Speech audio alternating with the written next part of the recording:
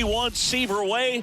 Welcome to the home of the New York Mets. This is Citi Field. MLB The Show has interleague action for you this afternoon. It's the Baltimore Orioles going up against the New York Mets. All right, we'll be back to get this one started after this.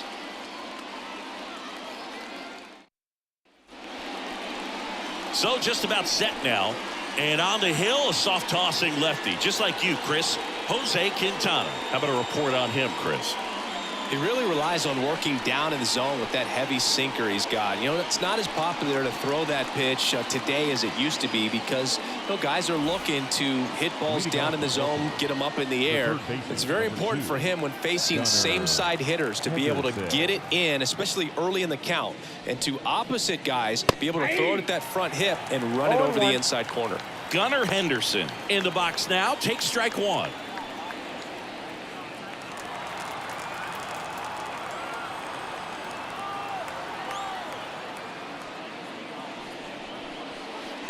The other way. One out in the top of the first. All right, let's take a look at the Orioles lineup now. They're dealing with a sinker specialist on the mound, which can be a big-time challenge when he's right and working mostly from the knees down. Well, I think the approach you take is really try to lay off of those pitches down in the zone until he gets some called strikes and then forces you to go after that pitch. Until then, make him elevated because guys that throw those sinkers, those two-seamers, really hard for them to be effective up in the zone. Those are pitches you can hammer. But when you get a cookie, you don't want to miss it. One down, base is empty. Just missed.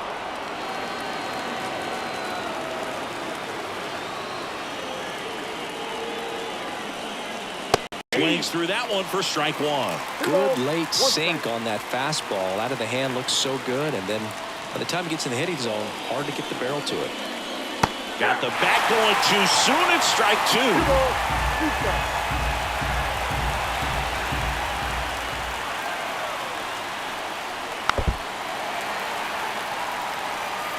One out, base is empty. Next offering upstairs.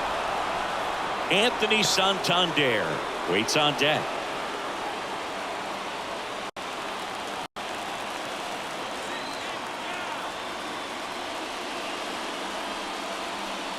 And he walked him. Well,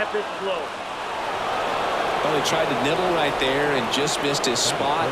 Hitter didn't offer at it. Now he has somebody to worry about over at first. One down, runner at first. Anthony Santander, the next to hit for the Orioles. And that one missing low.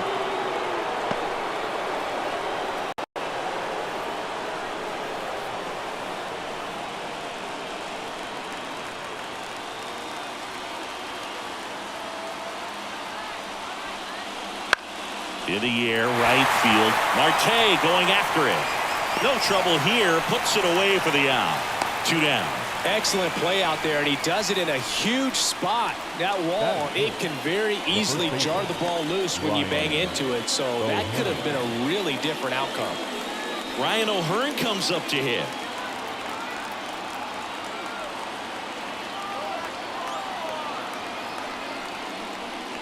Right through there for a strike.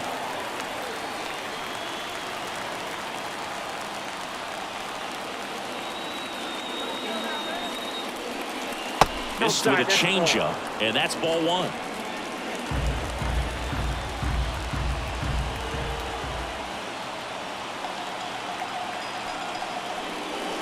And a swing and a miss there. 1 ball, 2 strikes.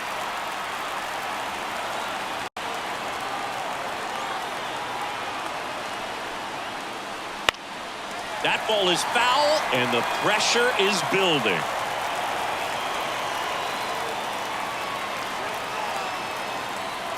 Two outs. Battling here as he fouls it away.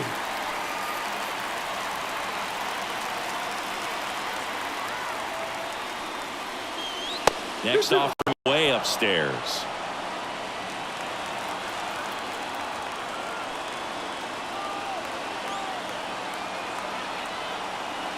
Left-hand hitter waits. Keeps the at-bat going with a foul ball.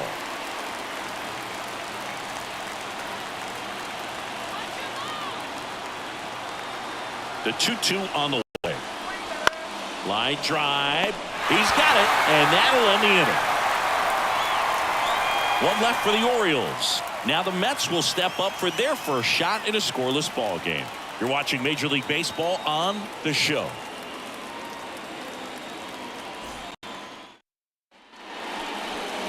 And we're back. And today's starter, Corbin Burns. What do you have on him, Chris? It's always interesting to see how he utilizes all of his pitches and how many of those he has a good feel for on that given day. When he's right, he's really able to keep hitters guessing, and all of his stuff seems to be coming out of the same arm slot, the same tunnel, and that can make life very difficult on his opponents. We go to the bottom of the first, and stepping in for New York, Brandon Nimmo.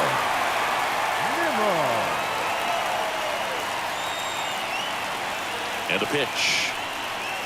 And downstairs.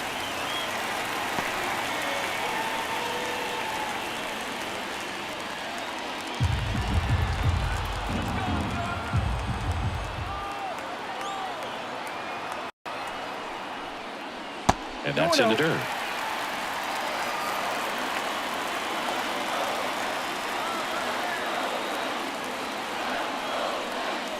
And there's the strike. 2-1.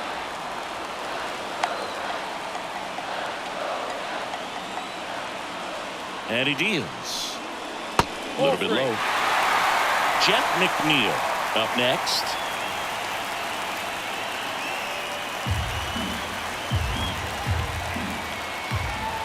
Here comes a pitch. Ball 4, he walked in, and that'll keep the line moving. No outs, runner at first. Jeff McNeil getting ready to hit, known for his late inning heroics. Runner on the go, and fouled off. Nimmo gets his lead at first with nobody out.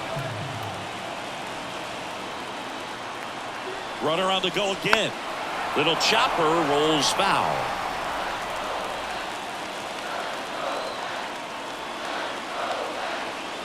And the 0-2. Ground ball left side, could be 2. There's one. Back to first, and that is a double play.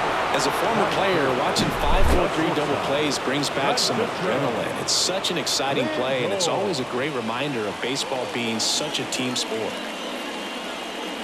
Francisco Lindor comes up to the plate. There's a strike, 95 of that one. 0-1's the count.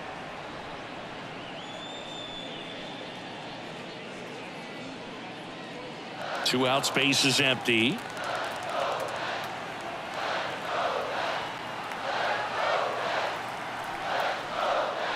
Swing and a miss, and he was fooled. Well, there's a certain point where you have to commit to what you think you see, and he guessed wrong right there. Nasty slider with just terrific bite at the end.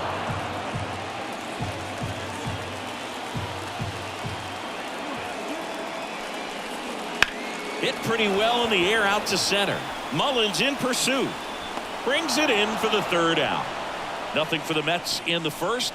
Second inning coming up from Citi Field. 0-0 here on the show.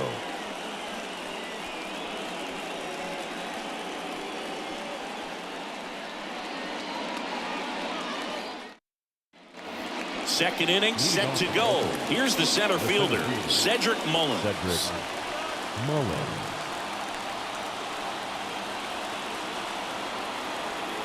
And a pitch. On the ground, out to short. Toss to Alonso. Leadoff man retired here in the second. Batting fifth, the designated hitter, Ryan Mountcastle. Here's Ryan Mountcastle. Listen, there's absolutely no reason to pitch to this guy right here. You nibble, you see if he'll expand his zone, but don't give him anything to hit. If you walk him, not a big deal. You have a double play opportunity set up. Swing and a miss. It's 0-1. Action in the pen down there. Drew Smith getting ready to go. Lopez getting loose as well.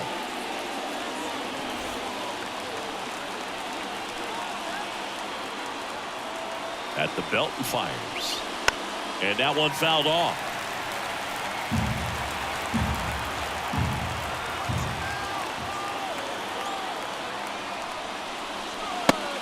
Just misses there. Man, oh man, I don't know how you take that pitch. That's as close as it gets. Swings through it, and that's a strikeout. He came out of his mechanics there. Typically he likes to shoot the ball the other way, but that time a little anxious.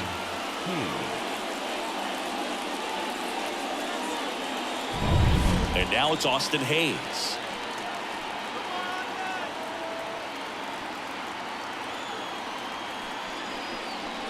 That one's in there, and that is strike one. 0-1's the count.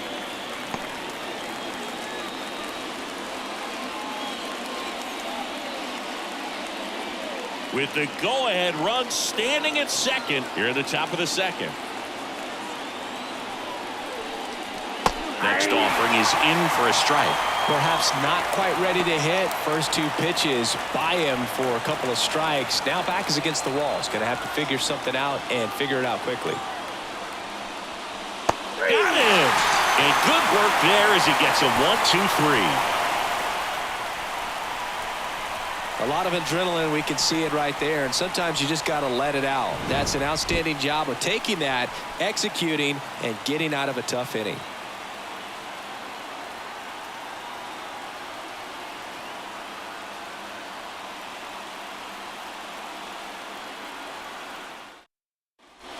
And welcome back to the ballpark. We head to the bottom of the second, and now it's the polar bear, Pete Alonso.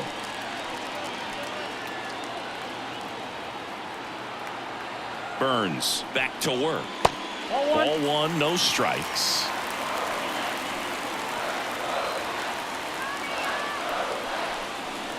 That clips the corner. Boog, our man Daryl Parker, DP, at home plate for this one. Pretty average size strike zone, but the book on him is that it sort of moves around. You can't always count on how he's going to call it from game to game. This guy's got good power. With one swing, he can win it for him. Fought off foul. Yeah, he's one of those umpires that I have to see make his call on a borderline pitch before I start making my call.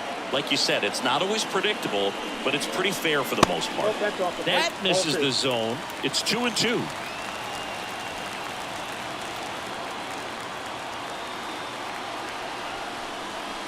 And another ball. Good spot there, but didn't get the strike at the knees, and doesn't seem too convinced by the call out there on the mound as he tries to get a better sense of the umpire strike zone.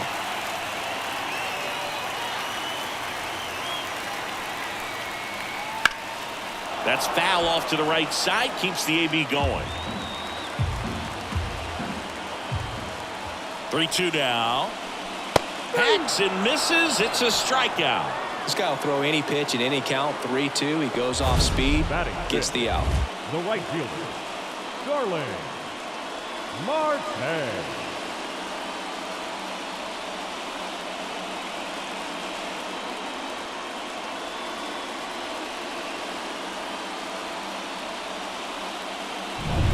Starling Marte up to hit.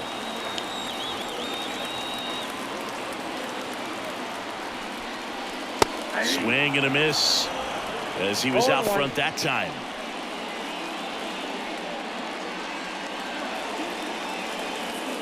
With the winning run standing at second. Bottom half of inning number 2.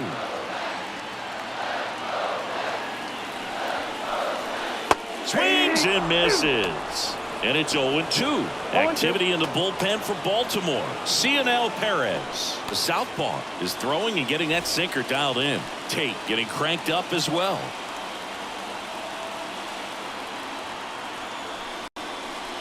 Just misses with that one. It's a good take.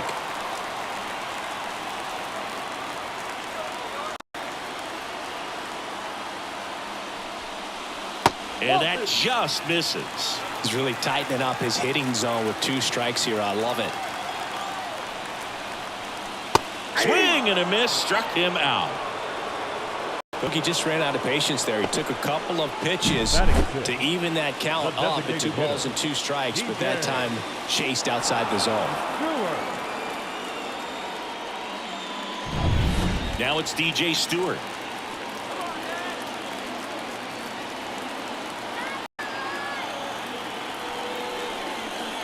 And immediately pumps in a strike to the left-handed hitter.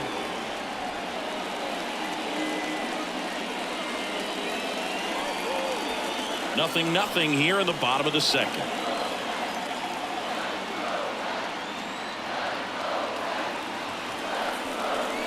Inside corner, and that's called a strike.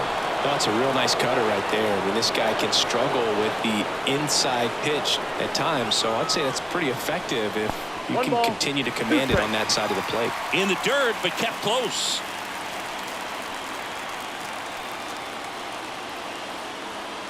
The winning run on second base. Swings and misses, struck him out. He's in a tough spot, had to make a great pitch, did it, got the strikeout, gets out of the jam. Clearly, he's happy with those results.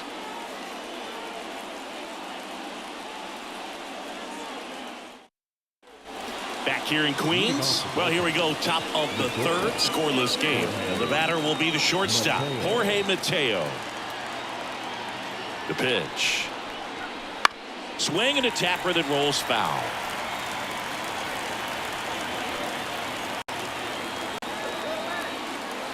Man at second. Fouled off. He was late.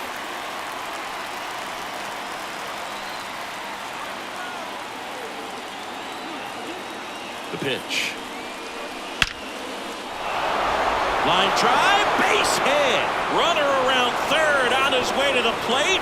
Well, they didn't waste any time as they knock home the runner from second to get on the board. Huge for team confidence and how you approach the situation. Still have a guy on base, and now they'll try to add on. No outs. Runner at first. Jordan Westburg, the next to hit for the Orioles. That one not close, and it's 1-0.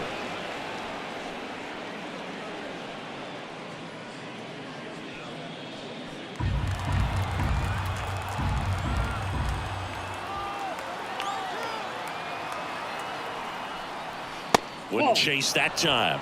This is one of those situations the infielders have to pre-plan and understand that the ball's got to be hit extremely hard right at them if they're going to have a chance to go for a double play.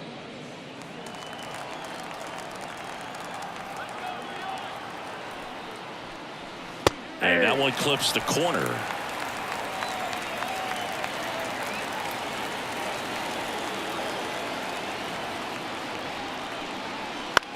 To first, might be two, and he can't come up with it, but he wins the foot race to first.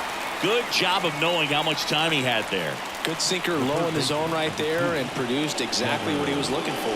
Ball on the ground, nice ground out. Gunnar Henderson, the next to hit for the Orioles. He's 0 for 1.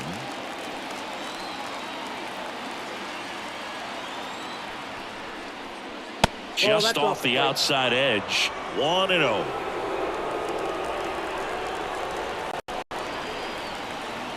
Quintana throws over. Mateo back safely. Mateo leads off second with one gone in the inning. Here's the pitch. Runner on the move. That's in for a strike. Over to third, but the throw's offline. Well, high throw just adds a fraction of a second from catching the ball to putting the tag down on the runner. Hard to say for sure if a good throw gets him, but as soon as that one took off from the catcher's hand, there wasn't much of a chance.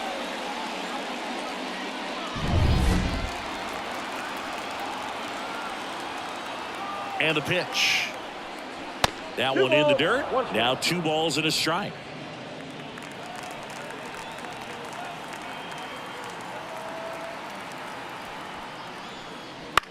Swing and a ball lifted left field. Nimmo has it sized up. Squeezes it. Runner tagging from third. It's a sac fly as he comes across to score. It's 2-0. Sometimes all you got to do is your job and don't overcomplicate things. Keep it simple. Runner at third, less than 2 outs. Put the ball in play, and a nice job with the sac fly.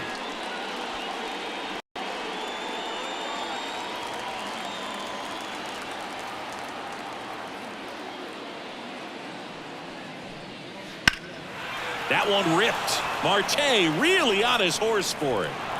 A dive, and he can't haul it in. Rutschman into second, and he's got a double.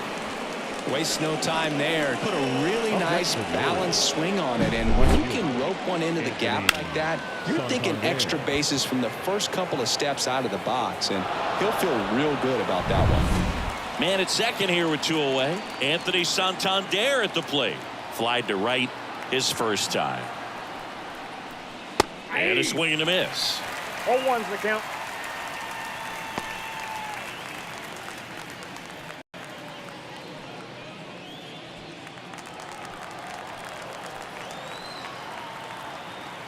The pitch.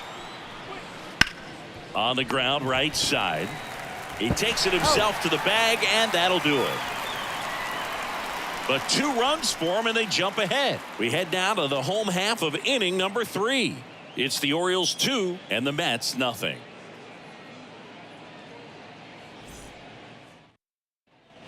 Back here at Citi Field as we go to the last of the third. And now the catcher comes up to hit. Francisco Alvarez. The right-hander back to work.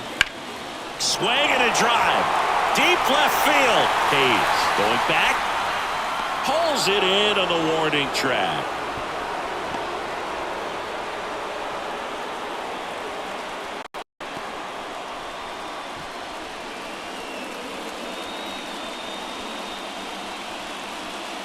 So up next for New York, Brett Beatty.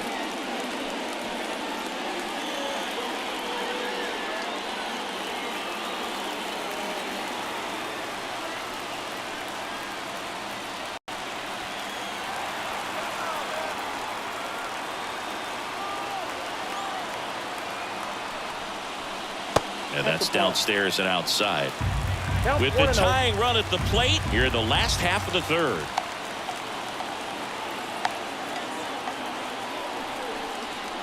Outside low, 2-0. Oh, an interesting situation. One swing, you can tie up the ball game. But if you're patient and work a walk, then you bring the game-winning run to the plate. Next offering is in for a strike. In today's game, not that many fastball counts, but hitters still in the back of their minds, they're looking for one. 2-0 changeup call right there. Excellent pitch selection to go with. Righty delivers. Ball 3. Harrison Bader to bat next. The Orioles trying to close out a 2-run lead. And the home team trying to pull it out. Swing and a miss. As a hitter, you don't know what to expect here in the 3-2. If he'll throw a breaking ball 3-1, he'll do it again 3-2. Swing and a miss. That's a strikeout. Only 1 out remaining for the Mets. Unafraid to throw it right there. That's trust in your stuff. Just 1 out away from getting out of a huge jam.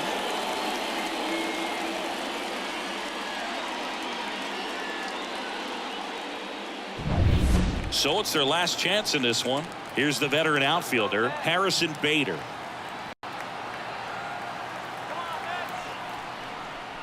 In for a strike. 0-1. 0-1.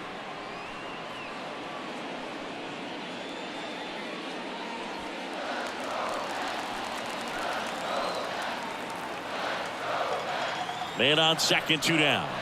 They're down to their final strike. Wow, good luck catching up to that one.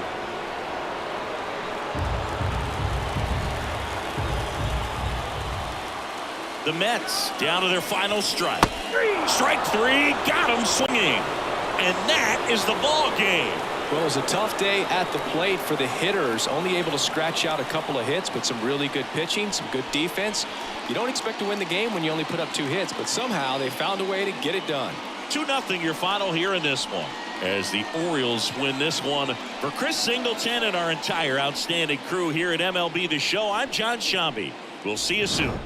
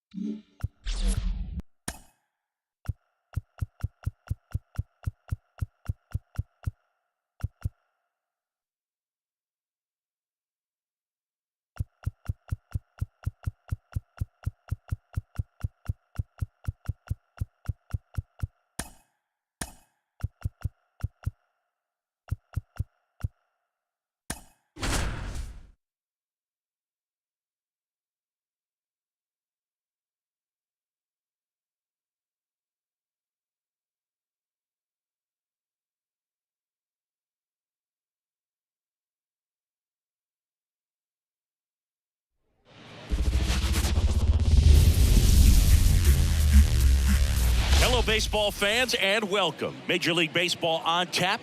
It's the Boston Red Sox taking on the Houston Astros.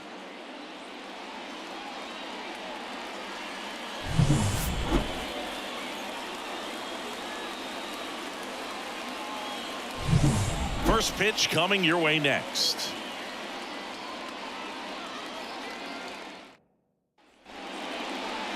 Just about ready to go. Getting the nod in this one from Valdez.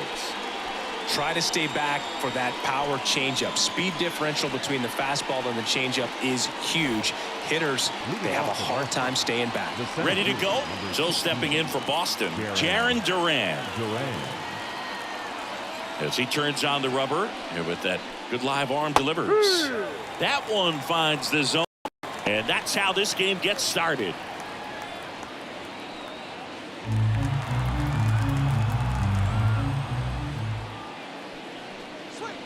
And it's 1-1.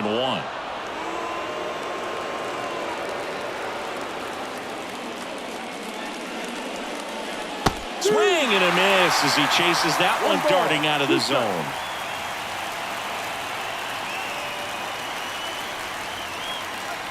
Got him looking, and he did not like the call. And it's Rafael Devers in the box. And the first offering is not close. Here's a player known for playing better in day games, which is not always the case. I mean, day games are different, bro. Things change from game times to your daily routine, but he sure makes the transition look easy. That one finds the corner. That's strike one. Really good cutter that he's able to front door and back door. That pitch is devastating. And another ball.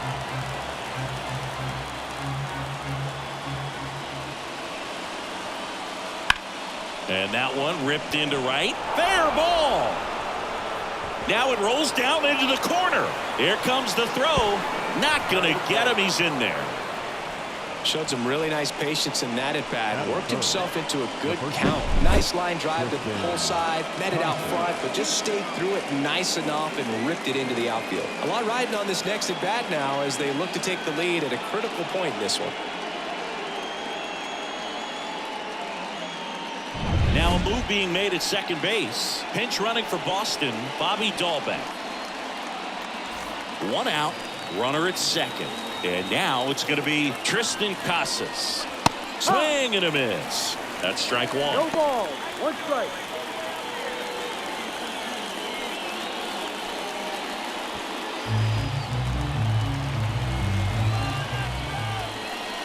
Way inside.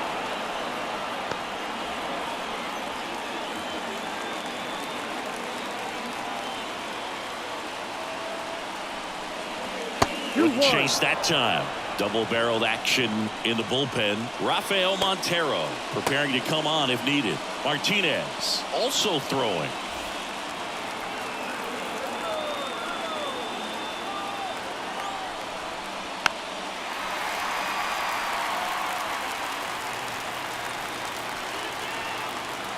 Man at second.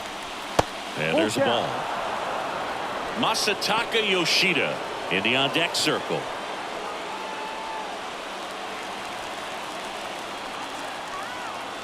Three-two. Spoils the two-strike pitch, and he'll see another. One out. The go-ahead run is at second, and we're just getting started here in the top of the first.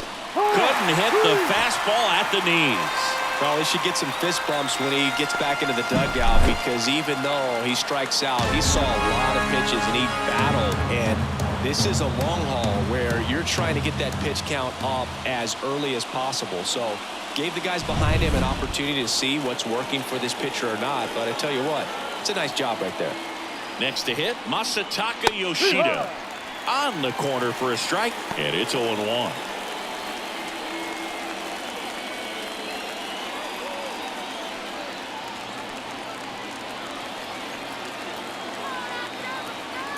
Kicks and deals. Good eye right there.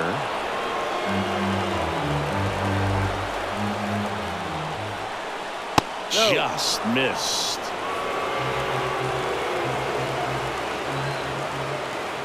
The 2-1.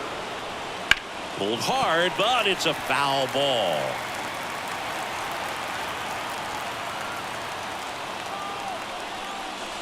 Swing and a miss, struck him out. Couldn't catch up to the heater. Sometimes he wears the emotion on the sleeve, but that's okay as long as he's getting results. And right there, thrilled with the punch out to get out of a jam.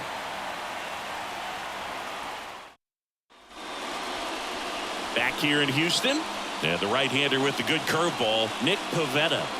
Anytime you have 5 pitches to work with on the mound, that repertoire can be a real weapon in terms of keeping hitters off balance, man. It's one of those things that I'm going to be looking for in this one. Does he have a feel for all of those pitches, or is he just able to get one or two over in the strike zone where he wants? Now, it's tough to do to be able to command all those pitches, but if he can, he is going to be very tough for the opponent today. Bottom of the first, here's the former MVP, Jose Altuve. Obviously a guy who makes good contact, hits for average, but one of the things in today's game, the value in the fact that he hits both righties and lefties. 1 ball, no strike. They're so reliant on the matchups nowadays, Chris, and it's huge when you don't have to sit a guy or platoon him. When you can hit, both sides in terms of pitchers' arms, you're a guy that it's hard to take out of the lineup, and I think it's very important today when everything is under the microscope. 2-1. Pitch misses there, and it's 2-1.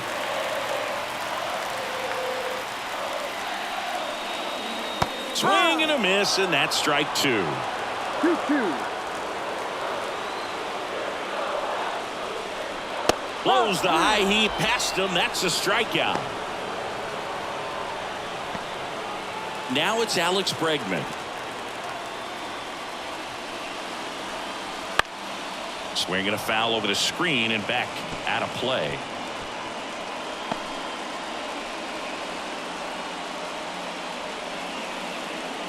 One out, base is empty.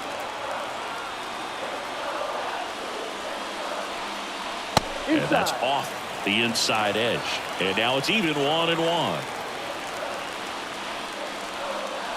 And that skips into dirt.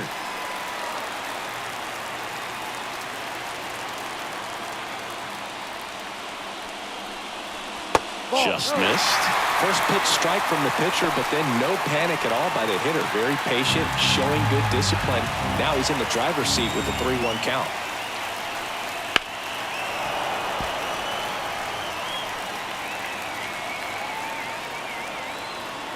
And the right-hander deals. And there's ball 4. Well, a great back and forth in that at bat. He had to play off some really close pitches, and somehow Boogie found a way to keep the bat on his shoulder right there. I'll tell you right now, I couldn't have done it. Now it's Yordan Alvarez. Number 16. And ball 1.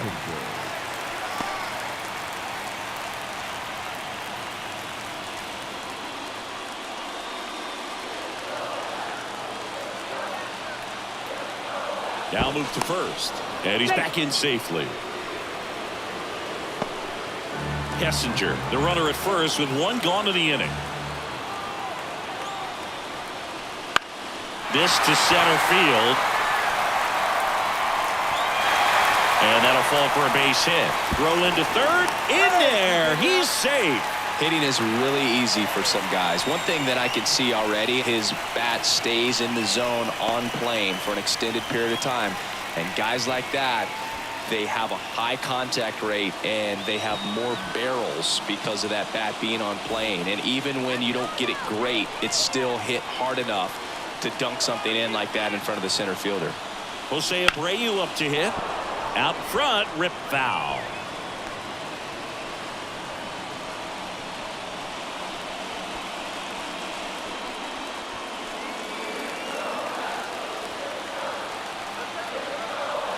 Right-hander kicks, deals. In the air, left side. Has this one sized up. Brings it in. Runner tags. This should do it. In comes the winning run, and they walk it off.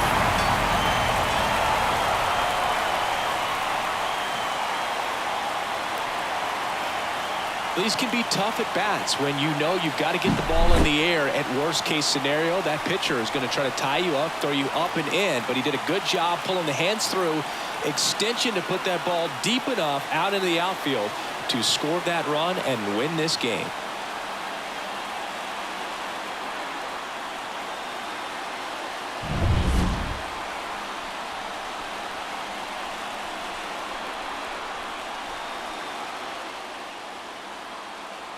The final 1-0 for Chris Singleton and our entire crew here at MLB The Show. Thanks for stopping by. I'm John Shambi. Talk to you soon.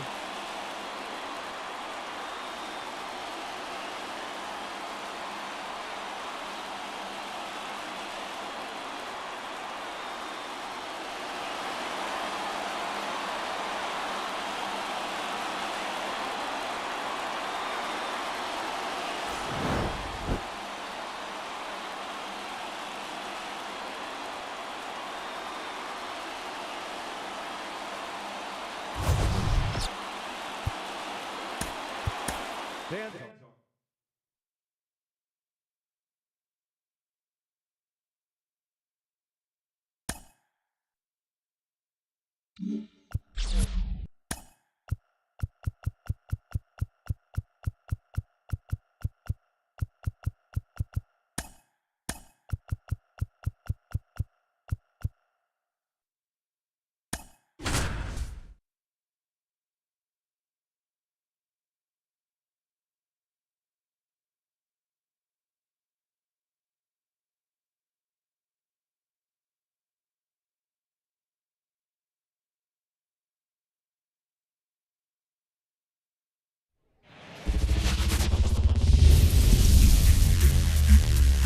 Inside the new home of the Rangers, Globe Life Field in Arlington. Interleague baseball on MLB The Show. It's the Pittsburgh Pirates and the Texas Rangers.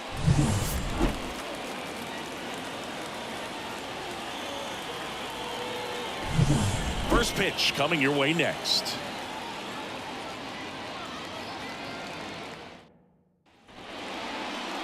All right, just about ready for baseball.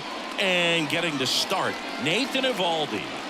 He's got that splitter, and it's a pitch that swings and misses, come fast, and they come often. Very difficult to pick up out of his hand. All right, ready to go here. Here's O'Neill Cruz. The shortstop, O'Neill Cruz. The pitch. Ball. And that's outside. And we're underway in Arlington.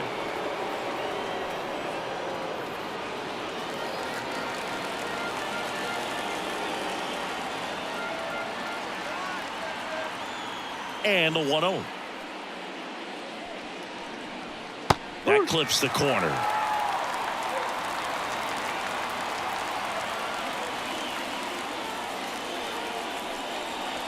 That one the other way. No trouble here. Puts it away for the out. 1 away. We take a check of the Pirates lineup put together by manager Derek Shelton. And the key to victory for them here, get their starter some run support early. Boog, if they can get him that run support early, it's likely the other team folds because they know how dominant he can be once he gets settled in. So put pressure on that other team right away, jump out to a lead early, and a few runs is going to feel like 30. Brian Reynolds in the box here lets that one go for a ball.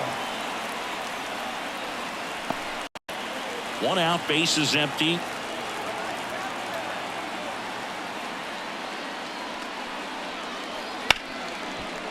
Smoked on the ground a second. Over to Lowe. And a couple of quick outs. Well, there's a lot riding on that at bat right there. Nice job of the pitcher to bear down, make the pitch, get the ground ball. Excellent piece of work. Now batting key Brian Hayes. And when you talk elite defensive third baseman, this guy is at the top of the list.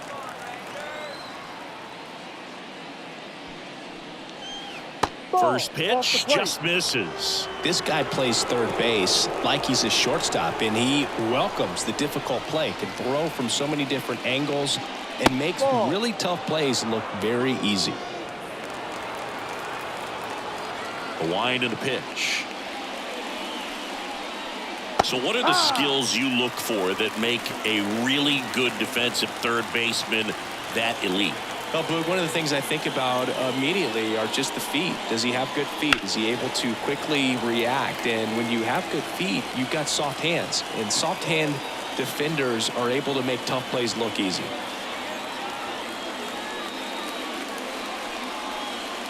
The next offering misses, and the count's full.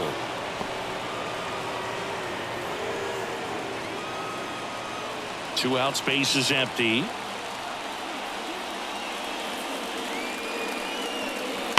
Fouled off again, and it remains 3-2.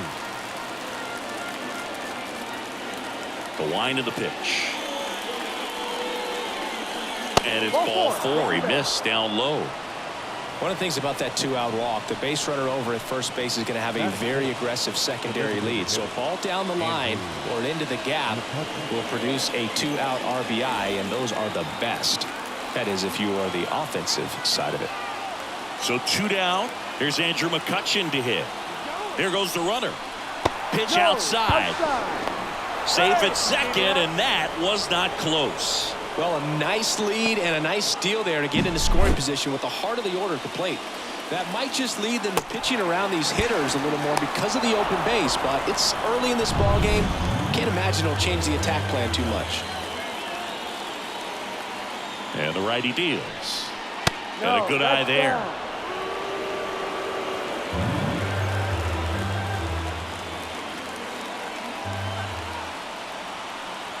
Runner goes again. Pitch misses in. Throw to third. He's safe. Well, sometimes stealing third base can be tough, especially if that shortstop or second baseman are making some noises, moving towards the bag, try to make you think that you've got to stay close. Well, they didn't do a very good job of that. Get a comfortable lead, got a great jump, and that's how you steal third base. Two outs and one in scoring position. There's the strike, and now 3-1. 3 balls, 1 strike.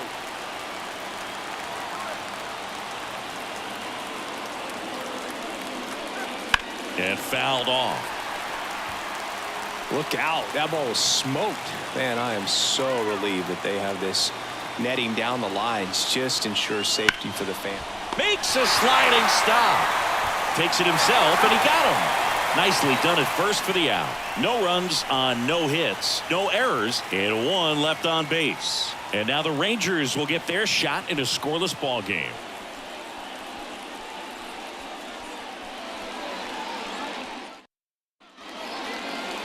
Back at Globe Life Field. And on the mound in this one, Mitch Keller.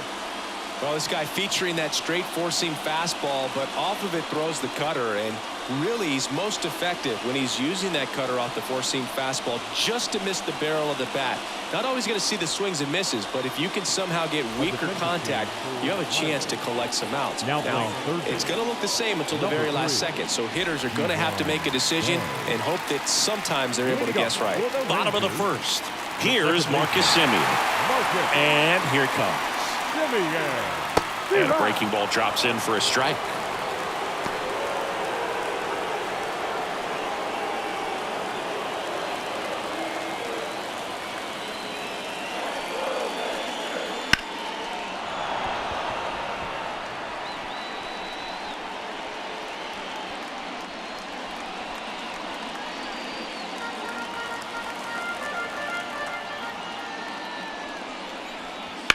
Out to short, Cruz.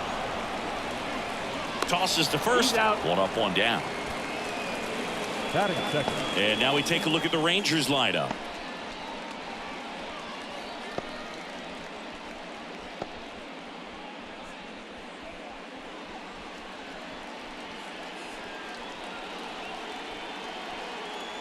And here's Corey Seager to hit. Known for his late inning heroics. Foul back our way, and that's out of play.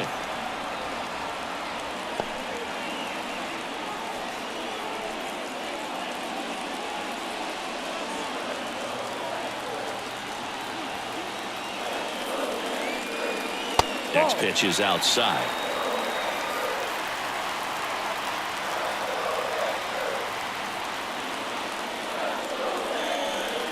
The shortstop takes the ball. 2-1.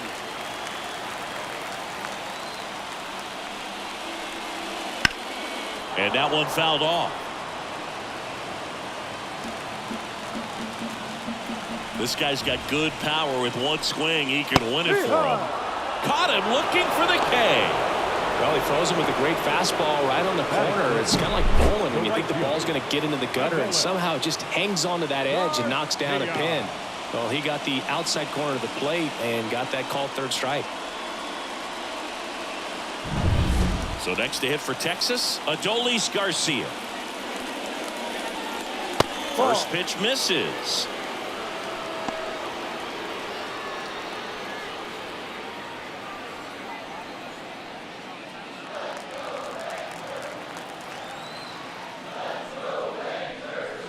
And fires in a fastball at 95. One way to make a guy real uncomfortable at the plate is pound him inside with good velocity. They're doing that right here.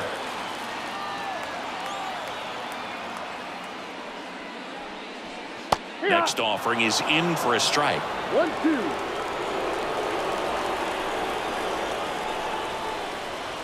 Swings through that one. It's a strikeout. And the Rangers set down in order. We played an inning, no score.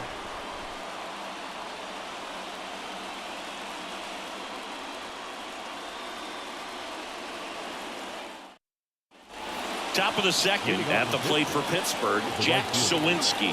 Jack Sawinski. And the right-hander back to work. And that one fouled off.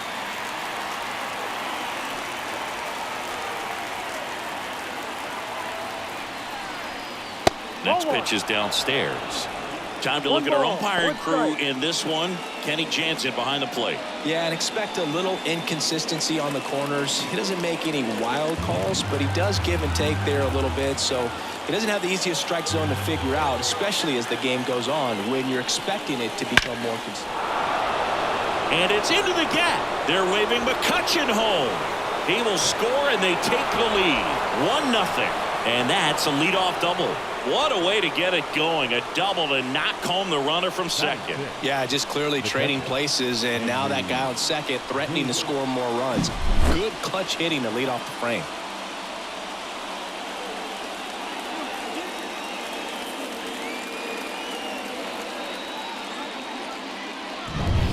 Runner in scoring position, no outs. Here's the catcher, Henry Davis. Outside.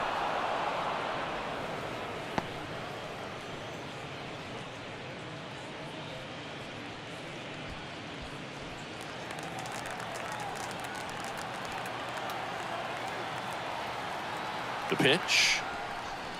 And another ball. Movement in the bullpen. Kirby Yates getting loose out there. Burke, the lefty, warming up as well.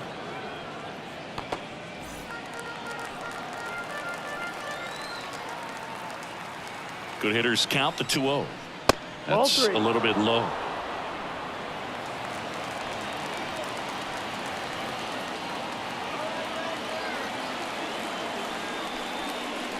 That's a strike. 3-1.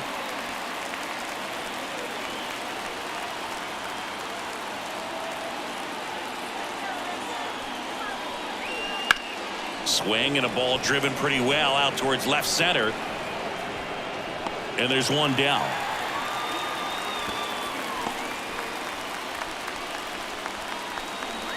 Batting seventh, the first baseman, number 44, Rowdy Tellez. Here's Rowdy Tellez.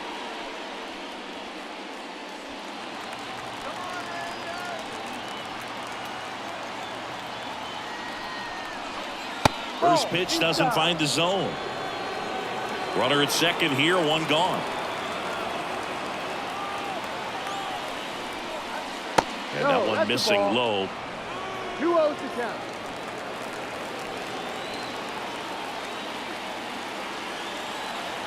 Man at second. And that's in for a strike.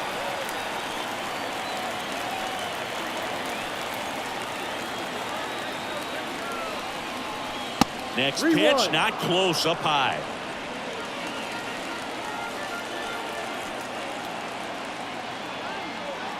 Left-hand batter waits. And ball 4, 2 aboard. Maybe a little loss of focus on the mound right there. Pretty much gifted in first base with a quick free pass. So first and second with one man gone. Michael A. Taylor now at the plate. And a curve misses outside, ball 1.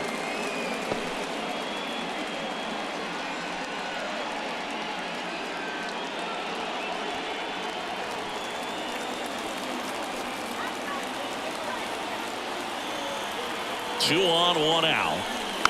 And there's a foul ball.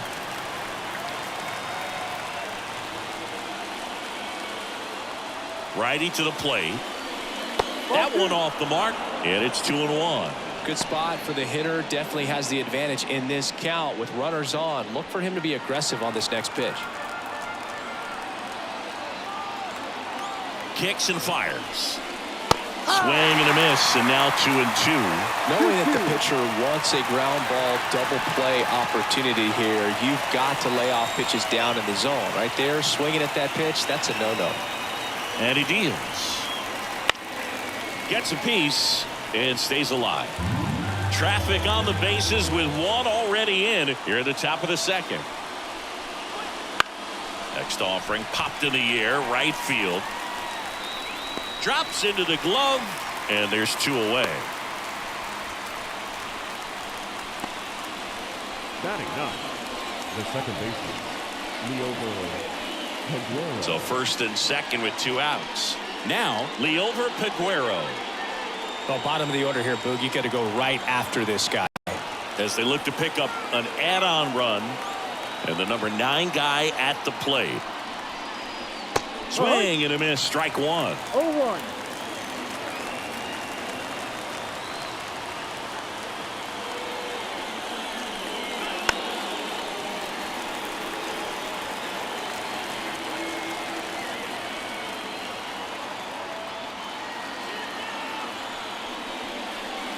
Swings and misses. That ends the inning, and they limit the damage. 2 men left stranded, but they do push across 1. Now to the bottom of the second. It's the Pirates 1 and the Rangers nothing.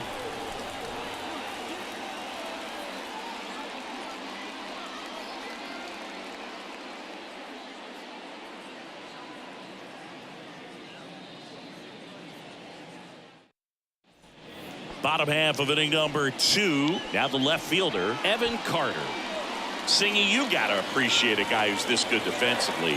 I mean, watching him track balls in the outfield, it is beautiful. Keller back to work. That's in there. So how much does his speed factor into his ability to go get it? It's heartbreaking for the hitter because off the bat, he thinks this ball's going to get down. Because of that speed and the ability to make up so much ground, he enters the picture and breaks a guy's heart. Loves it on the dive, and very nicely done for the out. First of all, that's a great diving stop to keep the ball on the infield. Then he's able to get up and get an out. He also keeps that runner from advancing any further. If that ball gets through, the complexion of this inning could be drastically different. A move being made at third, and here's the pinch runner, Travis Jankowski. Here's Josh Young. Ball 1 low. 1 ball, no strike.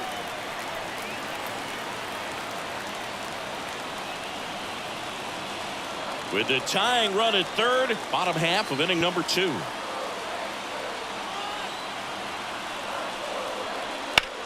Swings and lines one towards the gap. No one can get there. It falls in. Runner from third in to score. We're tied at 1. And he starts his afternoon off right with a double. Such great concentration. Everybody on their feet, knowing that you can come through with a good swing. And there he doesn't try to do too much.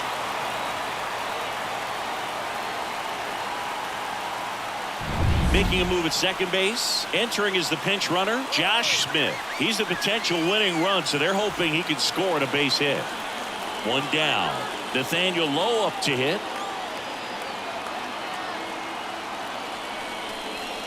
And the first pitch misses for ball 1.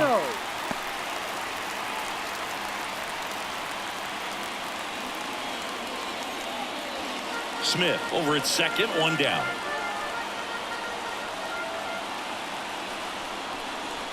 Swing and a miss. And the count even at one. Activity in the bullpen. Josh Fleming up and loosening in the pen. Contreras also getting ready.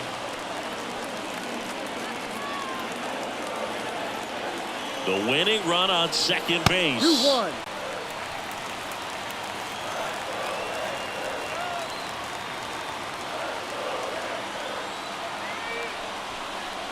Wouldn't chase that time. Jonah Heim waiting to hit for the Rangers.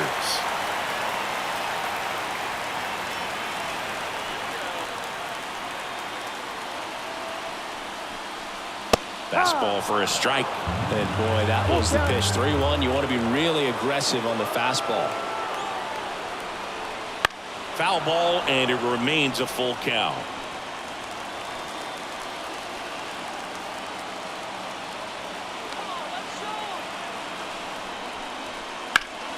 Fights it off. He'll see another.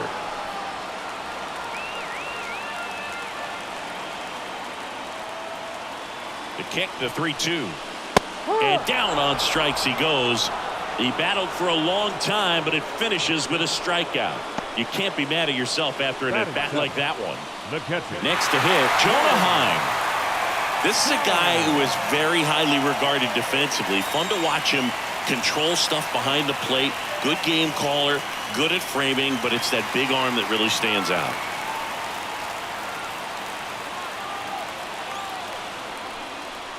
That's in there. 0-1. Yeah, and because he's got the big arm, he pays attention to the running game and is sure to manage it.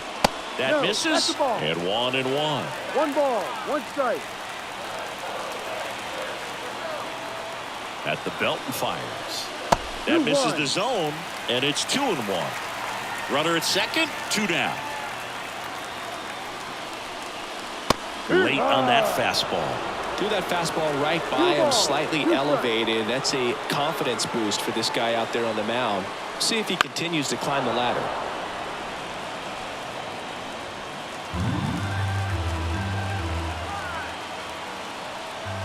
The 2-2 now. Gets a piece there. We'll do it again.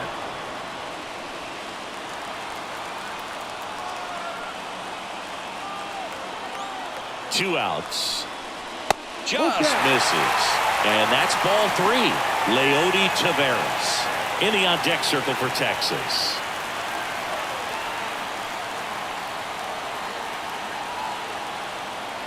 Man on second, 2 down.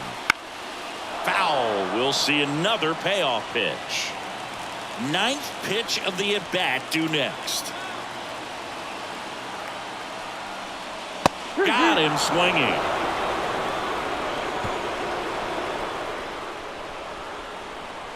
Well, this guy competes hard. We see the emotion there. I love it. Great job of getting out of the jam.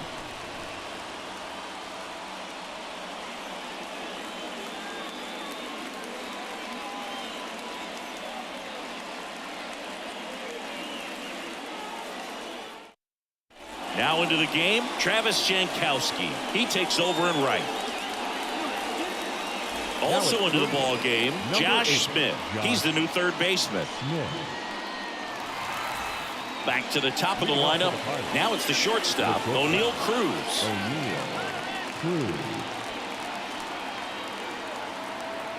And a pitch. And a big swing and a miss. No ball, 1 strike.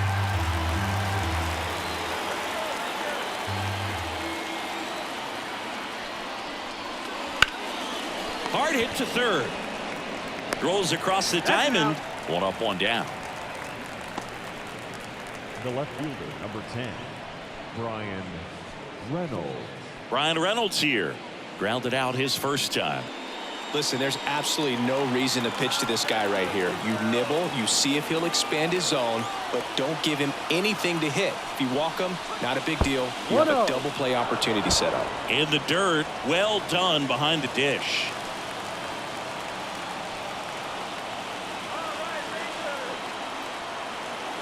Runner edges away at second. Runner breaks for third. Throw to third. Save. Wow, that's a pretty elite throwing arm right there from the catcher spot. Pretty daring for him to try to steal third right there, but he gets the bag.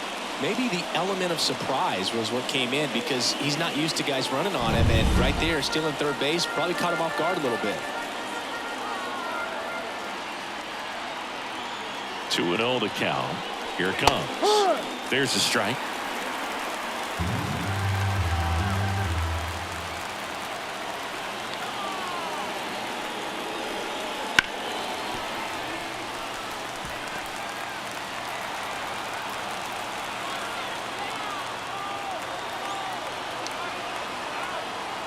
And a pitch. And now it's filled up. He should get a pretty good pitch to hit here with three-hole hitter coming up if he's walked. Runner on at third, one gone.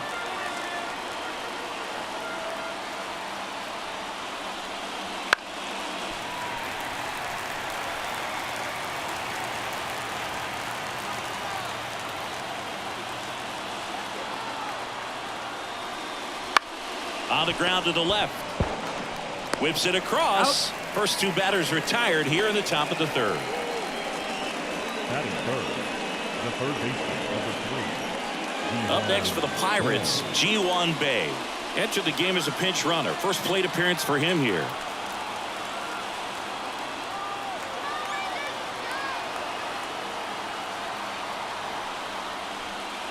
And he takes a strike.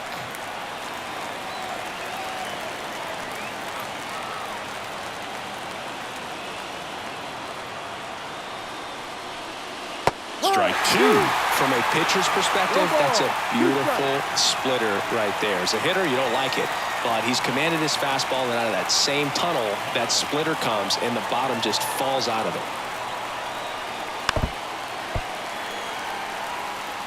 2 outs and a runner at third. We're here in the top half of inning number 3.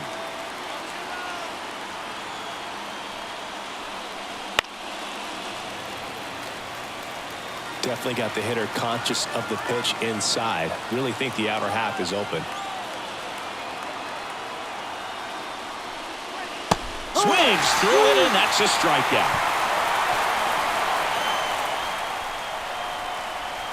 He's in a tough spot, had to make a great pitch, did it, got the strikeout, gets out of the jam. Clearly, he's happy with those results.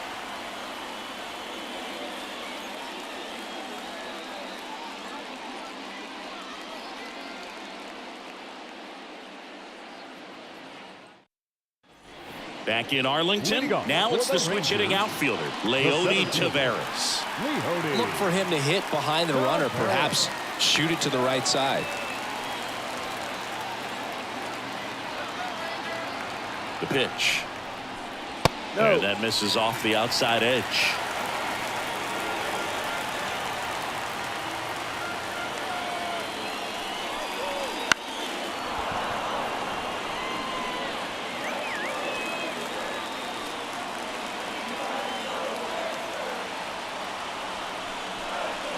Way out front for strike 2. 1 ball, 2 strikes.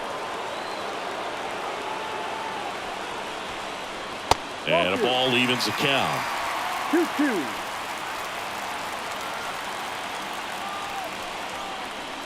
Foul ball left side. He'll see another.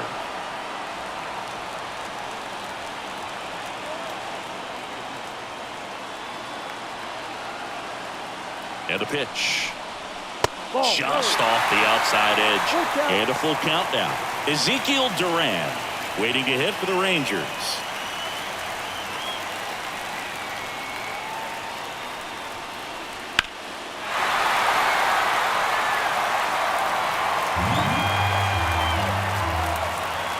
Man at second. He walked in, and that will keep things going. That's a great at-bat. He saw a lot of pitches and earned a walk. Well, that's a nice job of grinding out that at-bat. Saw a lot of pitches and ends up drawing the walk. Very gritty. Ezekiel Duran at the plate now, and that's inside.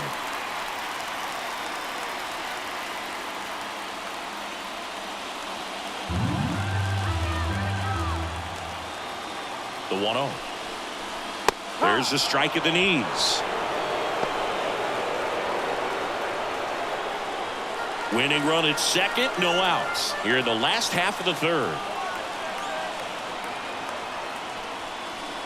That one catches the zone. Going to count 1-2. 1-2.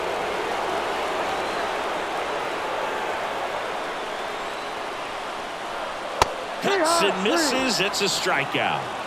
Thought it was a pretty good pitch. Top of the strike zone. We're seeing more fastballs in that location. Hitters, especially with 2 strikes, have to be ready to pull the trigger. Now it's Marcus Semien. Grounded out his first time up. Worm burner into the outfield for a knock. Around third. Here comes the throw. Save! Ball game. They walk it off. Well, you come to the ballpark hoping you'll see something special that day, whether you're a player or a fan. A walk-off win, nobody forgets that. A memorable moment that'll be logged in the backs of the minds of everybody that witnessed this here today. And your final score here today, 2-1. For Chris Singleton and our entire outstanding crew here at MLB The Show, I'm John Shambi saying so long.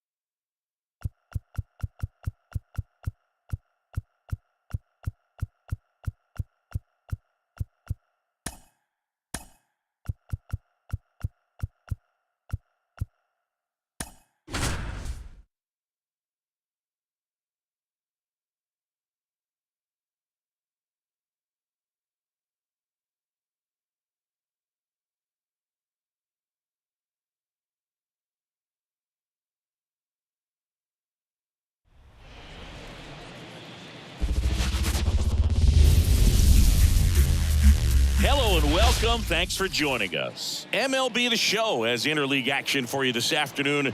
It's the Chicago White Sox taking on the San Francisco Giants. And we'll be back with the first pitch right after this.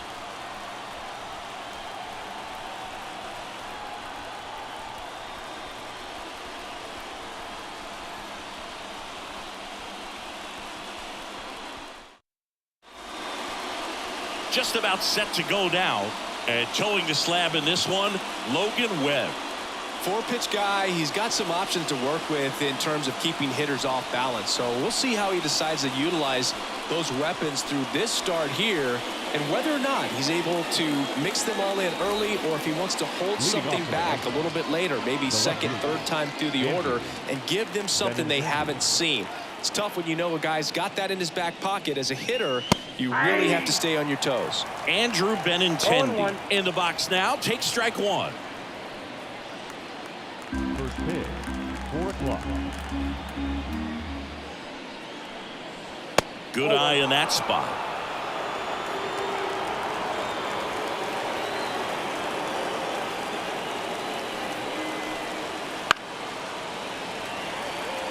He's a bad ball hitter, so even if you get him to chase pitches outside the zone, he still might beat you.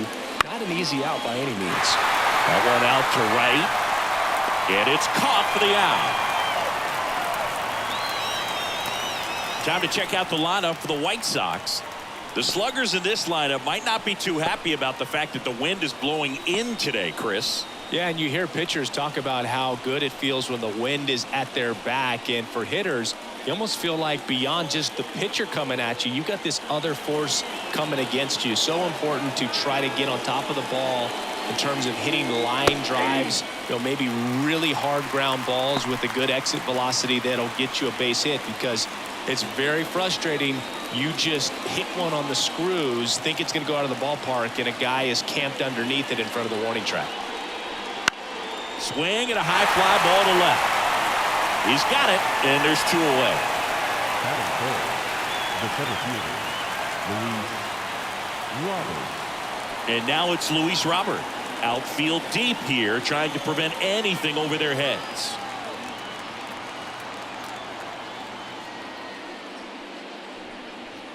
And a foul ball. 2 out, space is empty. Top of the zone, and it's called a strike. This guy's not wasting any pitches. Hitters got to get into swing mode. This is a good time to expand the zone. And a swing and a miss. And a nice inning of work there as he sets him down 1-2-3. Nothing doing for the White Sox. Now it's the Giants' turn.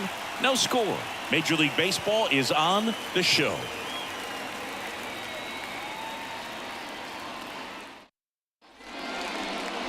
Back here with my pal Siggy. And pitching in this game, Eric Fetty. Chris, what are you looking for from him? Well, the hammer is in effect, and he sets it up so nicely because of the velocity on the fastball. Will elevate that and then break you off when he's ahead in the count. What I love about him, you get into the later innings of the ball game, and the velocity seems to go up. And digging in for San Francisco, Lamont Wade Jr. The pitch. There's a strike.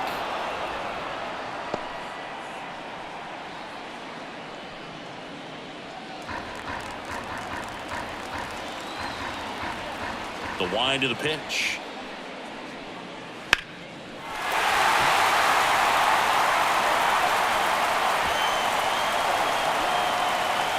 Benintendi hustles to get it in. The potential winning run holds it second, in scoring position now.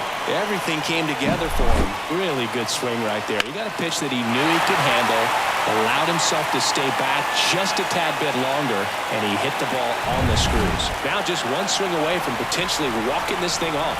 Substitution now at second base. Giants go to a pinch runner, Brett Wisely. He's a potential winning run, so they're hoping he can score on a base hit. Tyro Estrada to the plate. First pitch misses.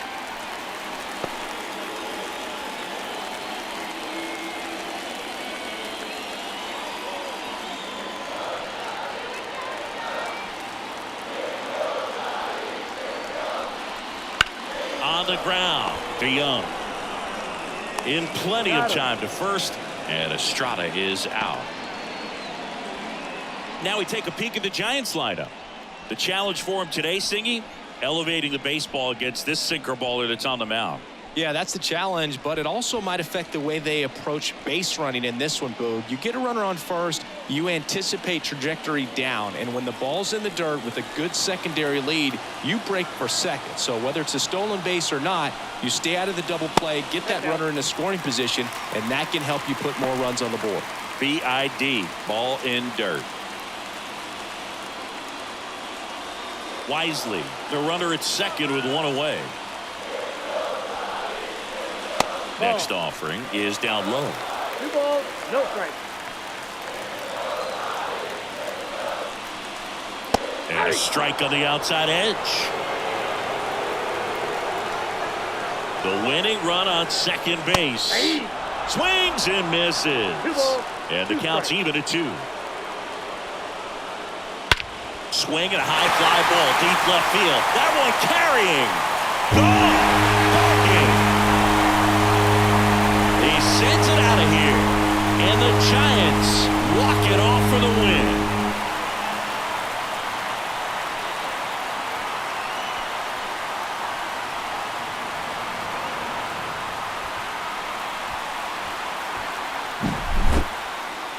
Hitting a walk-off homer is the kind of thing you dream about growing up. You're in the backyard, you're creating the most pressure-packed scenario, and what do? You come through with the big swing. Well, he was living a childhood moment right there.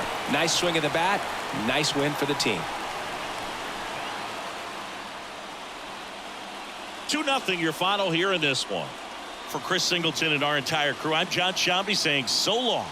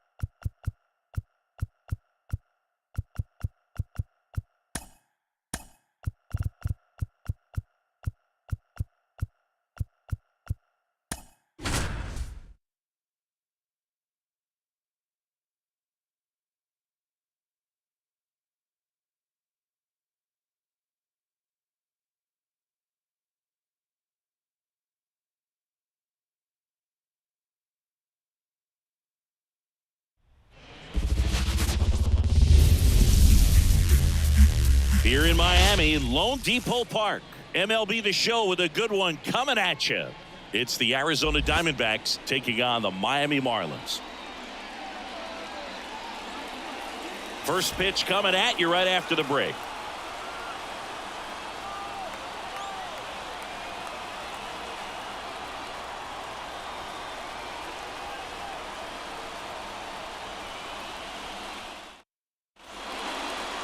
So just about set now. And on the hill here today, Jesus Luzardo. Well, he comes at hitters with a 5-pitch mix, so for him, it's always interesting to see how he utilizes those weapons. He may lean on 1 or 2 pitches depending on how things are going and how things are working, but if he can control 4 or even 5 of those offerings, look out, hitters. It's going to be a tough day. He's really going to be able to keep those guys off balance. All right, ready to get underway. This is Corbin Carroll. And the pitch. That takes low for ball 1.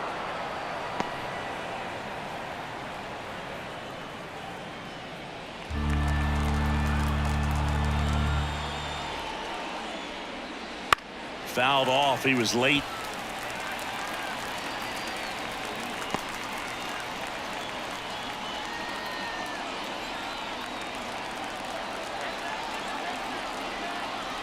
And a 1-1. Here's the strike.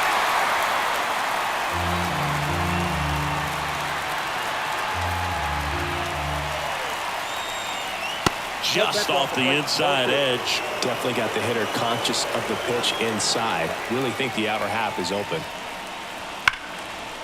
Laced into left. That's a base hit. Throws to second, and he's there with a double.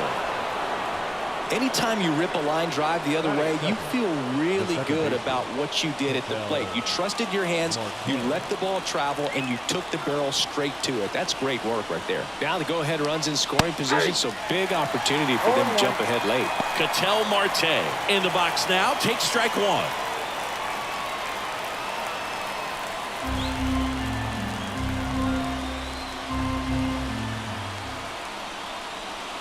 Fought off foul.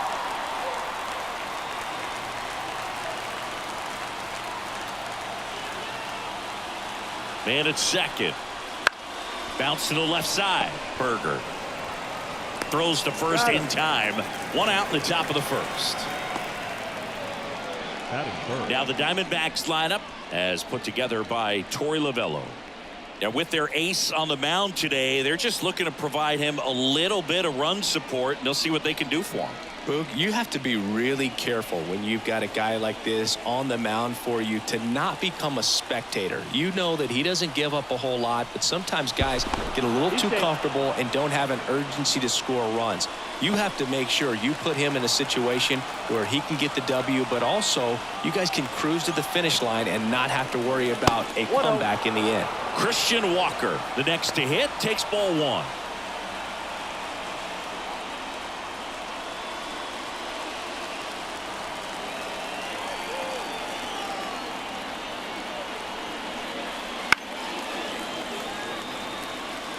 Just missed. If he's able to connect on that, look out. Next pitch is outside.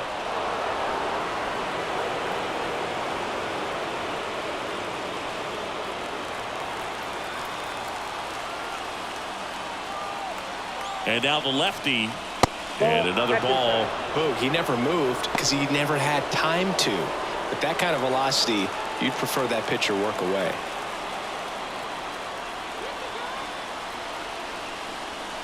And that's in there at the knees. The fastball at the bottom of the zone can be very effective. Just got to keep it on the corners. Swings and misses, struck him out. Blew the express right by his bat for strike 3. I love to see guys compete, and I know he's frustrated that he wasn't able to do anything with that pitch. You see it so well, but you have to respect the upper 90s velocity. Man, it is hard to catch up to. Here's Jock Peterson. That one finds the zone, and that's strike 1.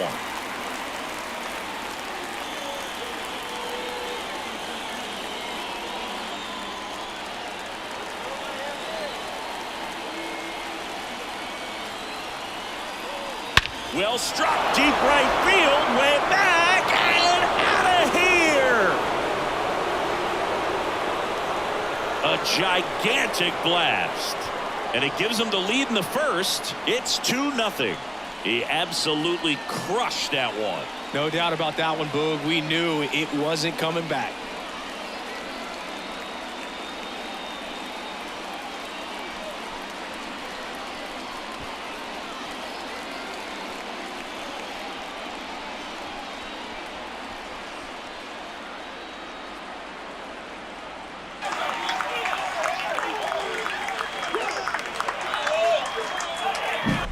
A good hitter gets pitch recognition early. He saw exactly where that was going to be.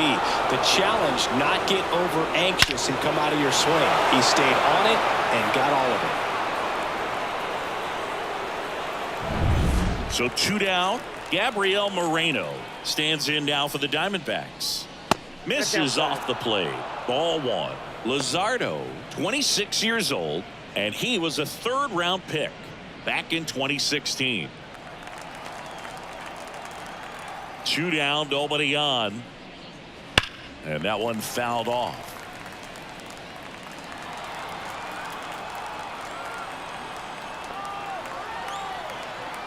The pitch. Misses outside, and a count 2-1.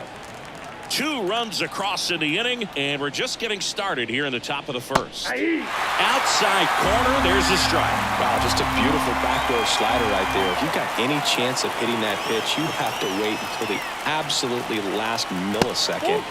Just a tough pitch to hit, and not an easy one to throw either. And here it comes. Got him looking. 3rd out, and that ends the frame. D-backs at a pair on the homer.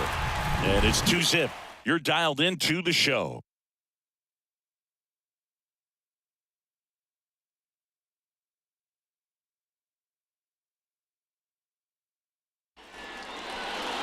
Back here at Lone Depot Park. And towing the slab, Zach Gallen. Well, the big thing is that the way he holds his curveball, it's more of a knuckle curve, and because of that, it's less predictable in terms of the break for the hitter. That makes it that much harder to hit this guy. And at the plate for Miami, Luis Arias. Chris, baseball today, so many strikeouts, and they are available to pitchers. But this is a guy that puts the bat on the ball and is kind of different from the players that we see day in, day out.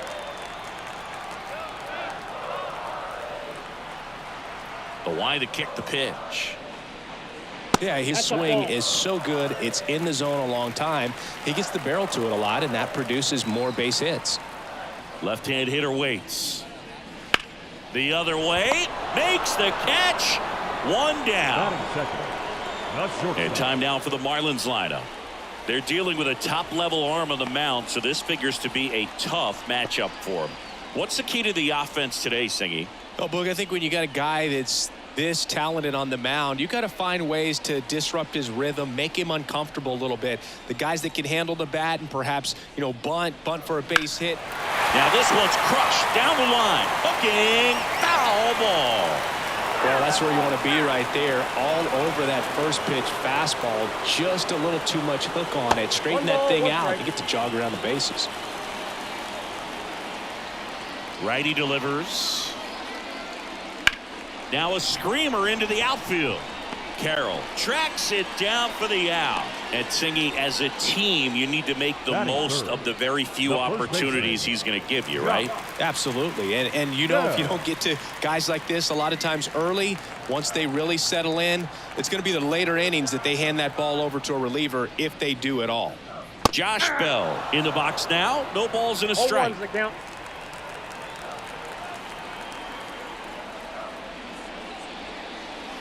That's a ball.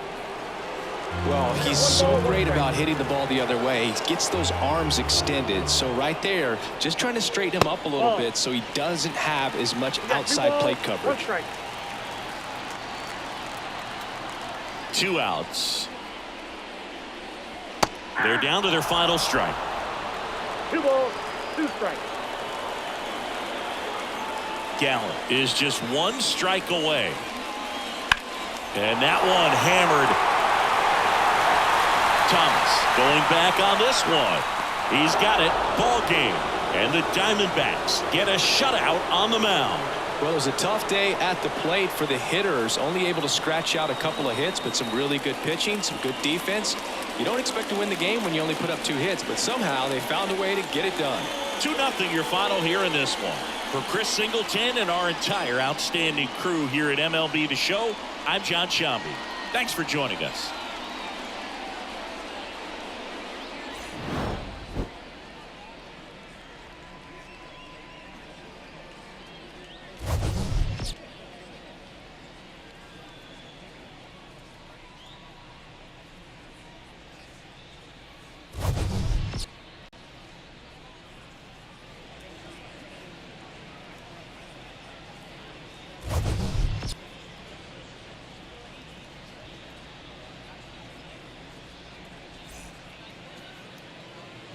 The final line score for our ball game this afternoon.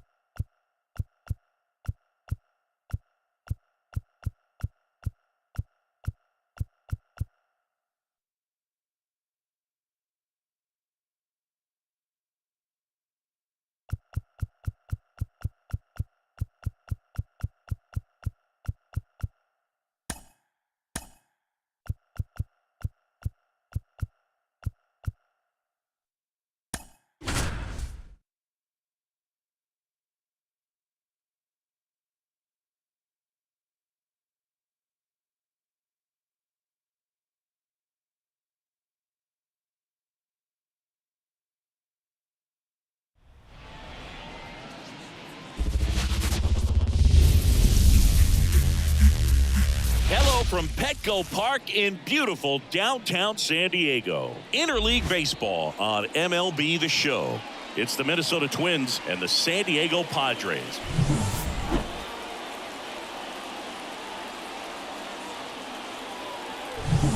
All right, we'll be back to get this one started after this.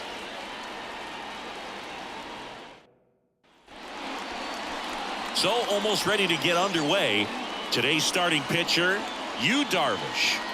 Well, this guy's got sort of a tweener, not quite a slider velocity and not as slow as a curve. It's in between, and he adds and subtracts velocity on it, which makes it harder for the hitters to really get that front foot down and have the timing they need to be successful. Ready to go now? Now it's the second baseman, Edouard Julien. Edouard Julien. The pitch. No, That one's that's too upstairs, high. ball one. And we're underway here this afternoon.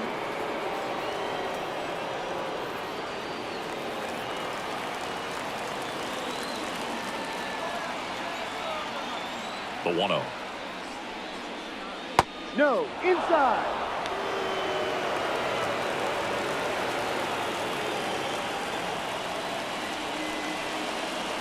A little out front there as he swings through it. 2 balls, 1 strike.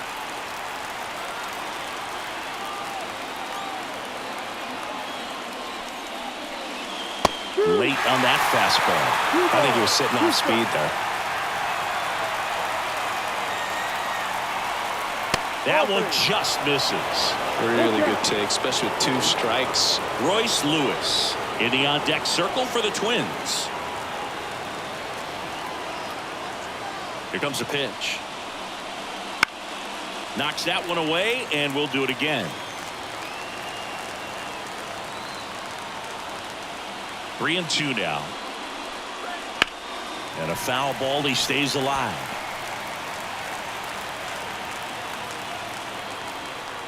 Kicks and deals. Ground ball right side. Bogarts handles the chance. Tosses to first. So it was a long battle at the plate, but they still managed to get the out. Now the lineup for the Twins as constructed by Rocco Baldelli. They're dealing with a sinker specialist on the mound, which can be a big-time challenge when he's right and working mostly from the knees down. Well, I think the approach you take is really try to lay off of those pitches down in the zone until he gets some called strikes and then forces you to go after that pitch. Until then, make him elevated, because guys that throw those sinkers, those 2-seamers, really hard for them to be effective up in the zone. Those are pitches you can hammer, and when you get a cookie, you don't want to miss it. On the ground to first. Oh, great stop. Nicely done for the out. Well, there's a lot riding on that at bat right there. Nice job of the pitcher to bear down, make the pitch, get the ground ball. Excellent piece of work. Here's Byron Buxton. Outfield playing very deep, not wanting anything over their heads.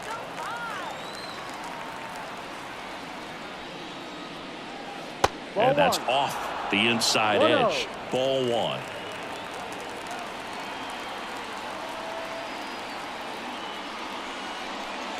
Crushed. Left center field. This one's deep. Forget it.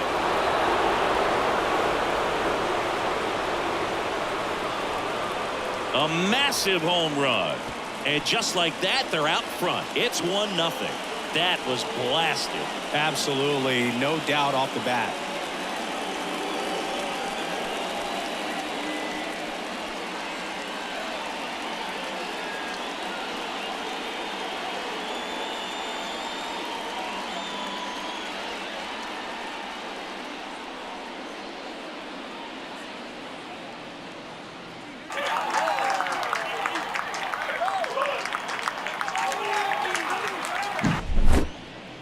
That home run was a no-doubter as we dive into the numbers with StatCast. Crushed. Just absolutely crushed. 112 miles per hour on the exit velo, and like you said, no doubt about that one. Plenty of launch angle to give it that backspin as well, and that carried way over the wall. Max Kepler at the plate. And first offering is fouled off.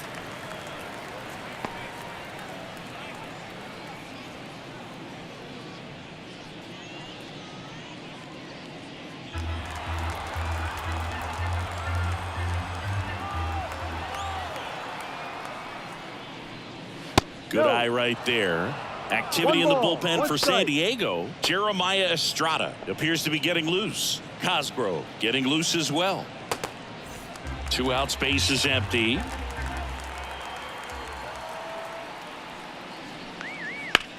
Swing and a ball hammered left field. That's back. And it's caught just in front of the wall.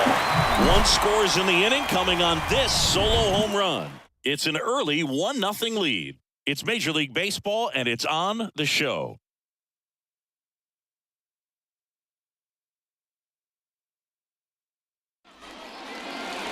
Back here in San Diego, and today's starting pitcher, Pablo Lopez.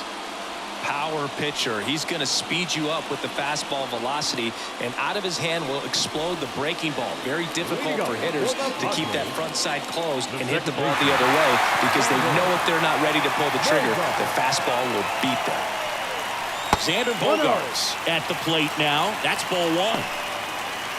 This is a batter who clearly performs better in day games. I don't know why, but his numbers generally back it up. Just missed. Well, an interesting situation. One swing you can tie up the ball game, but if you're patient and work a walk, then you bring the game-winning run to the plate. To third, Lewis. Slings it across. Bogaerts retired.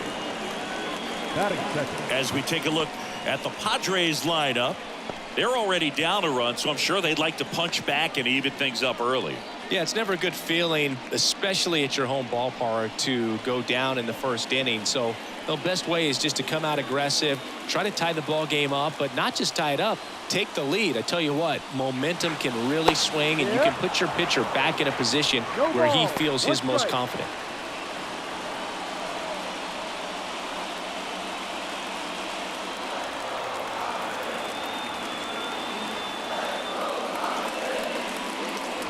Just missed. 1-1. A one-run lead. And the home team trying to pull it out.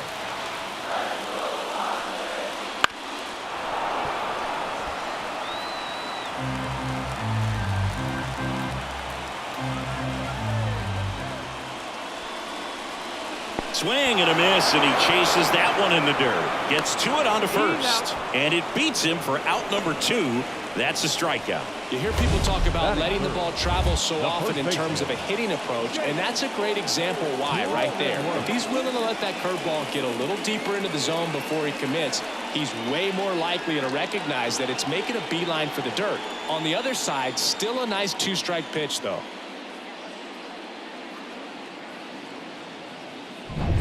Last chance for the Padres. Now here's Jake Cronenworth. No. First offering, and it just misses.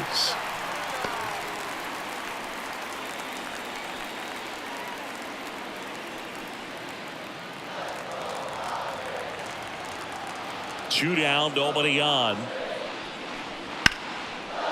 Base hit into right center.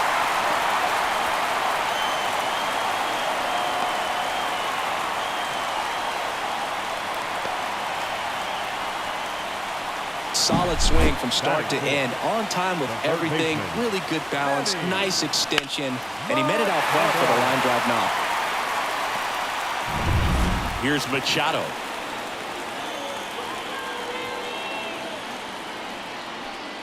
Right now they're looking for something, hit hard into the gaps, give them an opportunity with 2 outs to score that run from first. Well, in this situation, the hitter knows that he's got to find a pitch that he can drive in order to drive in that tying run all the way from first base. So if he can't do that, keep the line moving. A walk or just a base hit, but you've got to stay within yourself. Tying run at first, the winning run at the plate. Lifted to left, and this should do it. And that'll wrap it up. The Twins hold on to win a tight one as this one ends as a one-run ball game. Well, this one was all about the pitching and defense. Outstanding job of the pitchers, really attacking hitters, trusting what the catcher was putting down, and trusting the players standing behind him to make the plays defensively. Sometimes you want to see a high-scoring game, but sometimes you can appreciate the artistic beauty of what these pitchers did on the mound today.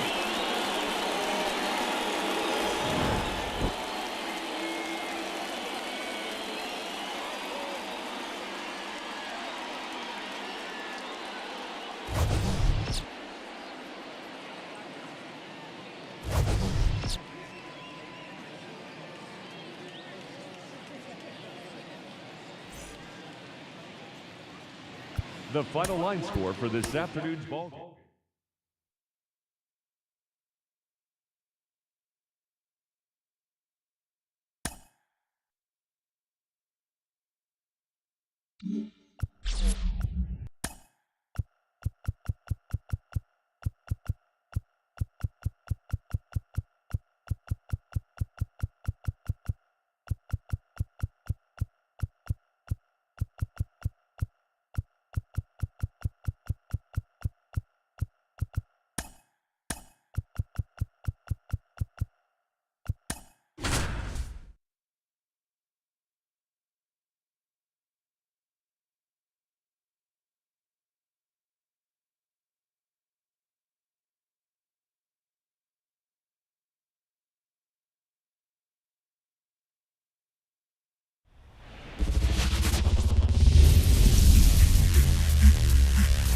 Less than 2 miles south of the United States Capitol, welcome to Nationals Park.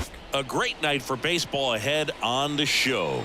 It's the Colorado Rockies and the Washington Nationals.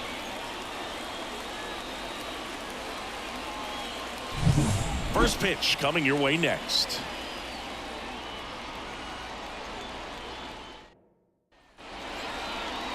About to get started here. And our pitcher tonight, Mackenzie Gore. Well, that 12-6 curveball explodes out of the hand, and because he's able to throw the high fastball at the top of the strike zone for a strike, hitters commit to that pitch, and before they know it, they're swinging over the top of that curveball. Here's Charlie Blackmon. And a pitch. That's outside. And this one is off and running.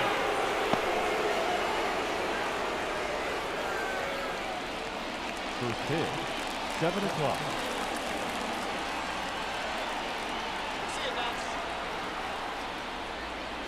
Next offering is downstairs.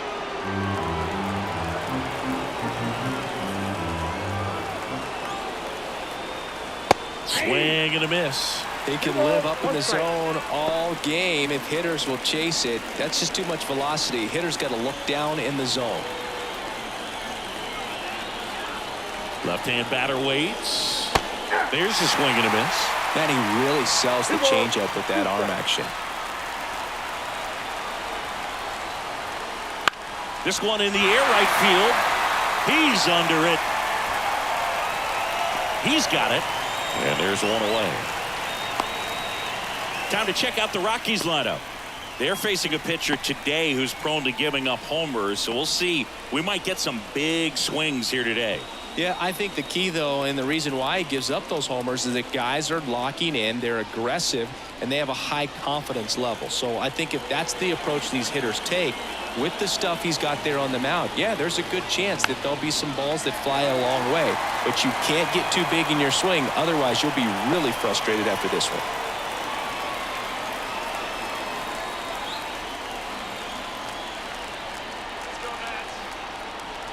One down, base is empty. That's in there. 0-2 now.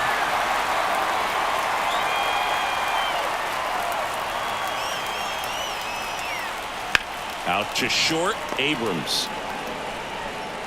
Gets it to first. That's it out. The left fielder, number 22. Now here's Nolan Jones. You know, this is kind of a tough matchup as a left-handed hitter facing a left-handed pitcher. What you tell yourself is, I want to stay square to the plate, try to hit the ball over the shortstop's head.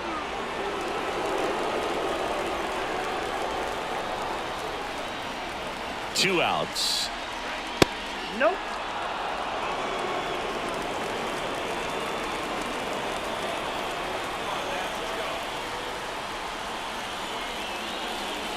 Pitch misses, and that's ball 3. Chris Bryant waits on deck.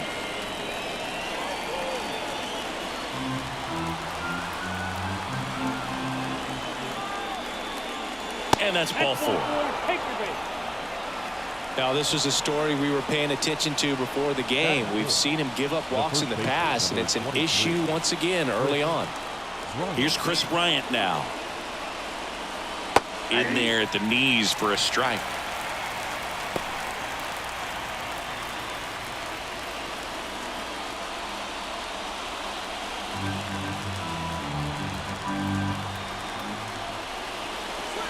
That's outside. And the count even 1-1. Step off throw to first, and he's back in easily. Jones, the runner at first with 2 gone. Swings and misses at the pitch off the plate. I'd say that stayed in the tunnel for a long time. No chance of even fouling it off. Got him swinging. It's a strikeout. Pulled the string on the changeup. So 1 left for Colorado. Now it'll be Washington's turn. It's a scoreless ball game. You're watching Major League Baseball exclusively on the show.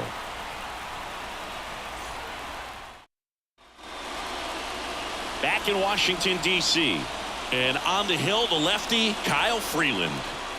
It's always interesting to see how he utilizes all of his pitches and how many of those he has a good feel for on that given day. When he's right, he's really able to keep hitters guessing, and all of his stuff seems to be coming out of the same arm slot, the same tunnel, and that can make life very difficult on his opponents. C.J. Abrams in the box now. Takes strike 1.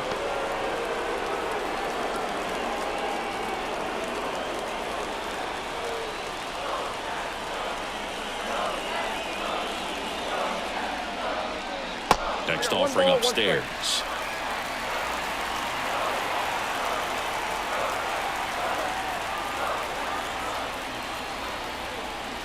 The shortstop takes the ball. Pretty easy to give up on that pitch right there. Started on the edge of the plate with the spin. You know it's going to finish well off the plate. Slider misses outside. Back-to-back breaking pitches away, you get the feeling as a hitter that the pitcher's afraid of you, that he doesn't want to challenge you. So I think the confidence level is raised right here. Inside corner for a strike.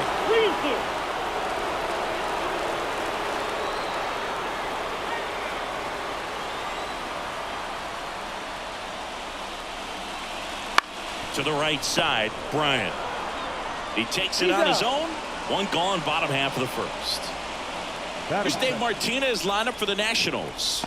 The sluggers in this lineup might not be too happy about the fact that the wind is blowing in today, Chris. Yeah, and you hear pitchers talk about how good it feels when the wind is at their back. And for hitters, you almost feel like beyond just the pitcher coming at you, you've got this other force coming against you. So important to try to get on top of the ball in terms of hitting line drives, maybe really hard ground balls with a good exit velocity that'll get you a base hit, because it's very frustrating.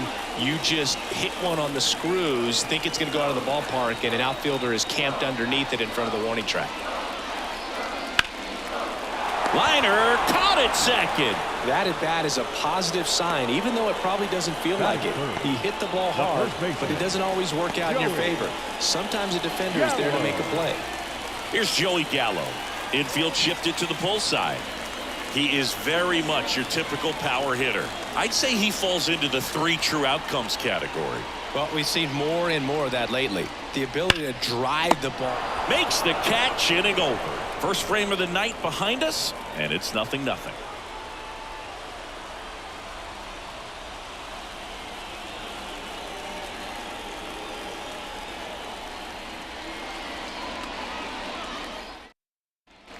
Back here in Nationals Park, all set for the start of the inning. So in now for Colorado, Brendan Rodgers. Man at second, nobody out. Chris, certainly one of the things in his head is trying to get the runner over. Yeah, the way that we see the game played today, though, guys are not sacrificing as much just to get that runner across. They're really looking at doing damage. Slugging is the name of the game. And there's one down. That is it. The third baseman, number 24. So a change being made out at second. Pinch running here, Sam Hilliard. Ryan McMahon steps to the plate. Well, first base open. Really no reason to pitch to this hitter right here. Put him on, have the force at second first, perhaps getting inning-ending double play. Missed with a changeup, and that's ball 1. Action in the pen down there. Jordan Weems up and throwing. Floro warming up as well. With the go-ahead run standing at second here at the top of the second. And that is cut on and missed. Strike 1. Dave Lawrence assigned to work home plate in this one. Good umpire, Boog. Very fair, very consistent. Now, I did hear some feedback that he opens up the outside corner a little bit on left-handed hitters, which, you know, for me, I'd be kind of salty. So maybe something to keep an eye on and see if that factors into this one at all. And he takes it himself for the out. Not a bad outcome in that spot. The runner moves up to third, and now they have a chance to drive in the go-ahead run. It's not a hit, but at the end of the day, it's a good at-bat, especially when you're playing extra innings. And now it's Elias Diaz.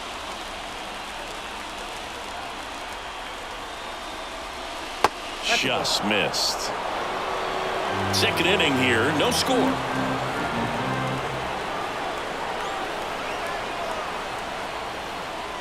Just off the inside edge.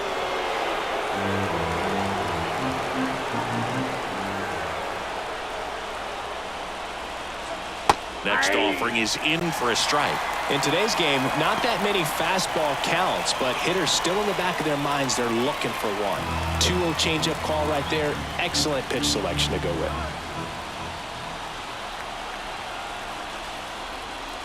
And a good eye there. Sean Bouchard in the on deck circle. Hilliard on third with 2 out. Inside ball 4. So here we go again with the walks. It's been a real struggle finding the zone for him in the past. Now, even if they get out of this jam, these walks add pressure and stress to the entire team. Now here is Sean Bouchard. And that drops in for a strike.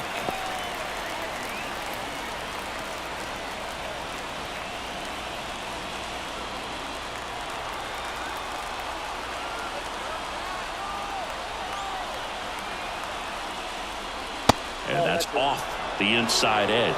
1 ball, 1 strike. You don't want to get beat by a fastball in, and he spits on that one. And a count 1-2. Runners on first and third, 2 away. High fly ball down the left field line. He's under it. He's got it. And that is out number 3. 2 left for Colorado. We'll go to the bottom of the second. No score.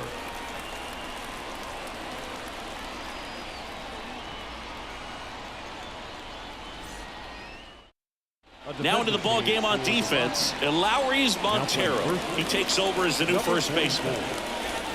Runner in scoring position, no outs. Joey Meneses digs in now. Freeland back to work. Outside, And that one that's the ball. just misses. A ball and no strikes.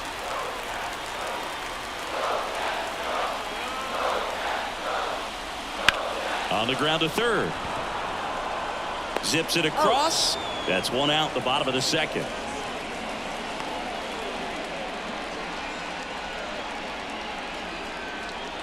Looks like we've got a substitution at second. On to pinch run, Nasim Nunez. He's a potential winning run, so they're hoping he can score at a base hit. No left field. Here's Eddie Rosario. Oh, how he'd love to walk it off right here.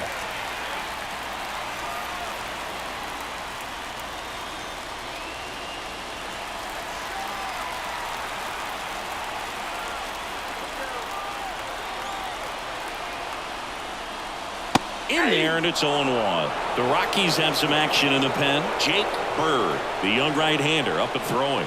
Beeks getting cranked up as well. Winning run at second with 1 away. Bottom half of inning number 2.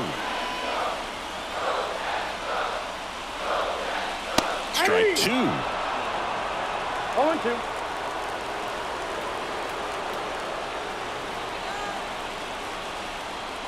Swing and a miss, struck him out. That's a pretty nasty pitch right there. I'd call it a power curveball in the 80s. It's got so much spin on it, and you really don't have a lot of time to sit back and watch what it's going to do before you have to commit. It was a good one for the swinging strikeout. And now it's Keibert Ruiz, the switch hitter batting right. Bounding ball here, rolls foul.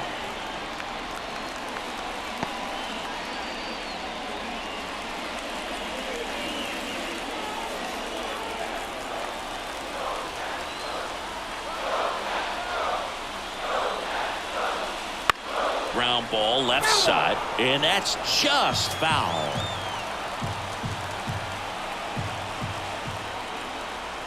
The winning run on second base. One ball.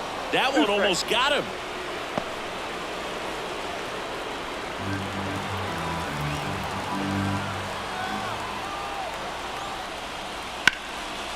Line, and that's a base hit. Runner around third on his way to the plate. Across is the winning run, and the Nationals walk it off.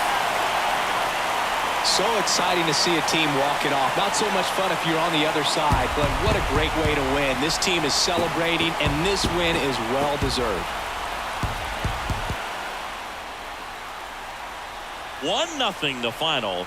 For Chris Singleton and our entire crew here at MLB The Show, thanks for stopping by. I'm John Shambi. Talk to you soon.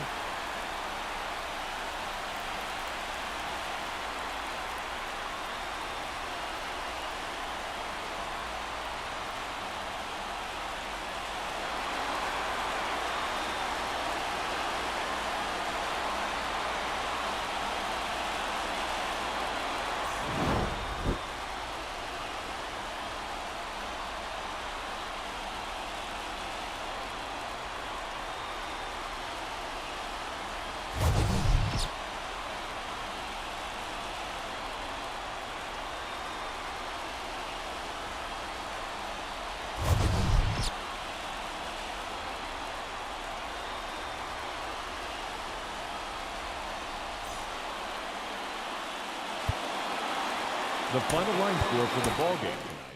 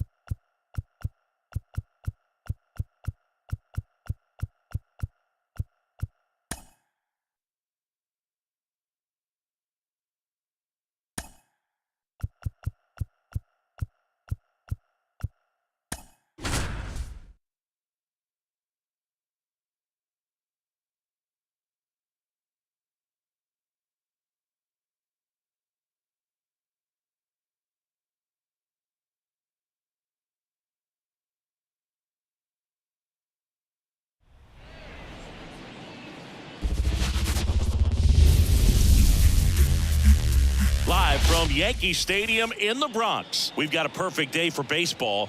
It's the Cleveland Guardians going up against the New York Yankees.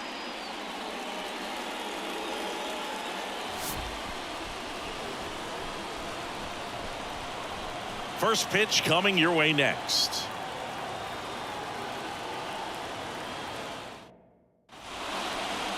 Just about set to go. Pitching in our game today, Carlos Rodon. Try to stay back for that power changeup. Speed differential between the fastball and the changeup is huge. Hitters, they have a hard time staying back. At the plate, Stephen Leading off the Kwai. afternoon for Cleveland, the left fielder, Stephen Kwai. As he turns on the rubber, and with that good live arm delivers. Cut on and missed 96 of that fastball.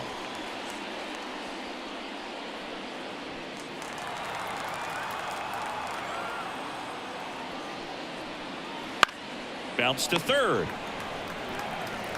Zips it to first. One up, one down.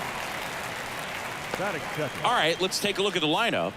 And the key to victory for them here, get their starter some run support early. Boog, if they can get him that run support early, it's likely the other team folds because they know how dominant he can be once he gets settled in. So put pressure on that other team right away. Jump out to a lead early, and a few runs is going to feel like 30. Here's Andres Jimenez. No ball. One strike.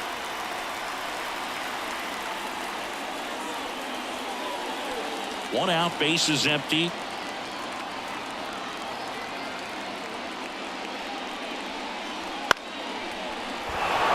It's a hit.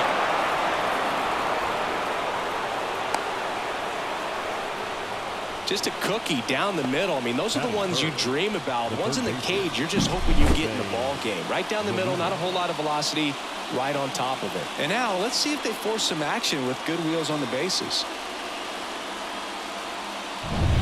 One down, runner at first. Now it's Jose Ramirez. Snap throw to first. Throws it away. And he'll reach second with one away. You know, Boog, if you're that base runner at second base, you want to be quiet out there. Not bouncing around, not distracting your teammate, the hitter. Make sure that he can clearly focus on that pitcher and that release point. That one misses, and it's 1-0. 1 ball, no strike.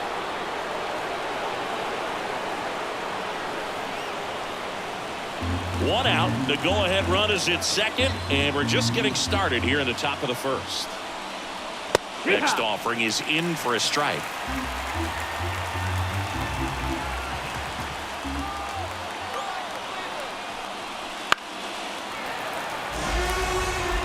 Really going after him here. All fastballs to get ahead in the count. The pitch. In the air, center field. And Ramirez is set down. 2 down.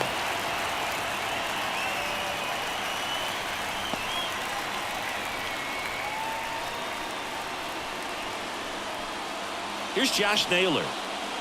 He's a left-handed batter who still comes up with good contact and a good average against left-handed pitchers.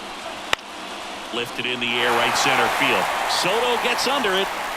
Brings it in for the 3rd out. One left for the Guardians. And now the Bombers will get their shot. No score. You're watching Major League Baseball on the show.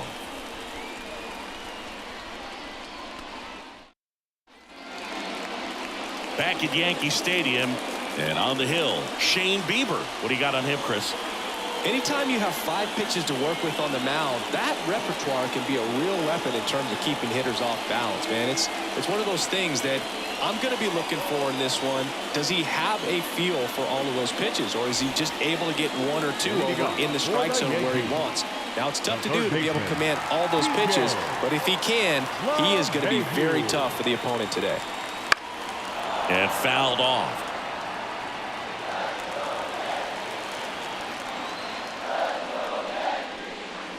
There's a strike at the knees, and it's 0-2. Throughout history, the fastball down has been the most successful pitch. Guys can hit. Hacks and misses. It's a strikeout. That's a pretty nasty pitch right there. I'd call it a power curveball in the 80s. It's got so much spin on it, and you really don't have a lot of time to sit back and watch what it's going to do before you have to commit. It was a good one for the swinging strikeout. It's Aaron Judge now. Big-time power. That one finds the corner, and that is strike 1.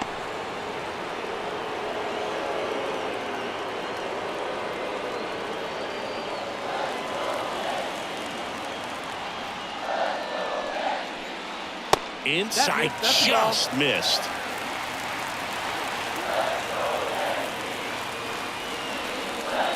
That catches the corner. This guy at the dish excels in 2-strike counts. Got to be careful with him out there on the mound. And the next pitch is way outside.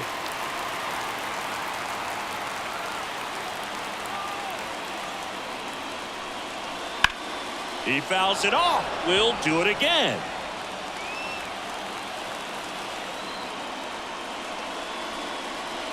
Swing and a miss. Had him out front for the strikeout. He's really good hitting the baseball the other way. So credit the pitcher for having him out in front of that pitch. Clearly he had him fooled. And now it's Juan Soto. Fouled off left side.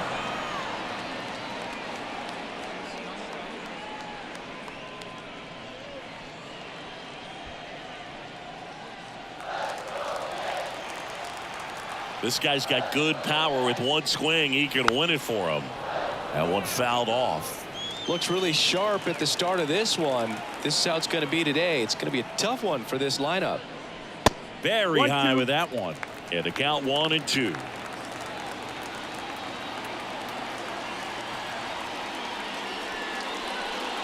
Breaking ball, and that got him. He had 2 strikes on him, and he hit him. 2 outs, runner at first. Giancarlo Stanton at the plate. Off the mark there. And that is ball 1.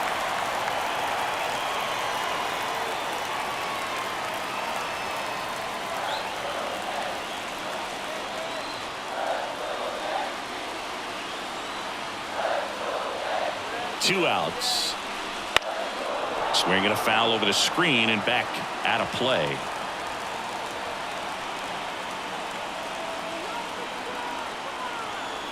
And the right-hander deals. Fastball for a strike. 1 ball, 2 strikes.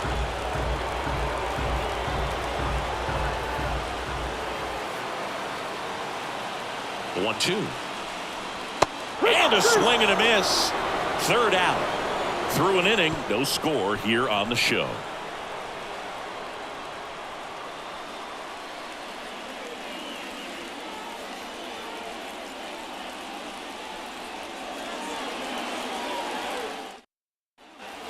Second inning set to go. Laureano comes up to hit.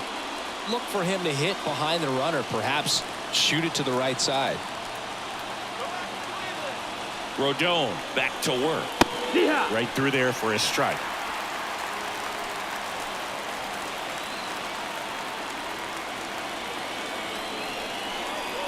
Swing and a miss. Nice changeup. A plate umpire, Earl Hendricks. Yeah, with Hendricks, Bill, kind of interesting. He's a good, consistent umpire, but you do hear that he kind of favors one side of the plate more than the other. So it's really hard to know for sure, but I think that usually it has to do something with where he sets up prior to each pitch.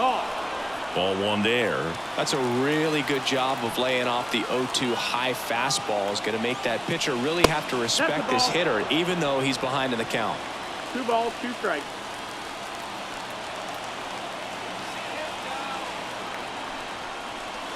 Got him. 1 out in the second.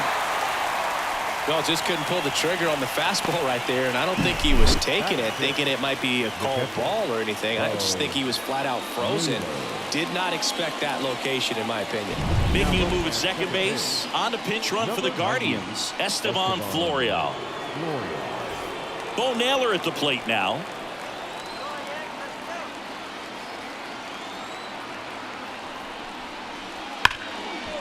Smash to the left side. Whips it across. 2 up, 2 down in the top of the second. Batting 7th, the designated hitter, Will Brennan. Will Brennan digs in for the Guardians.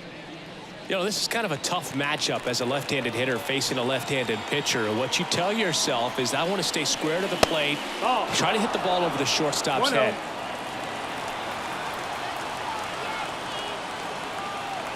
Man on second, 2 down.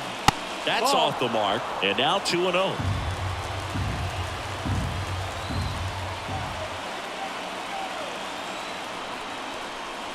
Wouldn't chase that time. Ryan Rocchio up next.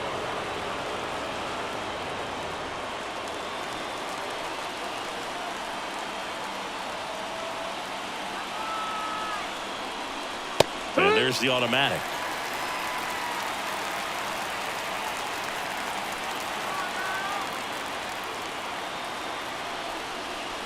Ball 4, he walked in, and that keeps things going. Pretty easy walk right there. Last pitch wasn't even much to think about. So 2 aboard and 2 out, scoreless game. Here's Brian Rocchio. First pitch swinging. 0 balls, 1 strike.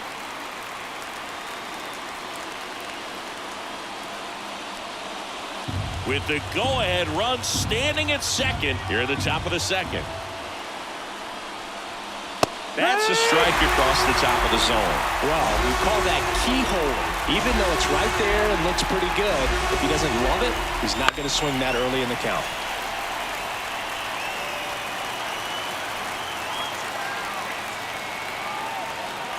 Rodon sets and deals. Chase the fastball up the ladder for strike 3. 2 left on. We go to the bottom of inning number 2. We're tied 0-0.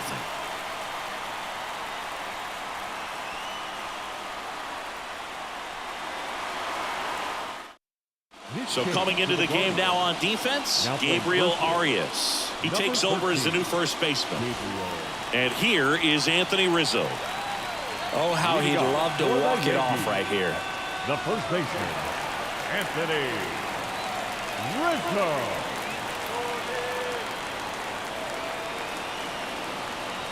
The pitch. And that one fouled off.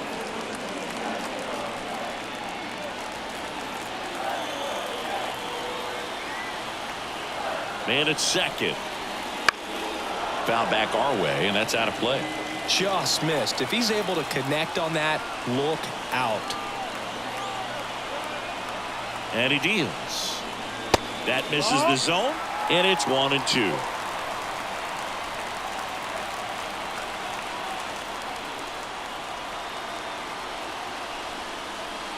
And that's in the dirt.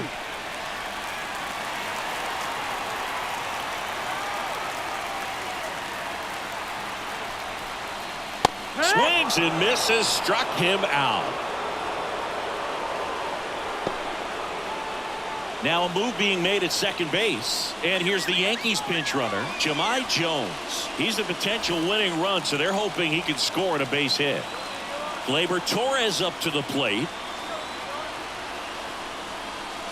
Swing and a miss. Slider right there.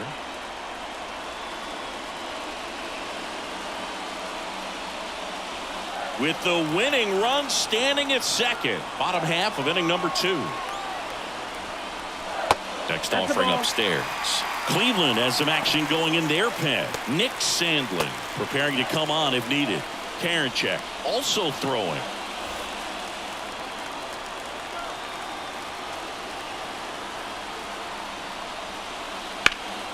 High fly ball down the left field line. That one back there. Out of here. Ball game. That one's got to feel good. And the Yankees walk it off for the win.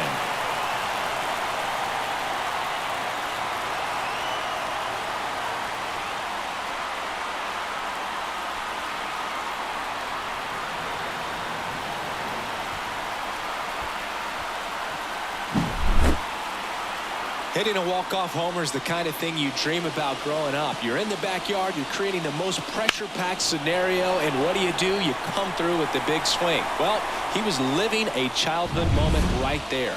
Nice swing of the bat, nice win for the team.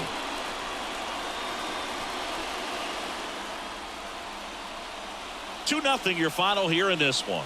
For Chris Singleton and our entire outstanding crew here at MLB The Show, I'm John Shambi saying so long.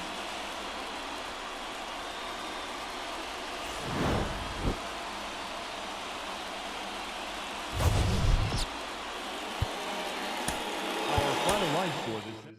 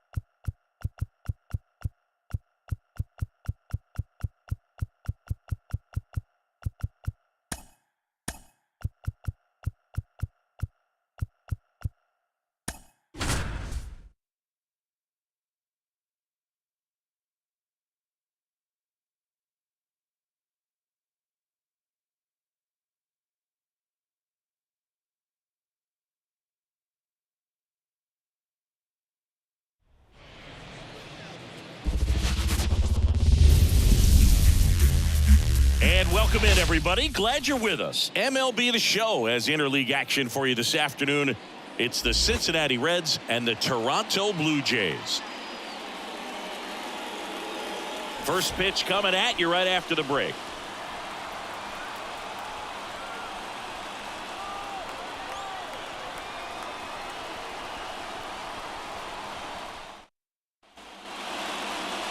just about set to go now. And today's starter, Kevin Gossman. Chris, what should we keep an eye on here with him?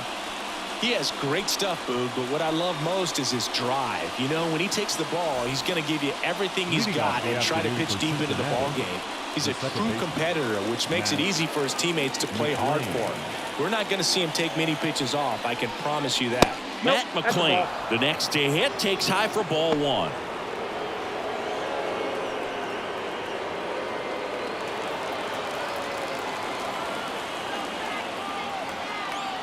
At the belt and fires. Slap the other way, foul.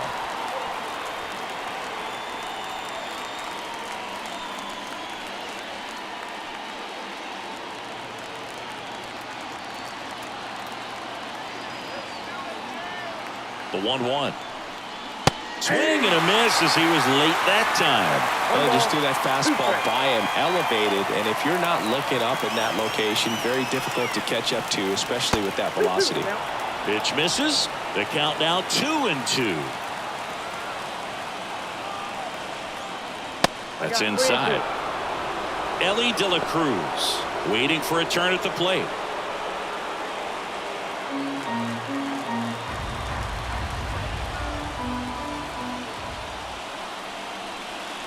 Swing and a miss, struck him out, and that's the first out. Very frustrating right there as a speedy potential base runner when with 2 strikes you just struggle to put the ball in play. You don't even have to get a hit at that point. You can help your team just by reaching on an error, but some way you got to find a way to shorten up the swing and put the ball in play next time.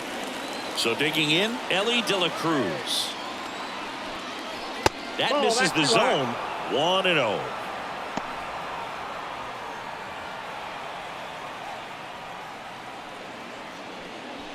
One out, base is empty.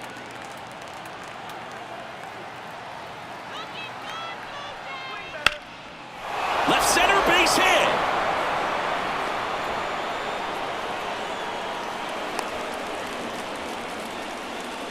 Couldn't have timed it up any better than that. Really good swing right there. He got a pitch that he knew he could handle, allowed himself to stay back just a tad bit longer, and he hit the ball on the screws. And now a chance to maybe get creative on offense with good speed on first.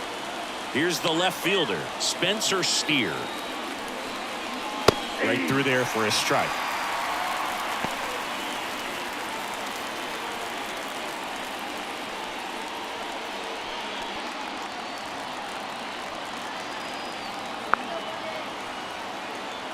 Kicks and fires. I got 1 ball, 1 strike. Man at first, 1 away.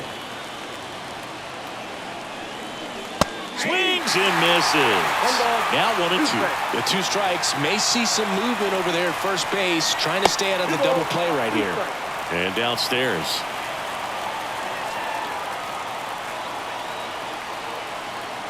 Righty to the plate. Waves at the bender for the strikeout. I mean, there aren't many curveballs in the sport today that break like that thing does. Huge movement. It's so difficult to get on the same plane and even think about squaring it up, let alone get a piece and hope he throws something else to keep the at-bat alive.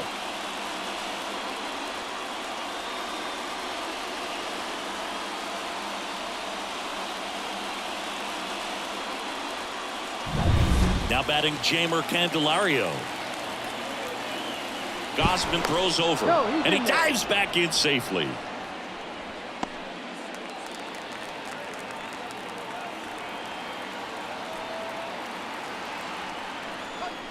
That's a slider for a strike.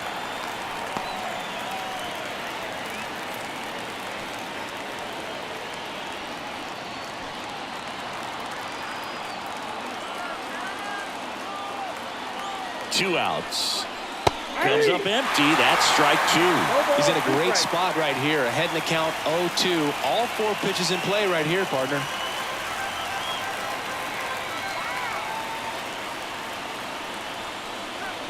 Pitch misses there. Now 1-2. 1 ball, 2 strikes. Down.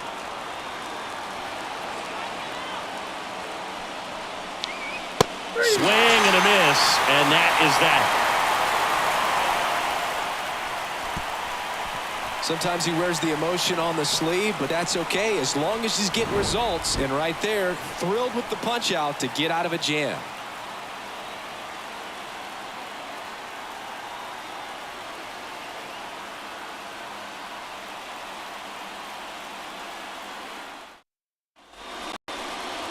Back now in Toronto. And on the hill today, Hunter Green. What do you have on him?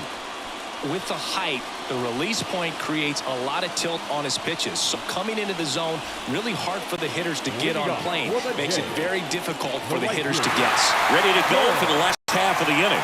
And now, George Springer. The pitch. And that one hit to first. And he handles it himself for the out. Let's take a look at the lineup for the Blue Jays. This is a veteran-led lineup right here. A lot of players with plenty of experience, Singy. Yeah, no doubt about that, Boog. These guys have been around the game for a long time, and they may not have the flash that they once did, but they've got the wisdom to be able to understand different situations, be able to think with the opponent and sometimes in front of the opponent. And you always seem to see a team like this. They come to the ballpark, they know how to get down to business, and they understand what the job is at hand. The 0-1. Just off the inside edge. Boog, he never moved because he never had time to. But that kind of velocity, you'd prefer that pitcher work away. Next one misses. Now 2 balls and a strike. 2 balls, 1 strike.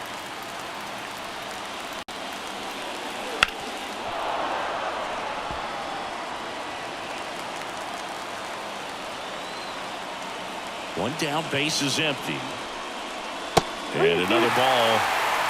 Vladimir Guerrero Jr. on deck for the Blue Jays. Right-hander kicks, deals. Fouled off again. And it remains 3-2. The healthy cut. Tough pitch at 98. But a really good pass at the ball. That one the other way. He steps on the bag. And that quickly 2 away. Batting third, the first baseman, Vladimir Guerrero Jr. now. If you don't get ahead in the count, you can forget about having any success against him.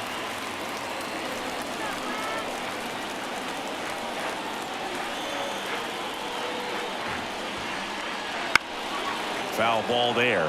Green, 24 years old, a former first-round pick back in 2017.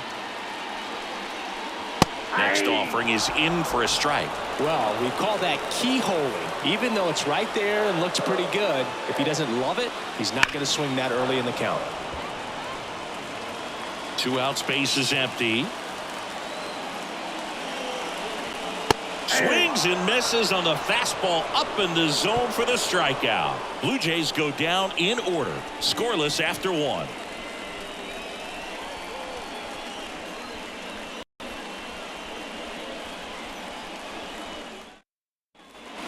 Back here at Rogers Center, now it's going to be Jonathan India.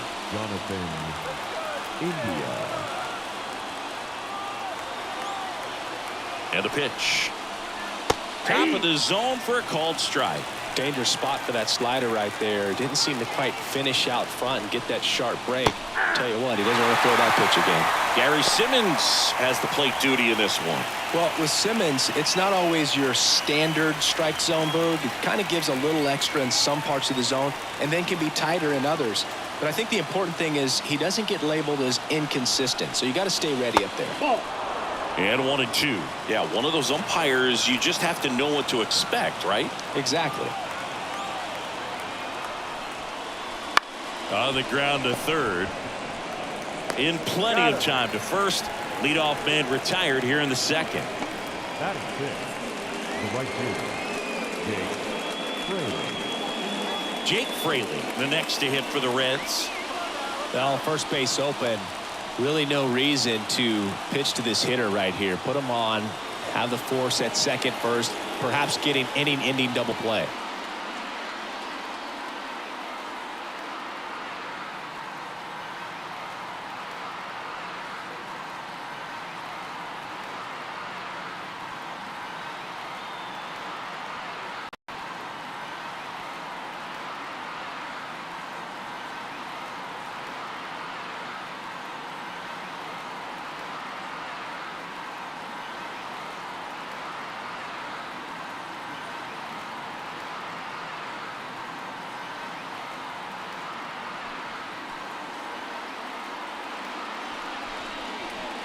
Ball, that's in.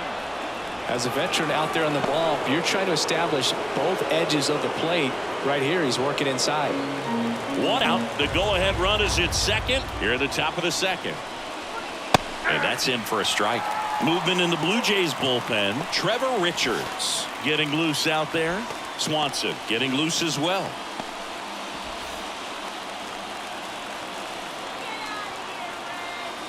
The 1-1. And another ball.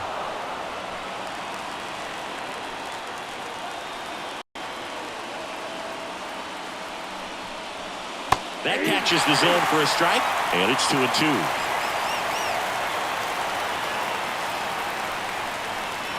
Got him looking, and he didn't like the call.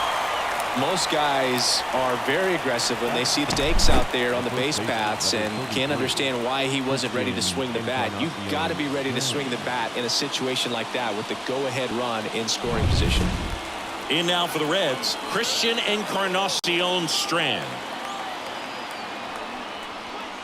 There's a strike.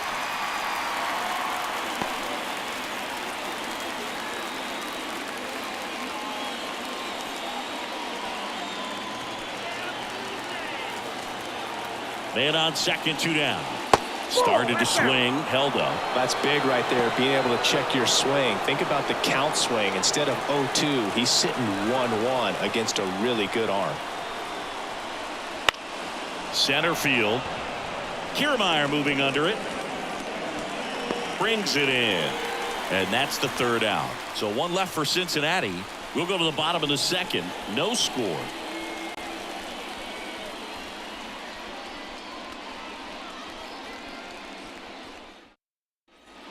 And we're back. And now the DH, Justin Turner.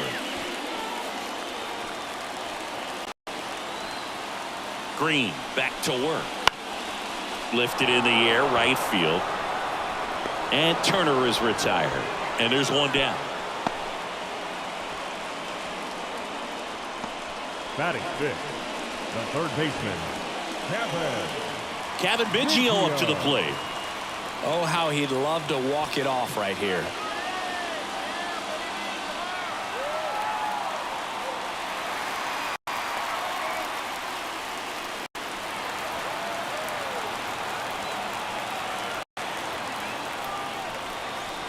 In there for a strike at the bottom of the zone. Activity in the bullpen for the Reds. Ian Gibaut appears to be getting loose.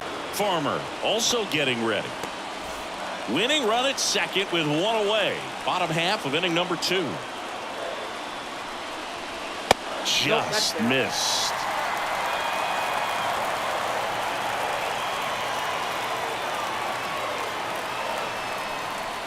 That misses. And that's ball 2.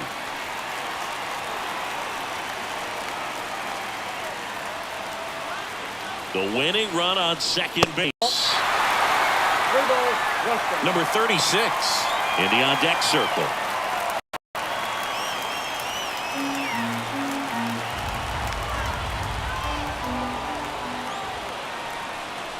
Way inside, and that hit him. Well, he's just glad they got hit with an off-speed pitch there instead of a fastball. Man, that would have hurt a lot more if it had velocity. Number 36 stands in here, takes ball 1 low. Well, all eyes on the double play ball in this spot. No better way to get out of this inning. 2 on, 1 out. Can't find it here. That's 6 straight balls. Good spot for the hitter. Definitely has the advantage in this count with runners on. Look for him to be aggressive on this next pitch. And the right-hander deals. And there's the strike. Runners at first and second with 1 gone.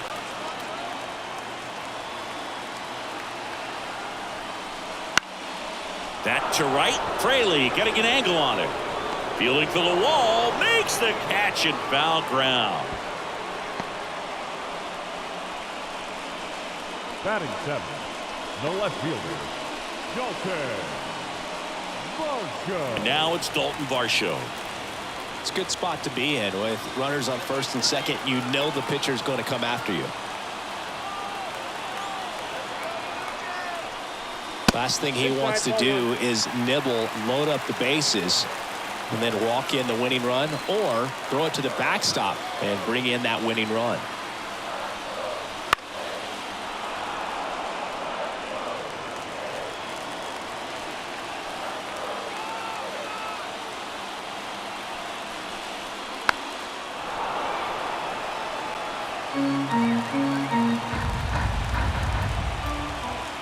Two on, two outs. Hits and misses. It's a strikeout.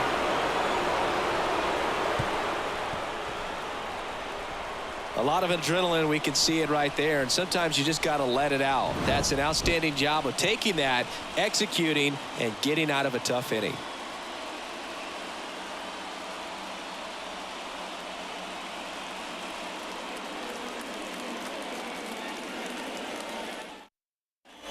Top half of the third inning, and here's the catcher, Tyler Stevenson.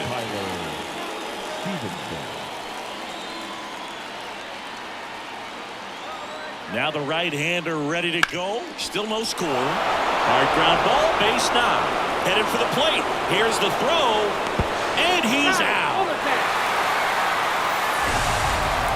Well, they're trying to put the pressure on him right there. Try to score from second base on that base hit, and I tell you what, really nice job by the defense. They got it in quick enough to cut him off at the plate. Nice job.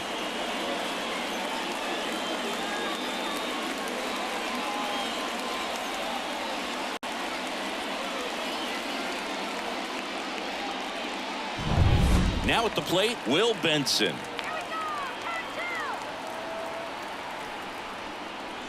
Swing and a miss. 0-1. Boog, the runner at first needs to be careful right here. He's dealing with the pickoff artist on the mound. Top of the third, no score.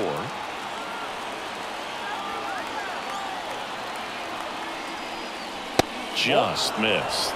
Way to lay off that pitch down.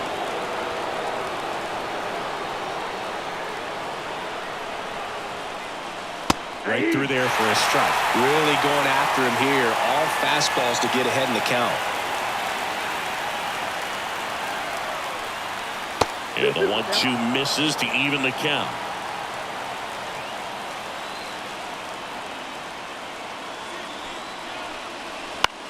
Out towards right center field. Springer on the move. And there are two down.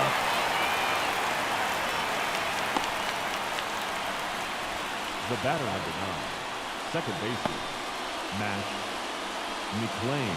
So the lineup flips over. Matt McLain, the next to hit for the Reds. He was a strikeout victim his first time. Tapped at the plate, but it's a foul ball. 2 outs. Gets him to chase after that one. Well, you got the hitter already chasing that nasty slider. If you're on the mound, you just want to expand the zone right now. Get a swing and miss and get through this at bat. This one in the dirt. And the runner stays where he is.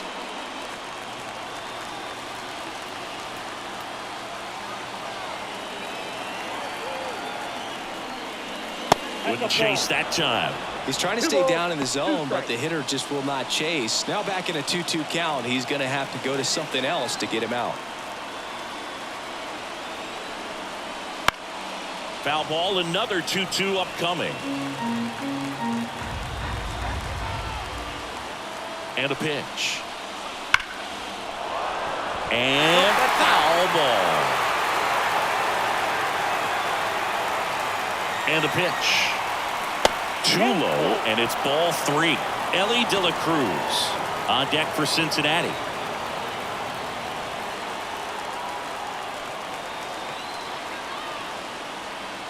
Righty delivers. And that one in the air center field. Sizes this one up. And that's the third out. Reds leave one. Still no score.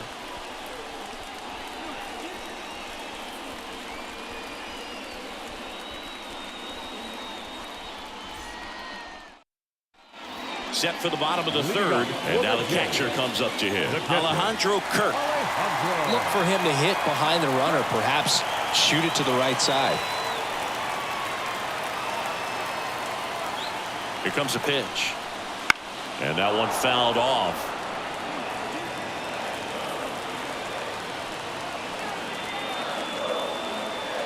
The pitch.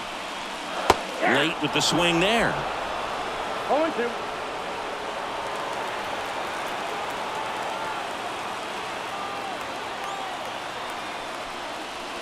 One ball. In the dirt. And an excellent job keeping it right there.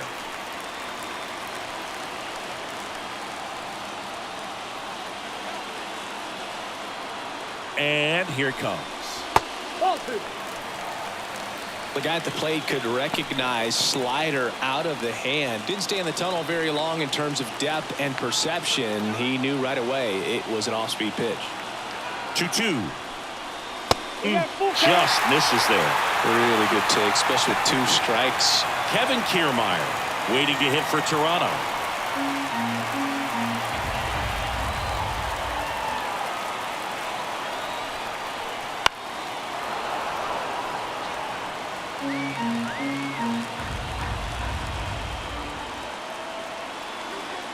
Three-two on the ground. Candelario on the first. One gone, bottom of the 3rd inning. Batting 9th, the center fielder, Kevin Kiermaier. Here's Kevin Kiermaier. Pretty amazing, going way back. Possibly the best center fielder I've ever seen. Fought off foul.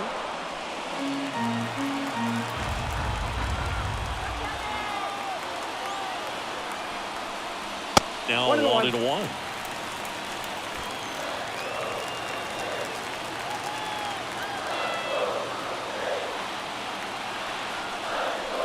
Breaking ball through there for a strike.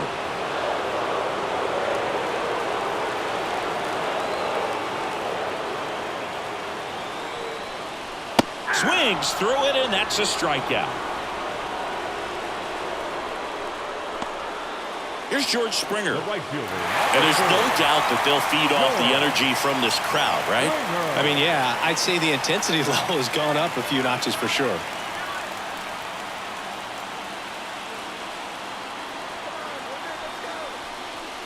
Swings through that. Winning run in scoring position with 2 away here in the last half of the 3rd. Swing and a miss. And the count is 0-2. When you throw a fastball by a guy like that, I imagine it's got to feel incredible. Look for him to throw it again at some point. That one missed.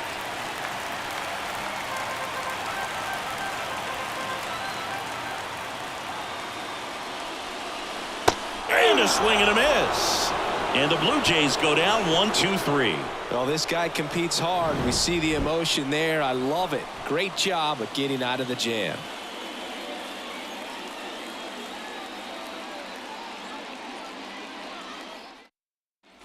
And welcome back to the ballpark. Stepping in is the switch hitting shortstop, Ellie De La Cruz.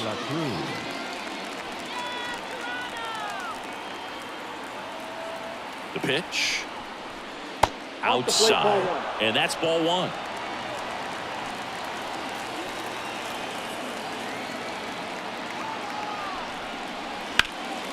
Swing and a high fly ball. That one out towards left center field. Way back there. And it's off the wall. Run comes in from second. And it's 1-0. What a way to get it going. A double to knock home the runner from second. Yeah, just clearly trading places. And now that guy on second threatening to score more runs. Good clutch hitting to lead off the frame.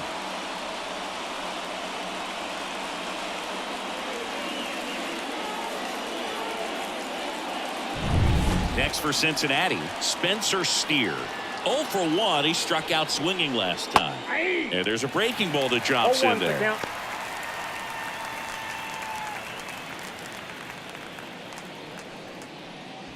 Runner in scoring position, nobody out. Top half of inning number 4.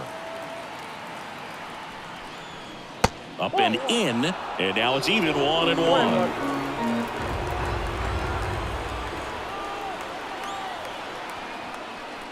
That one down the line, and it goes just foul.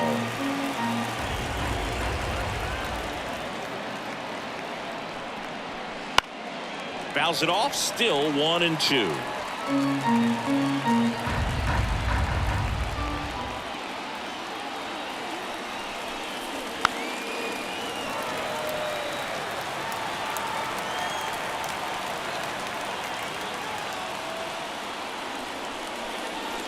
And another ball.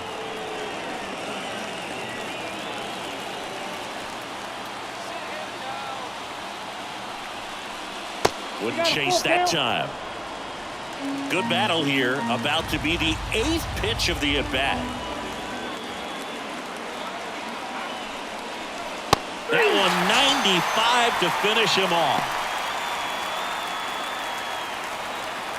So now here's the Reds cleanup hitter, Jeimer Candelario. Went down on strikes his first time through. Well, both sides equally as strong. So not a good time to try to turn him around with a relief pitcher and put him on the other side of the plate. 1-0. First offering misses badly for ball one.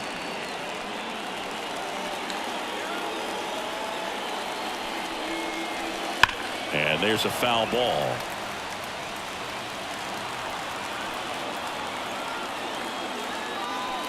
Gausman throws over, and he's back safely.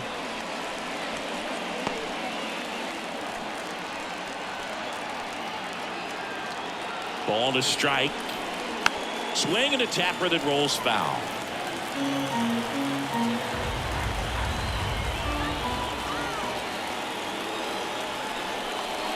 Just misses the mark outside the zone. It's a good take. That just misses, and it's 3-2. He's really tightening up his hitting zone with 2 strikes here. I love it. Man at second. Foul ball, and it remains a full count.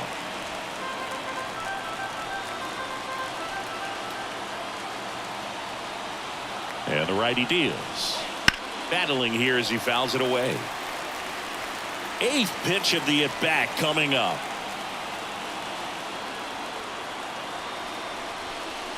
Got him swinging.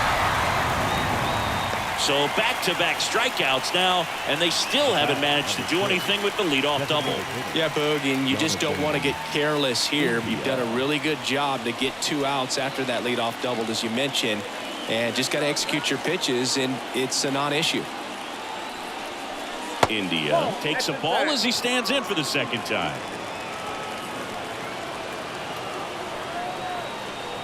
Next offering is in for a strike. Man, this guy's got a great feel for his breaking ball today. Man on second, 2 down. And a swing and a miss. Well, he went inside a couple of times, and now outside. Hitter's not exactly sure where to look for this next pitch. 2 balls, 2 strikes to count with 2 outs.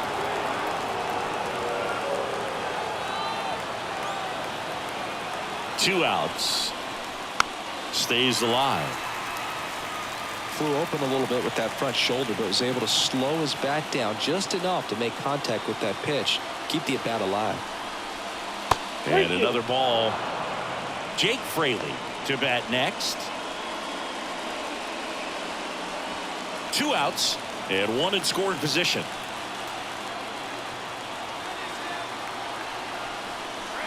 And a swing and a miss, and that's that. But a run will score in the inning on this RBI double. It's now 1-0. You're watching Major League Baseball on the show.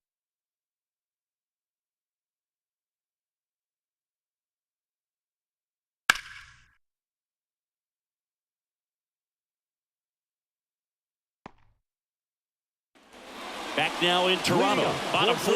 Now the number 2 hitter, Bo Bichette. Well, as a hitter, you don't want to be part of a team that was no hit. I mean, that's embarrassing, man. So this guy right here, he's looking to do anything he can in this leadoff at bat to make it tough.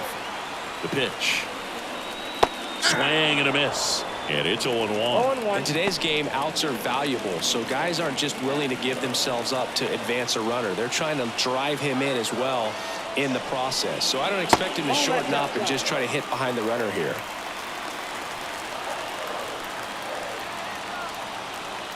At the belt and fires. Off the plate, 2-1.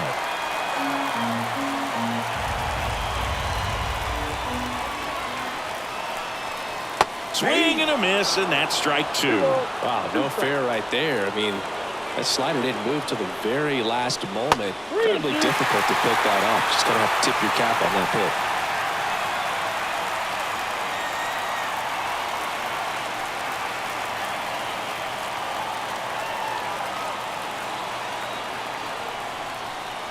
Fouled off again, and it remains 3-2. Really great change of speeds. He goes off the off speed to the fastball, and the hitter doesn't. 99 miles per hour to finish him off. He had him out in front, which isn't easy to do against a hitter like this, known for using the entire field. Just couldn't sit back long enough on that one. Here's Vladimir Guerrero Jr. He struck out swinging at his first at-bat. Missed with a changeup, and that's ball 1.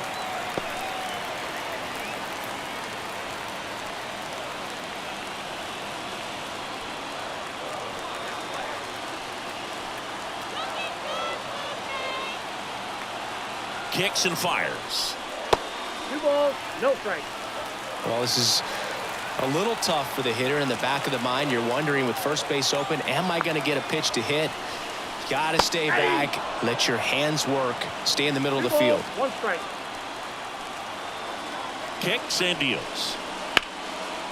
Line drive to short and caught. It's never fun going back to the dugout after hitting a line drive that finds a glove, but you will get some high fives. You know, when you make great contact, you feel like you've done everything right. But in this game of baseball, not everything is in your control. 1 out left for the Blue Jays. Justin Turner next up for the Blue Jays.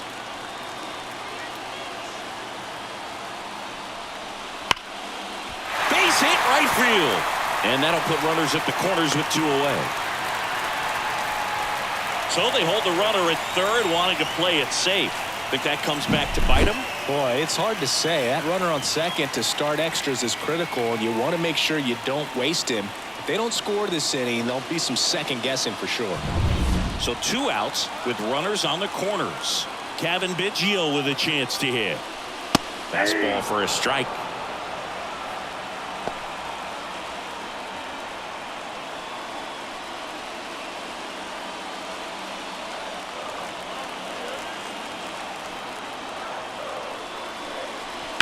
Ripped, but it curls foul.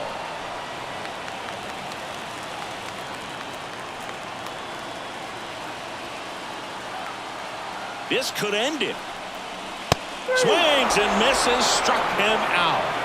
The tying and go-ahead runs are left aboard as this one is over. Well, this one was all about the pitching and defense. Outstanding job of the pitchers, really attacking hitters, trusting what the catcher was putting down, and trusting the players standing behind him to make the plays defensively. Sometimes you want to see a high-scoring game, but sometimes you can appreciate the artistic beauty of what these pitchers did on the mound today.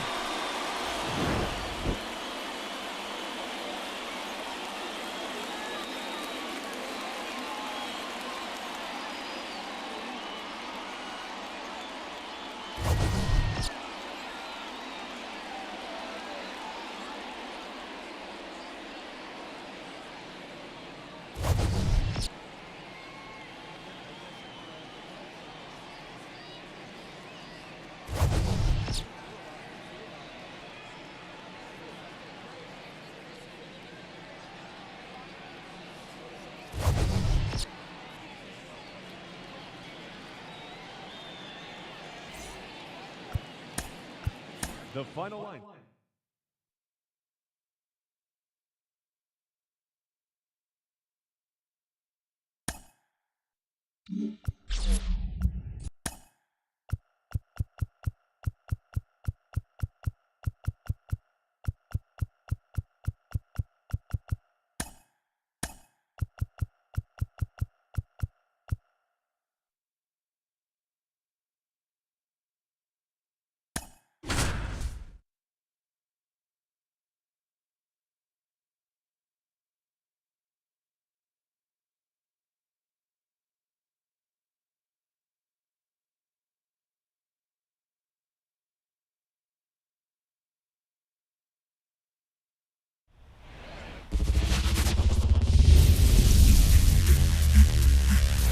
13 miles from downtown Atlanta. Welcome to Truist Park.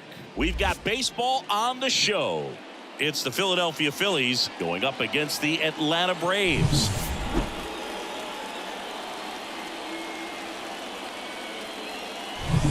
And we'll be back with the first pitch right after this.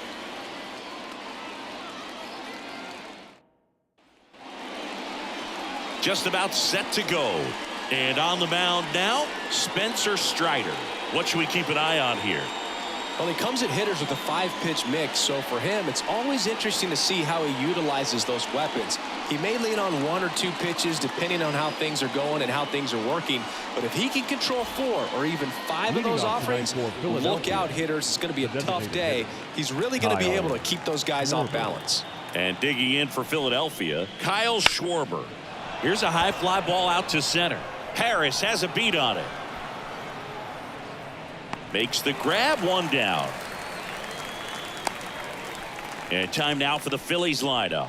Chris, this is a lineup offensively that could be really good for years to come. They're deep, first and foremost, but the way that they can manipulate their personnel for matchups and everything else, it's very intelligent the way that they use their team. And I think it creates a little bit of uncertainty for opposing teams, especially in a big game, big series. Here's Turner now. That one finds the zone. That's strike 1.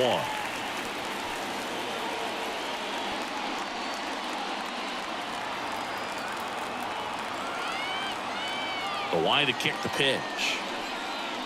And that one is inside.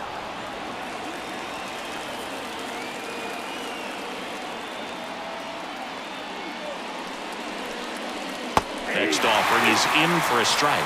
Well, he got away with the mistake right there. A curveball that backed up a little bit, stayed high in the zone. You won't want to throw that one again.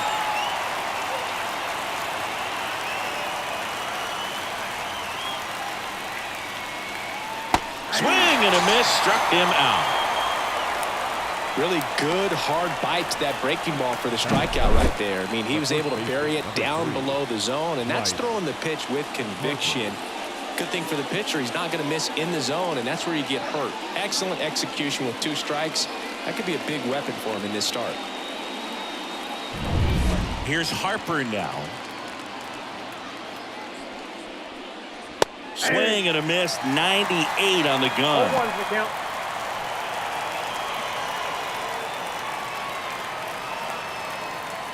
Two out, space is empty.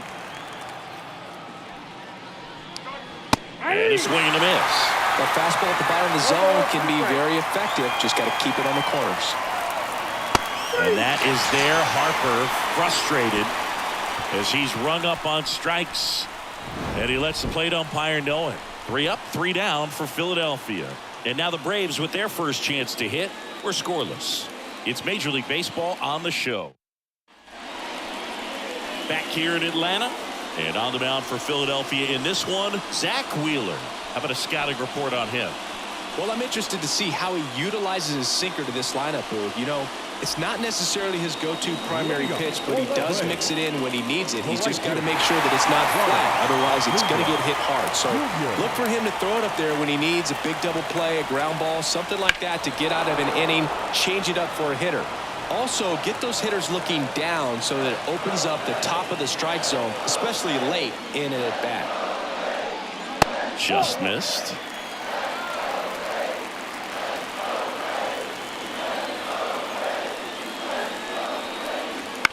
That's to third. Oh, can't pick it up cleanly. And he's going to make it to first. And we'll see how they score. Leadoff man aboard on the error, and that puts your pitcher in a little bit of a tough spot right away to start the inning, not where you want to be. So we'll see if he's able to work around it and pick the defense up. Here is Ozzie Albies up to hit.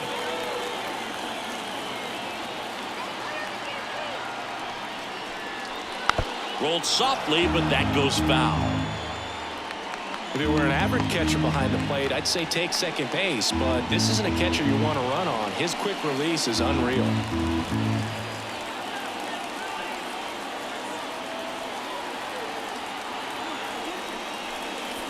Next pitch is downstairs.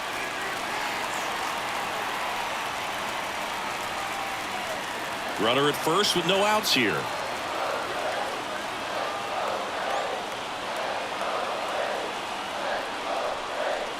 Swings and misses. And it's 1-2. He's dealing with a great two-strike hitter right here. The strikeout is not automatic. Swing and a miss. Struck him out. Had him out front for strike 3.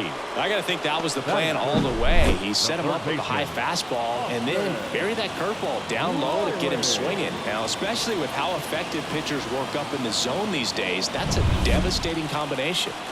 Here's Austin Riley.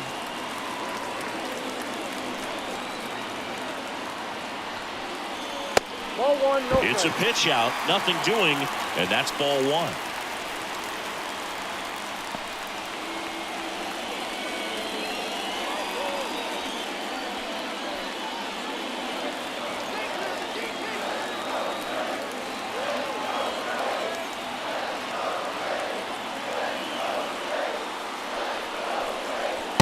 Just missed.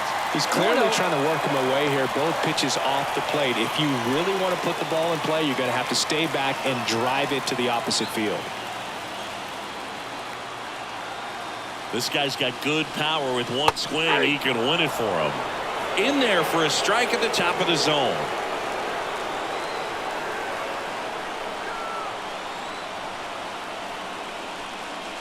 Next offering is in for a strike. Man, that pitch was dotted. So much talent on display when this guy's out there on the hill. No, he's safe.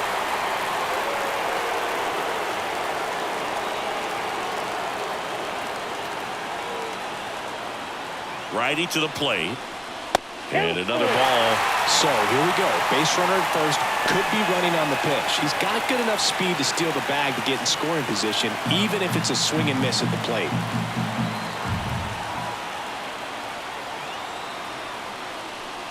And that's too high. Ball 4.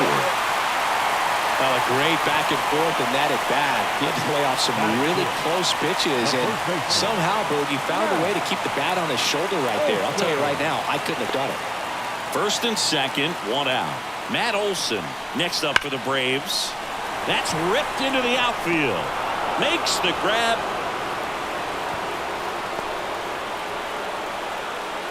Batting fifth, the designated hitter. Here's Brian Snitker's lineup for the Braves. They're dealing with a top-level arm on the mound, so this figures to be a tough matchup for him. What's the key to the offense today, Singy? Well, Boog, I think when you got a guy that's this talented on the mound, you got to find ways to disrupt his rhythm, make him uncomfortable a little bit. The guys that can handle the bat and perhaps, bunt for a base hit, get him moving off the mound. If you're in the box and he seems to be just in a flow, step out, mess up his timing, somehow try to get in his head a little bit. And then when he does come in the zone, you may only get one pitch. You better not miss it.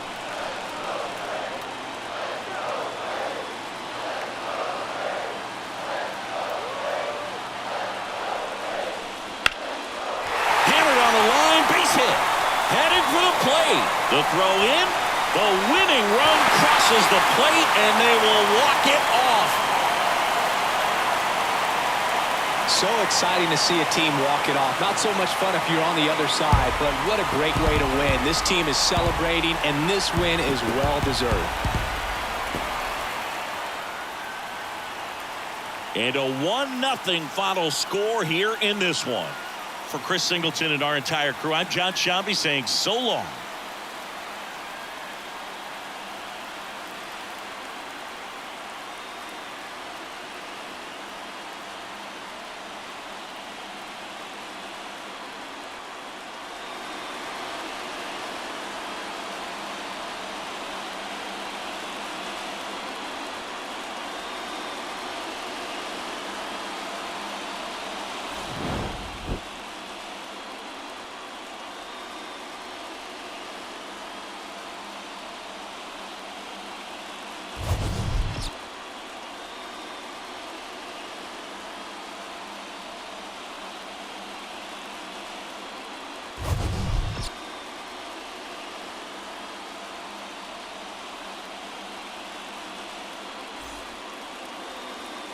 The final line score for our ball game tonight. For the victorious Atlanta Braves, 1 run on just 1 hit. No errors, and they left no runners on base. For Philadelphia, no runs on no hits. 1 error, they left no runners on base. Time of the ball game, 2 hours and 20 minutes. Tonight's paid attendance at Truist Park, 41,500. The Braves thank you for your continued support and remind you to please drive home safely.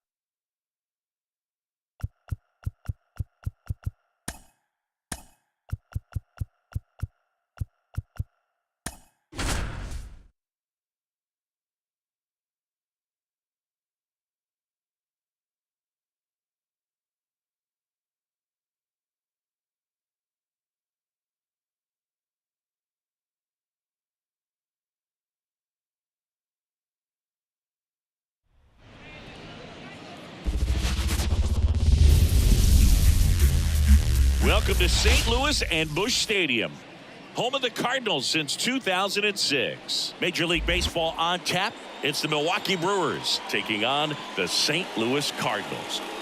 All right, we'll be back to get this one started after this.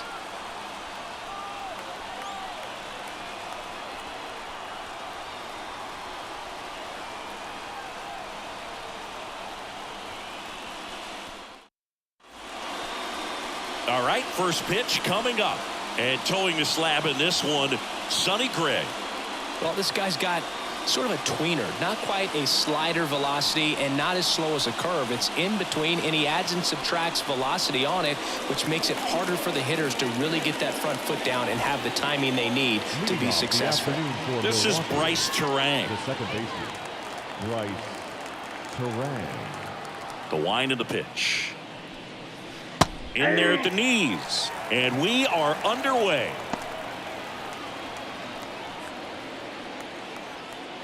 First pitch, 4 o'clock. The pitch. Swing and a miss as he was out front that time.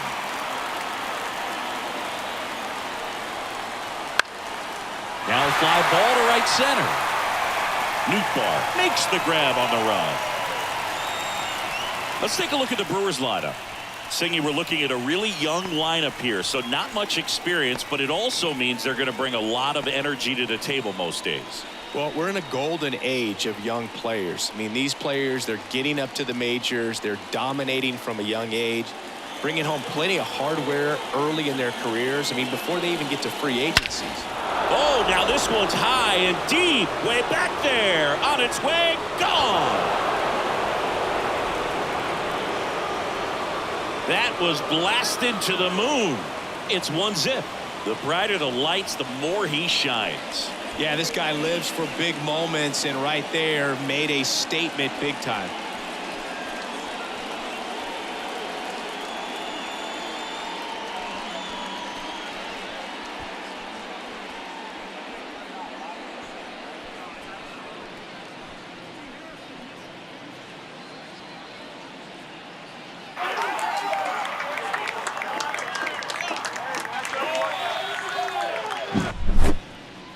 Let's break out the StatCast numbers. It's Singy. It tells us this home run was projected at more than 450 feet. Yeah, and not many players can hit home runs as far as this one. That's a special feeling, and I'm sure he was giggling a little bit as he was jogging around the bases. That was one heck of a swing he put on the baseball. And a foul ball.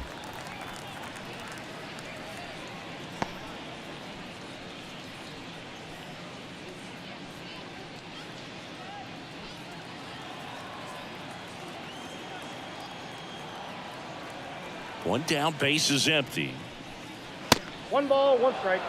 Bullpen action for the Cardinals. Kyle Leahy getting ready to go.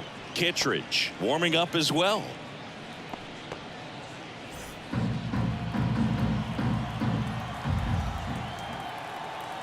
And a pitch.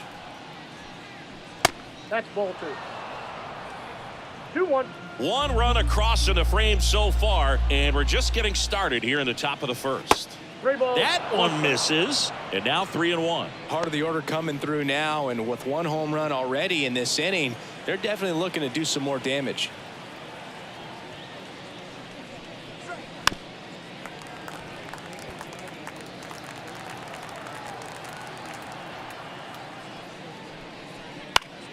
Foul. We'll see another payoff pitch.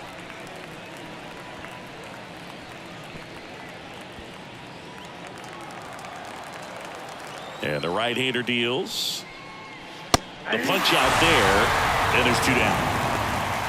Well, when you commit to throwing an inside fastball to your glove side across the strike zone, especially with 2 strikes, if you're going to miss, you want to miss off the plate in. You do not want to leave it out over the heart of the plate. So that was excellent execution on that pitch. Really tied him up, and he couldn't get a piece at all.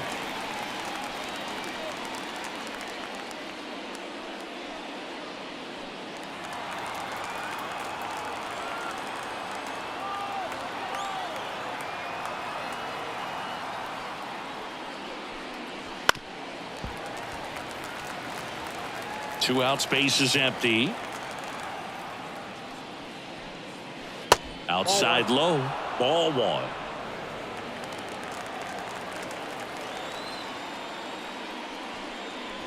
Swings through that one. It's a strikeout. Milwaukee strikes first on this solo jack. And the home team down a run. Back after this on the show.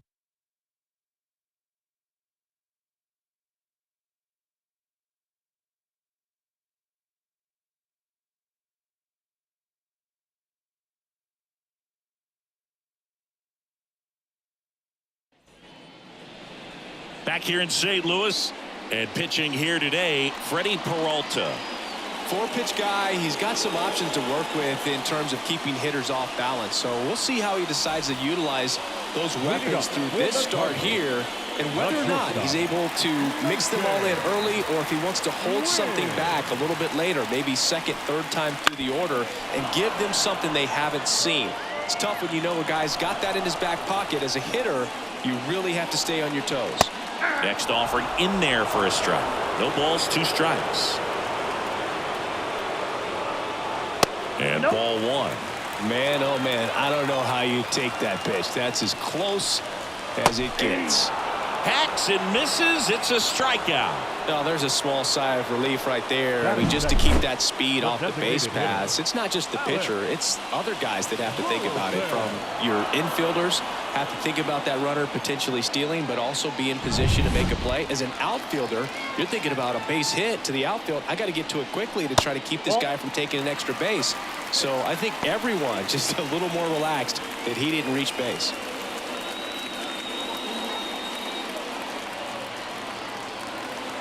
And the 1-0. Right through there for a strike. Trying to close out a 1-run lead. And the home team trying to pull it out. That clips the zone, and the count is 1-2. And there's a ball. 2 strikes.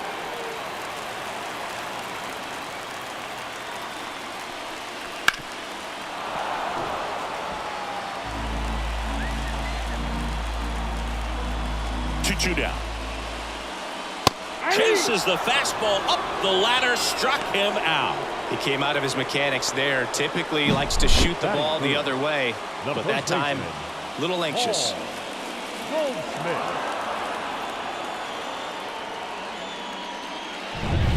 One out left for the Cardinals.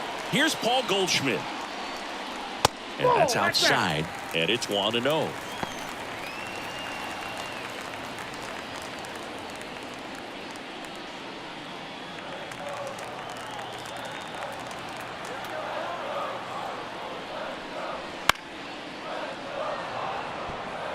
First two hitters get punched out on strikes. Take some notes from the dugout. When you get your chance, go up there and hit the ball hard somewhere. Peralta is just one strike away. Got him. And that is the ball game. Well, this one was all about the pitching and defense. Outstanding job of the pitchers, really attacking hitters, trusting what the catcher was putting down, and trusting the players standing behind him to make the plays defensively. Sometimes you want to see a high-scoring game, but sometimes you can appreciate the artistic beauty of what these pitchers did on the mound today. The final 1-0 for Chris Singleton and our entire outstanding crew here at MLB The Show. I'm John Shambi. Thanks for joining us.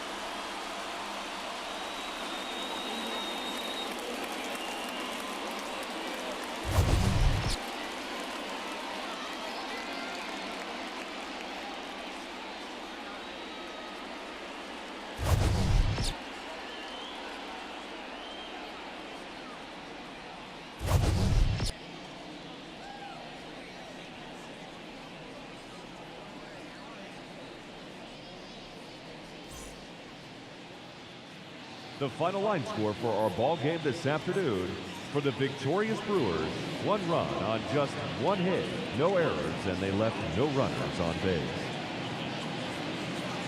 For St. Louis, no runs on no hits, no errors, and they left no runners on base. Time of the ball game, a swift 2 hours and 19 minutes. Thank you for joining us here this afternoon. And we remind you to please drive home safely.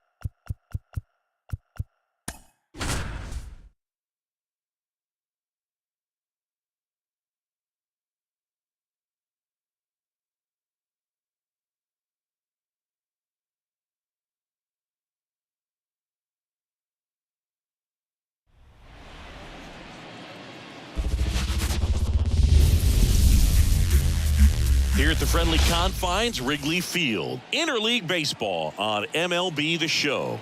It's the Detroit Tigers and the Chicago Cubs.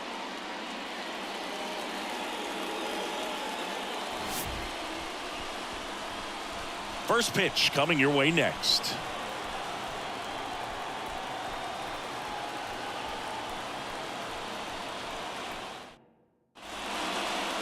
Just about set to go.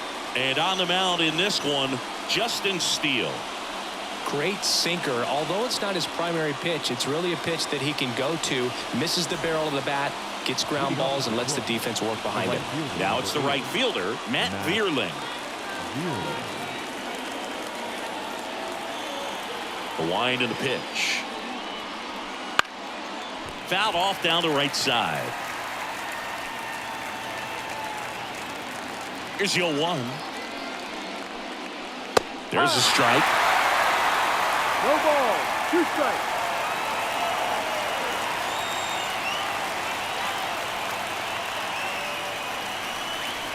That misses. Going to count 1 and 2. I don't like to say he wasted a pitch. I think that was a purpose pitch. Change the eye level, have him look up. Now go back exactly where you want to go.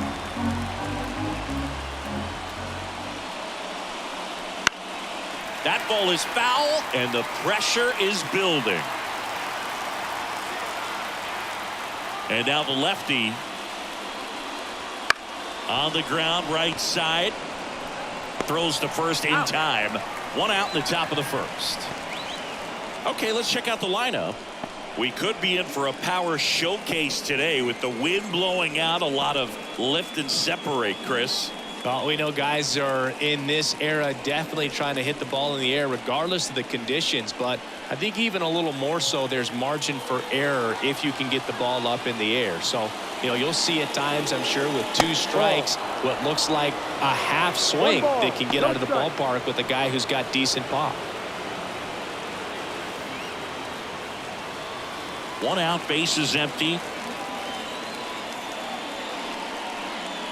And another ball.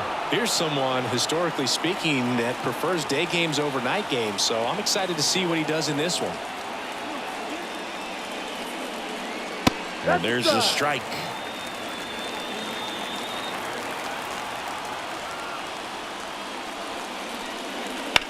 Swung on, belted. That one's back. Into the bleachers and gone. He circles the bases. The Tigers get on the board first. It's 1-0.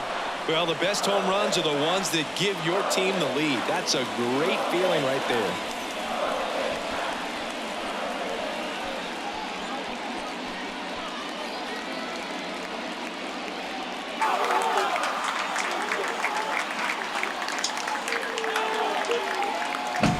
Knew what pitch he wanted to hit, spit on some other pitches in this at bat, was very patient, and it paid off.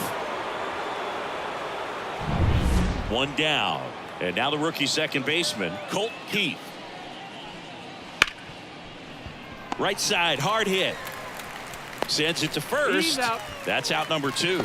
Fastball groove right down the middle. Usually a lot of damage done with that pitch. A hard grounder, but he wanted to get that ball in the air, maybe drive it into the gap.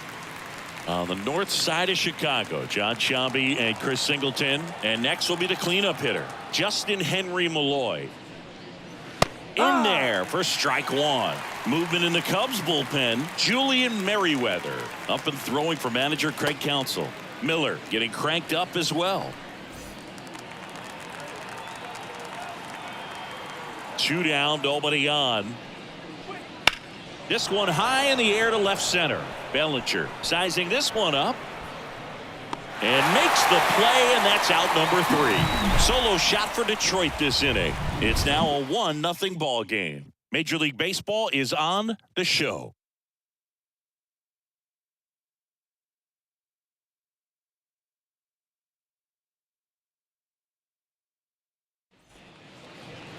Back here at Wrigley Field. And on the mound today, Tarek Skubal. What's the scouting report on him? Try to stay back for that power changeup. Speed differential between the fastball and the changeup is huge. Hitters, they have a hard time staying back. Here's Nico Horner. And he deals. And a good eye there.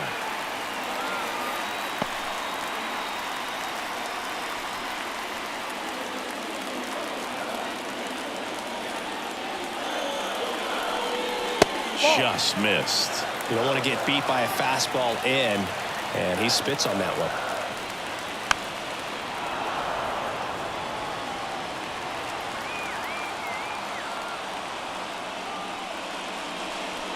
Swing and a miss. It's 2-2. Threw that fastball right by him, slightly elevated. That's a goes down looking. Batting second. 1 down. Here comes Cody Bellinger. That's a little bit low.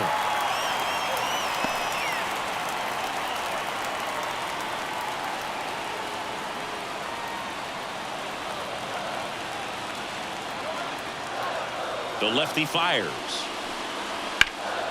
Right field down the line, and that one slices foul. And another ball. Well, an interesting situation. One swing, you can tie up the ball game. But if you're patient and work a walk, then you bring the game-winning run to the plate. And he gets that fastball by him upstairs. Wow, good luck catching up to that one.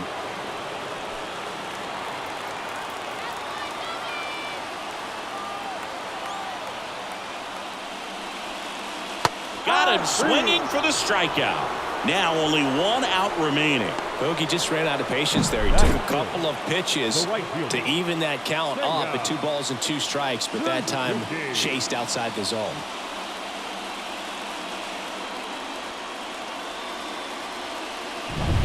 One out left for the Cubs. And now the right fielder, Seiya Suzuki. Fastball for a strike.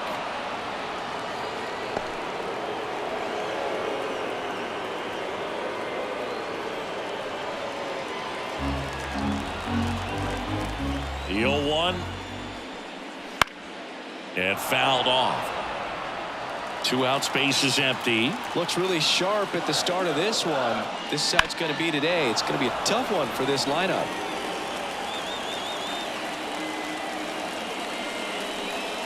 Got him, and that's the ball game. Well, this one was all about the pitching and defense. Outstanding job of the pitchers, really attacking hitters, trusting what the catcher was putting down, and trusting the players standing behind him to make the plays defensively. Sometimes you want to see a high-scoring game, but sometimes you can appreciate the artistic beauty of what these pitchers did on the mound today. 1-0 the final. For Chris Singleton and our entire outstanding crew here at MLB The Show, I'm John Sciambi. We'll see you soon.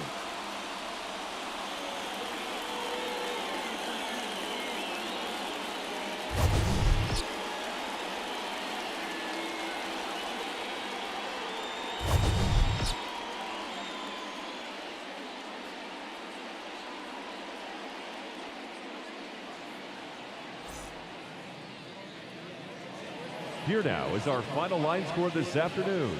First for the victorious Tigers, 1 run on just 1 hit, no errors, and they left no runners on base. For the Cubs, no runs on no hits, no errors, and they left no runners on base. Time of the ball game, 2 hours and 20 minutes. Thank you for joining us here this afternoon. And we remind you to please drive home safely.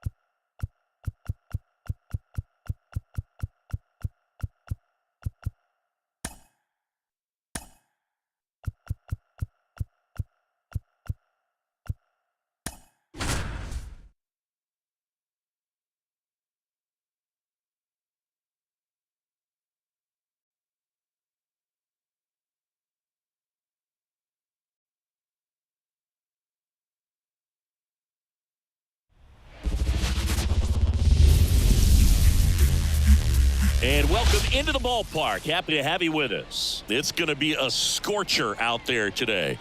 It's the Los Angeles Angels going up against the Kansas City Royals.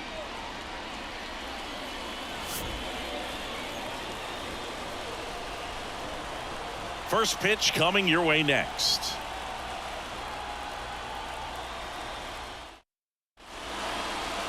So just about set now. And on the hill in this one, Cole Reagans. Chris, how about a scouting report? Well, the hammer is in effect, and he sets it up so nicely because of the velocity on the fastball. Will elevate that and then break you off when he's ahead in the count. What I love about him, you get into the later innings of the ball game, and the velocity seems to go up. Ready to go? Down the third baseman, Anthony Rendon. As he turns on the rubber, and with that good live arm delivers. 1-0. That missed by a lot. And we're underway.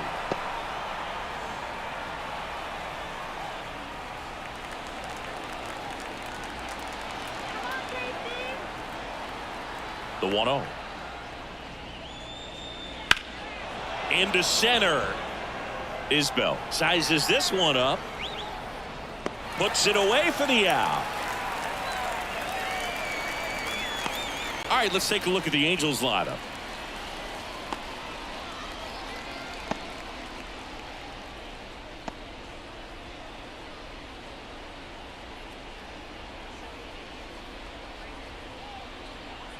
So in now for the Angels, Nolan Shanuel. That pitch gets the inside corner. It's 0-1.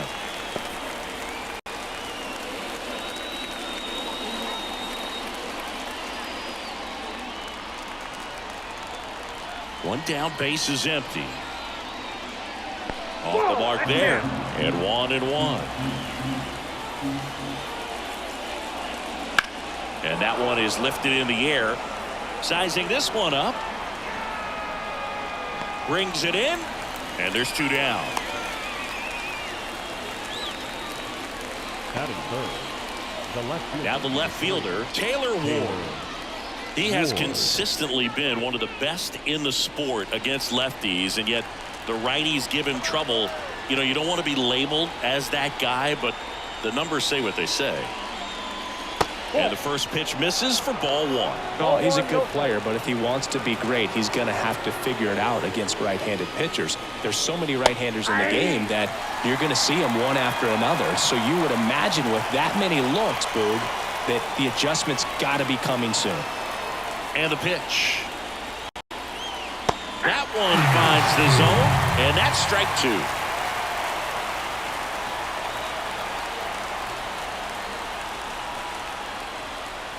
That's foul off to the right side. Keeps the AB going. A little tardy on that fastball. Is going to have to get it going a little quicker. Get that front foot down. 2 outs. Out towards left center.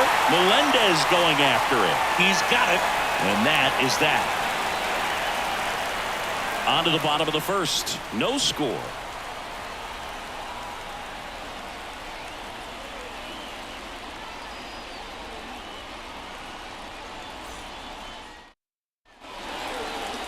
Back here in Kansas City, our starter in this one, Tyler Anderson.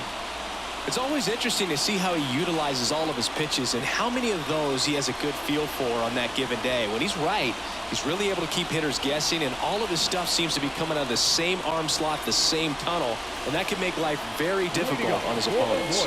Now it's the DH, Adam Frazier. The wind of the pitch. That one misses. Ball 1.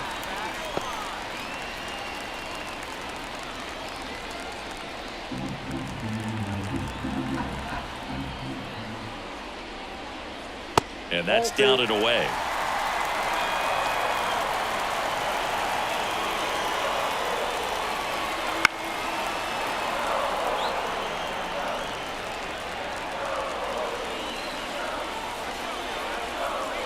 Anderson ready to work. That misses the zone, and that's ball 3. Bobby Witt Jr. in the on-deck circle.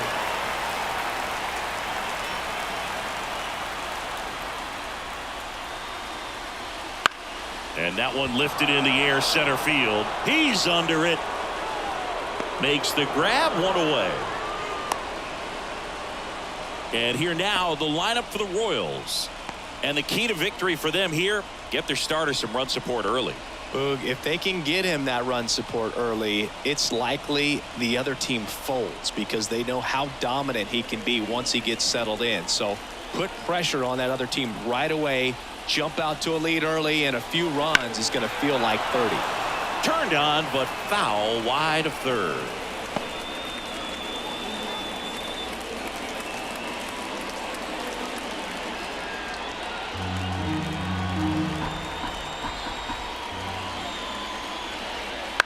Line drive, and it stays fair.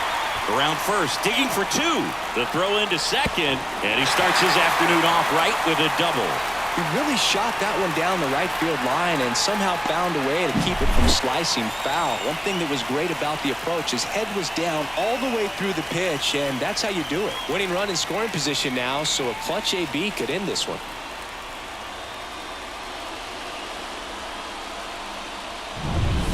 One out, runner at second. Vinny Pasquantino, the next to hit. That one ripped, but foul.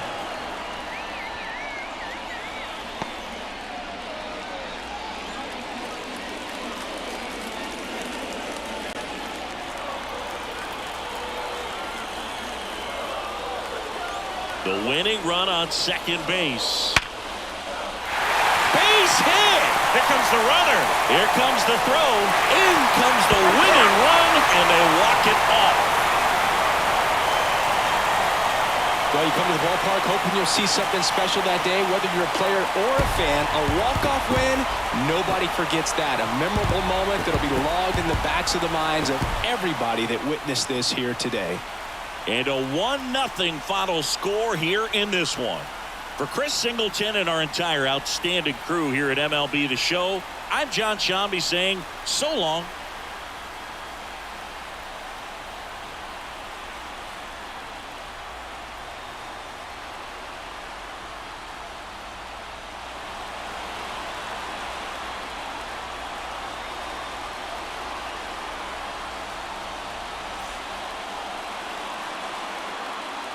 Our final line score this afternoon.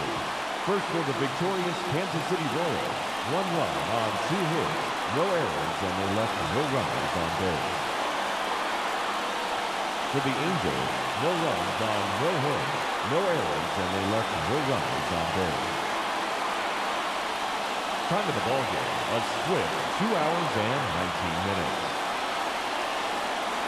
Thank you for joining us here this afternoon. And we remind you to please drive home safely.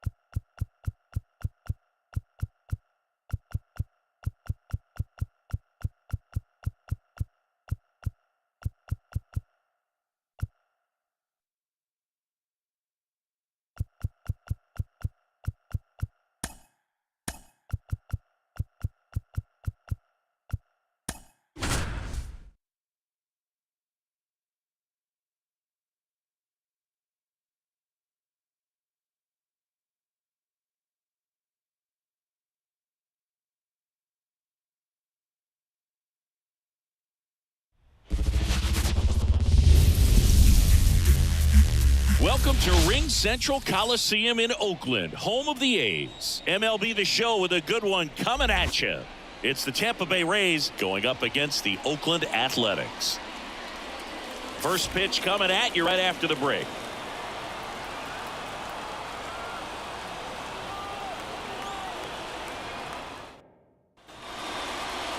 So, almost ready to get underway. And today's starter, number 38. What do you look for here? Well, this guy's got sort of a tweener, not quite a slider velocity and not as slow as a curve. It's in between, and he adds and subtracts velocity on it, which makes it harder for the hitters to really get that front foot down and have the timing they need to be successful. Okay, all set to go. Now up for Tampa Bay, Yandy Diaz. And a pitch. Fastball for a strike. And away we go here in Oakland.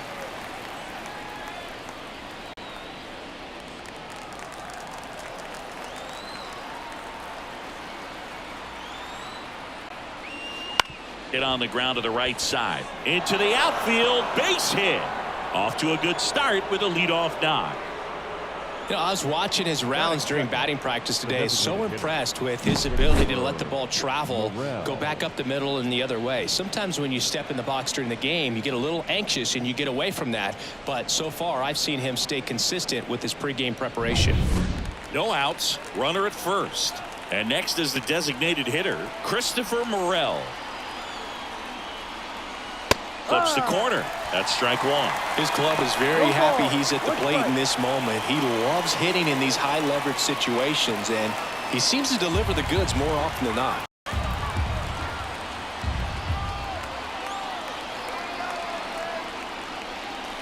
Breaking ball inside. 1-1.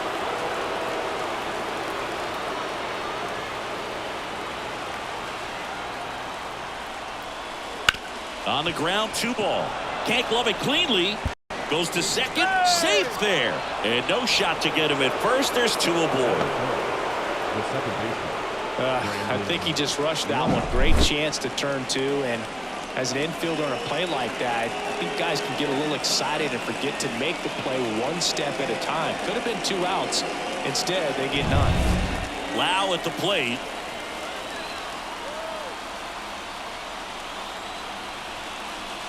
There's a strike.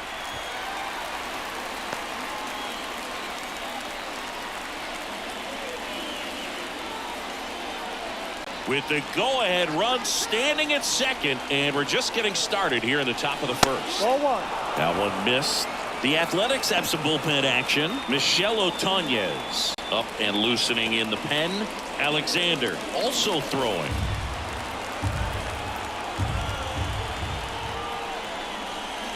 Swings and misses. And a count 1-2.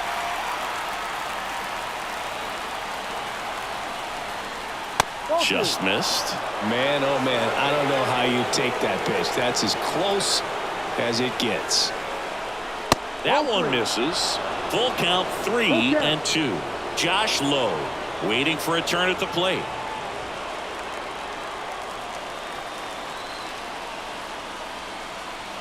Three-2 on the way. Swings and misses. Struck him out. Came inside with that 2-strike fastball nicely and just bunched him up on the inside part of the plate. Couldn't get around on it and catch it out front. Many times if you do, it's a foul ball. And you know, a lot of pitchers, they really don't like working inside with 2 strikes because they do not want to hit that batter. And when they've got him up against the ropes, got to figure out a way to put him away. Did a nice job right there. So here's the cleanup hitter, Josh Lowe. Fastball for a strike. The last thing he wants is to hit the ball on the ground, but I wouldn't expect many pitches up in the zone. They'll be pitching for a double play in this spot.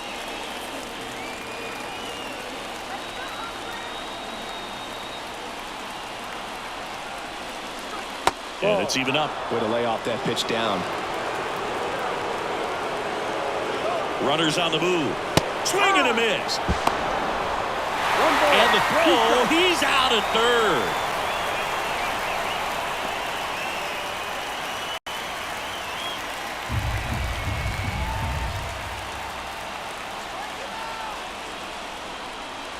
Just misses with that one. It's a good take.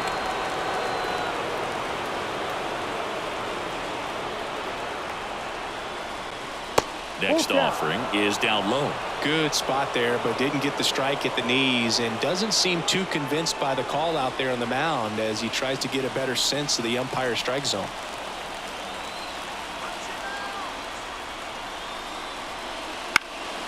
In the air, left field, down the line, and that drops foul. You can see he was trying to stay back long enough to handle the off-speed pitch, but just a little tardy on the fastball.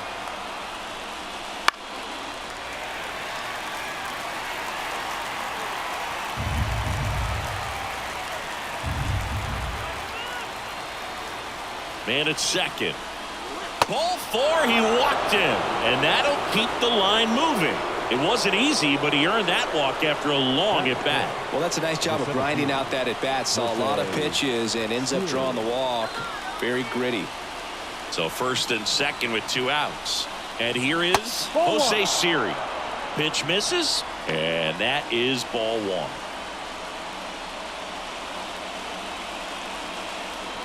Two outs, a couple of base runners at first and second.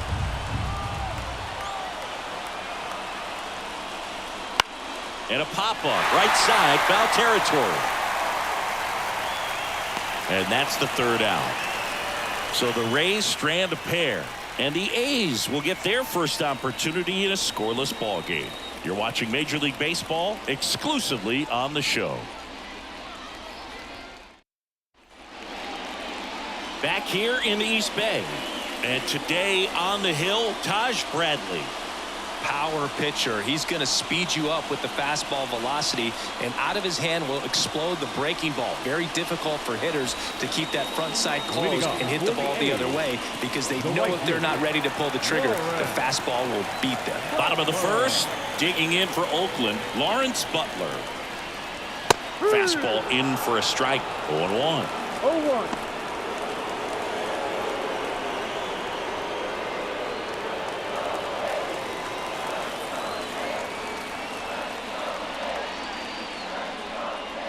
Just off the inside edge.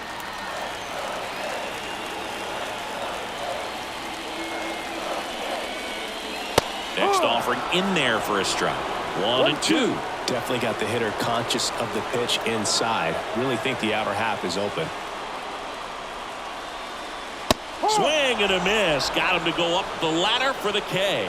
With that kind of velocity, an elevated fastball, even if it's still in the strike zone, can be tough for hitters to get on top of. And too hard.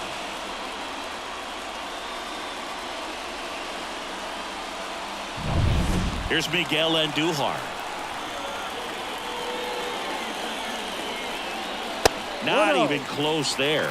And that's ball one.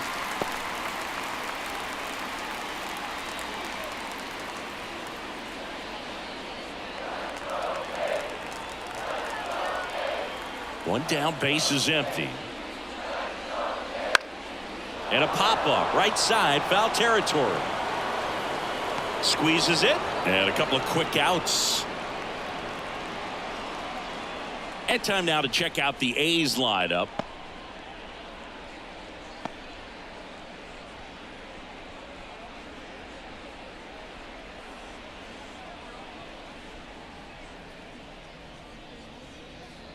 This is J.J. Bleday. On the outside corner, and that's strike one.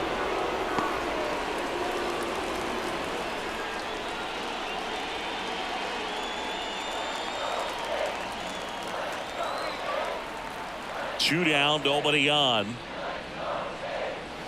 Now a check swing, but he held up.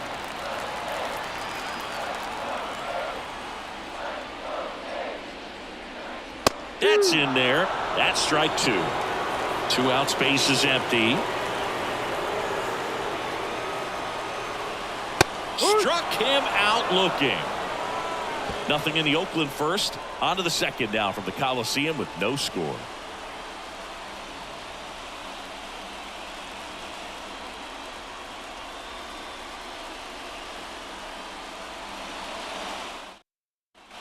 Top of the second, leading off, Junior Caminero.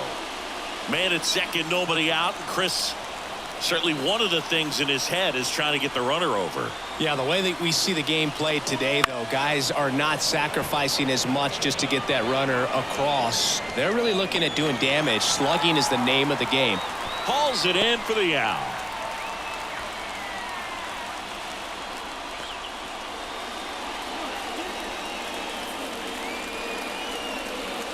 And now the catcher for the Rays.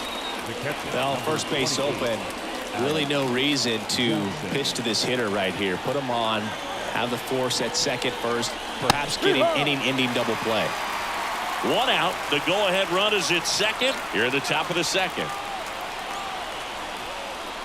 Swing and a miss. And it's 0-2. He's clearly out there throwing pitches in this situation. First base is open. If he walks him, no big deal. Man at second. Ball. I don't think he was trying to miss by that much in an 0-2 count. Just tried to overthrow that pitch. And here it comes. Fights that one away. Still 1-2.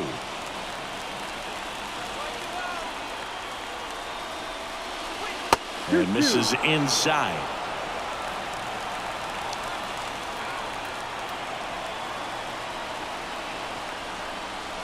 Wouldn't chase that time.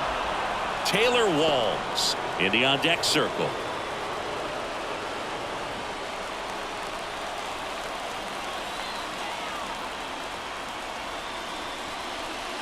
Got him looking. 2 out. Most guys are very aggressive when they see the stakes out there on the base paths and can't understand why he wasn't ready to swing the bat. You've got to be ready to swing the bat in a situation like that with the go-ahead run in scoring position. And now Taylor Walls, the switch hitter batting right. Splits the plate, and it's 0-1.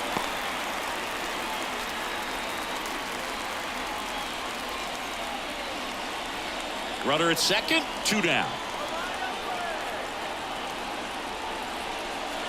Bottom of the zone and a called strike. And a bat like this is almost over as it begins. In this situation, you have no idea what the next pitch is going to be. You just got to hope that you can make contact. Line to left. He pulls into second. A run comes in the play. He went up there and got it. With 2 strikes, I'm not going to leave this in the umpire's hands. I'm going to be aggressive. It was in a location where you could get those arms extended that he loves to do. So nice job right there coming back in that at bat.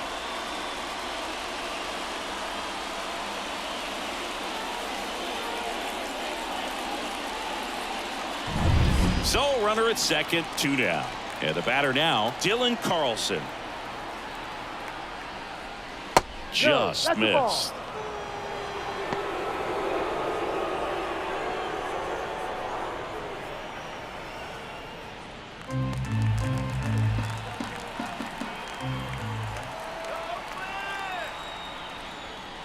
And that one missing low. Well, out there on the mound, he's got to go right after this hitter because you don't want to turn this lineup over. This is the guy that you've got to get that final out, get out of this inning.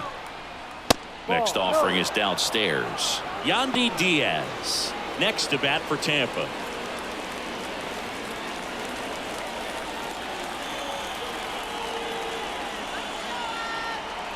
Let's see if he gives him anything to hit here. Pumps in a strike, and now 3-1 the count.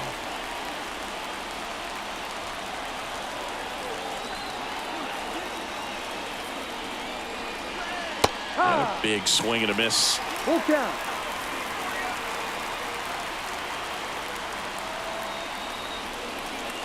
Swings and blasts one deep to left center. Banks off the wall. They get some insurance as the runner scores from second, and they lead by 2. And that's a 2-out double. Well done. Drives in the run. He put a great swing on that ball. Took the barrel right to it. Nice extension as well. 105 exit velocity. That tells you everything you need to know about that swing.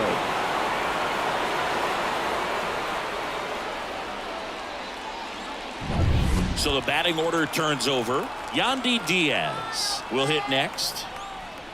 Fastball for a strike. No ball. 1 strike.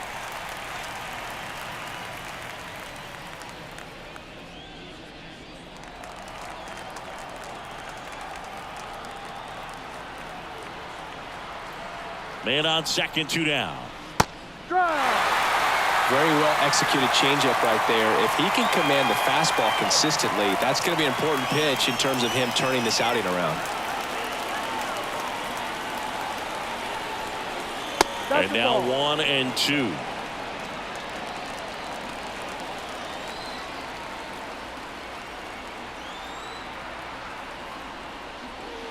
Out to short. Throw pulls him off the bag, and he's safe. Now batting. That's a play you expect your shortstop to make pretty much every time. Pretty routine. Hard to tell if he didn't get a great grip on it or the mechanics on him just broke down, but that gives this offense an extra out to work with.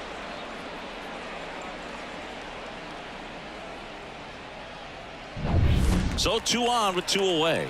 Christopher Morel now at the plate. He's 0 for 1. Swinging a foul back. That's out of play.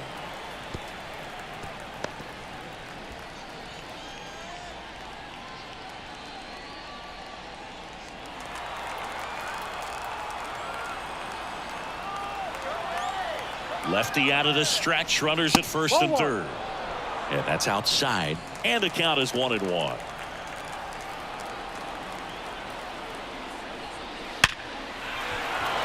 That's a base hit as a run scores.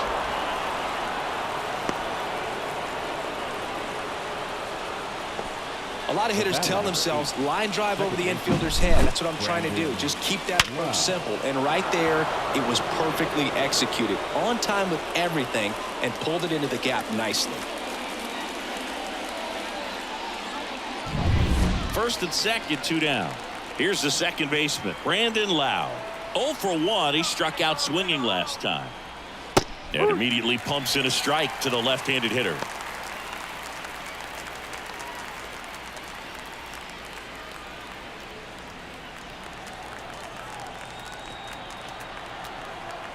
Two on, 2 outs. Swings through that one for strike 2. He finds himself in a tough situation early. Just got to try to simplify it. Take a knock the other way if you can. Left-hand batter waits. That just misses. 1-2 to count. Really good take, especially with 2 strikes. That's down and in. He's really tightening up his hitting zone with 2 strikes here. I love it. Next pitch is outside. Lingering here. About to throw his 30th pitch of the inning.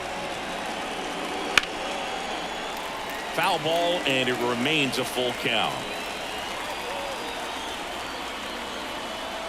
Left-hand hitter waits. Fly ball down the line, and that is a foul ball. 2 outs. And they're all loaded up. That's a great at bat. He saw a lot of pitches and earned a walk. So now it's the 4-hole hitter, Josh Lowe. He reached out a walk his first time.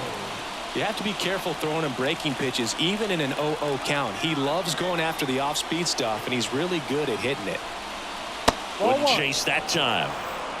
1 ball, no strike.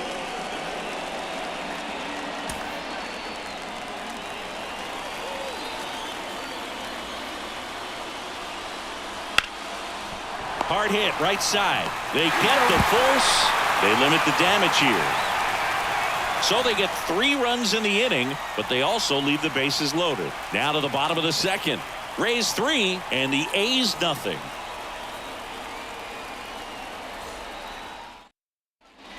Bottom of the second, and now the DH, Brent Rooker. Siggy, he's got a history of coming through in the big spots. I know I like to talk about, I'm not sure whether clutch actually exists, but you look at the numbers, and this guy always seems to deliver in those spots. Started after it, appeal to first. And Mike Fillmore right on it. He says he held up. Righty delivers. Well, I think it's the ability to assess the situation, understanding what the pitcher has, what he's trying to get people out on, and then being able to use the entire field. And there's a ball. If you're a guy that can only hit to one field, then you're really not going to be able to come through in clutch situations because pitchers are going to adjust. But because he's able to use the entire field, that's why he's so successful in these situations. Rips one to right. Low makes the grab. Runner tags at second. In there safely. Man, he smoked that fastball. He's all over it. It's just frustrating when you can't get it to fall. Maybe next time up he'll find a hole. Shea Langoliers up next for the A's. You have to find a way to score the runner from third, especially with less than 2 outs. Wait for the pitch you want and hit it as hard as you can.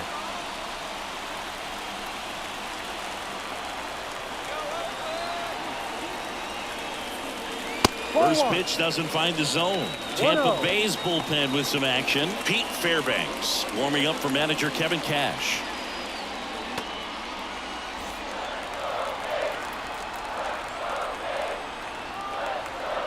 Right-hander kicks, deals.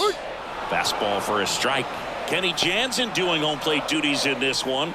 Not a huge strike zone from Jansen, so he can't really be called a pitcher's umpire, but he does like the bottom part of the strike zone. We may see some pitchers steal a few strikes down there, especially the ones right below the knees. That's if their catcher can present it properly. 1 ball, 2 strikes. And the pitch. Ball. 1 away with a runner at third. Got him looking, and he did not like the call. No, you got to be ready to swing the bat with a runner in scoring position and 2 strikes. Just put the ball in place somewhere, and you got a chance. Very frustrating for him, I'm sure. See if the next guy can pick him up. Abraham Toro stands in with 2 away as he takes a ball.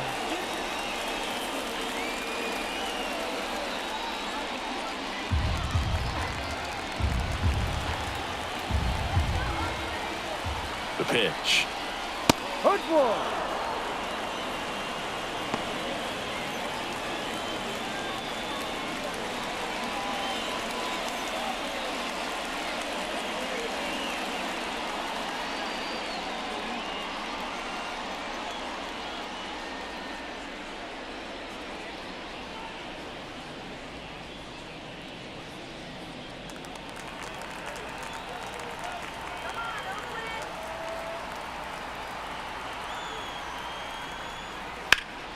Now this is in the air down the line, and a foul ball.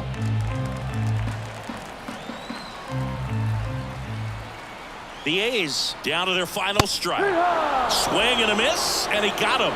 And that is the ball game. This is just a nice win. 3-0 ball game. You feel comfortable about the 3 runs that you scored, but you also know that if you're not careful, a bloop, a base hit, and a home run ties everything up. But it was great pitching. Timely hitting really made the difference. A shutout in this one. 3-0 our final score. For Chris Singleton and our entire crew, I'm John Shambi saying so long.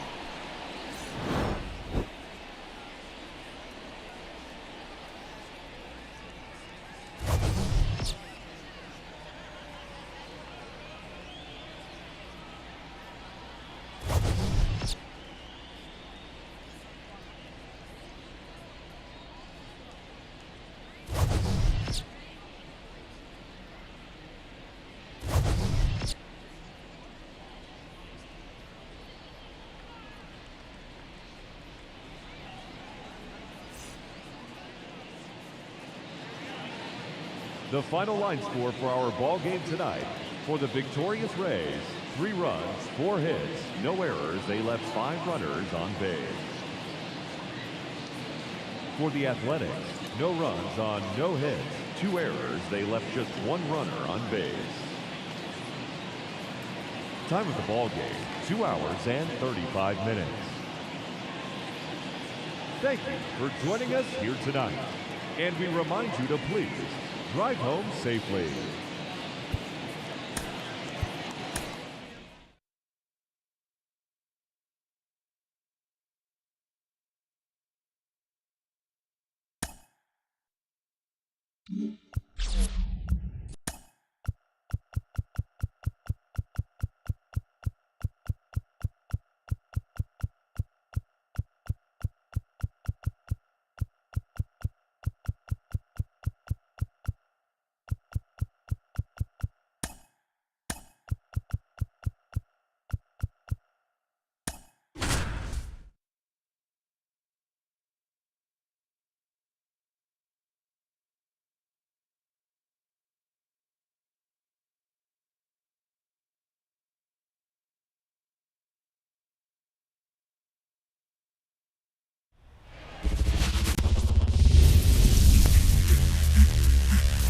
From Vince Scully Avenue, welcome to Dodger Stadium. MLB The Show has interleague action for you this afternoon.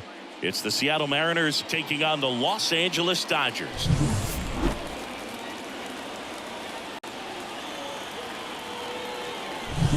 And we'll be back with the first pitch right after this.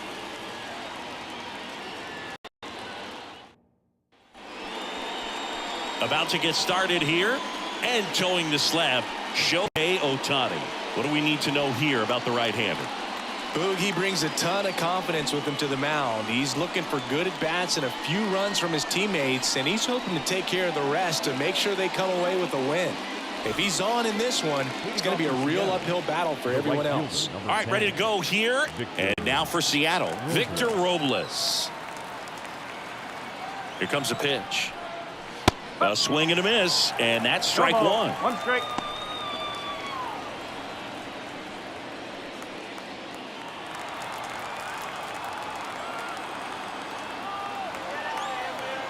The 0-1.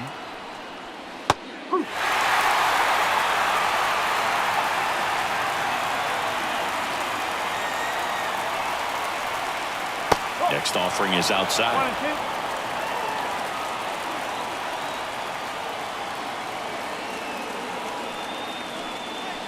Got him swinging. And one out now. First punch out of the game for Ohtani, and we all know Shohei brings a lot of talent to the field on both sides of the ball, but that splitter is perhaps his biggest weapon on the mound. It's nasty when it's right. He gets a lot of swings and misses with that pitch. Now it's Randy Arozarena. And the pitch a little bit low, ball one.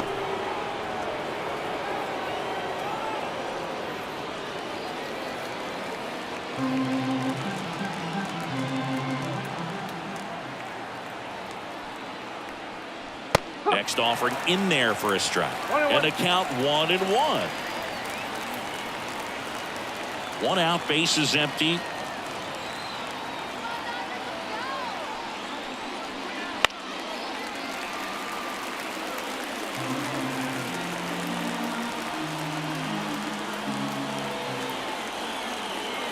The pitch. That one is absolutely belted.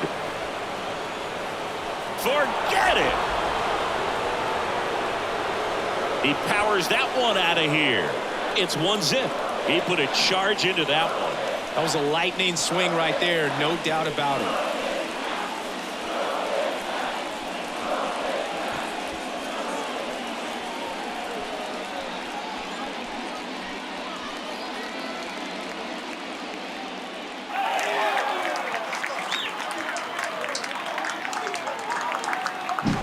A good hitter gets pitch recognition early. He saw exactly where that was going to be. The challenge, not get over anxious and come out of your swing. He stayed on it and got all of it. Cal Raleigh up next for the Mariners. And it's fouled away. Ohtani, multi-time All-Star. He throws a slurve, a four-seamer, a cutter, a splitter, and he works in a sinker. One down, base is empty. Laced down the line. This looks like extra bases. Around first and hustling for second. And he starts his afternoon off right with a double.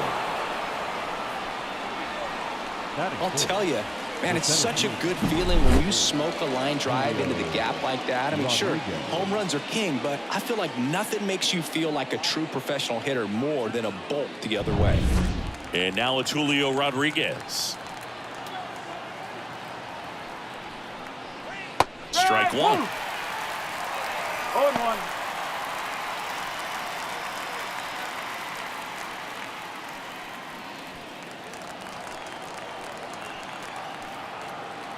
The pitch.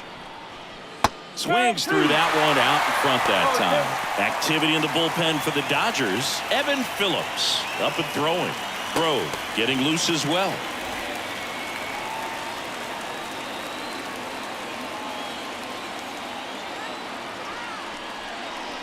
Off the catcher and rolls away. Probably ruled a pass ball as the runner moves up to third.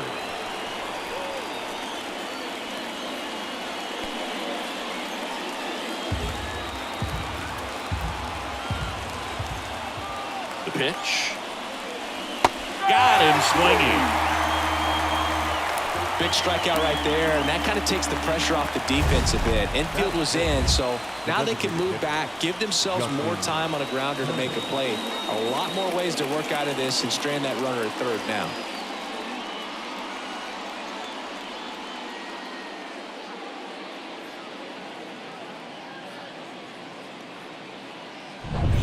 Turner climbs in on that right side. Right through there for a strike.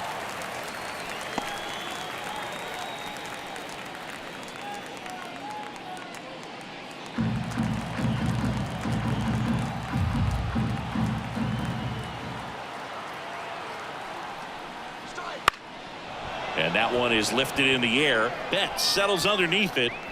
And that is that. But the Mariners draw first blood here on this solo homer. It's now 1-0. You're watching Major League Baseball on the show.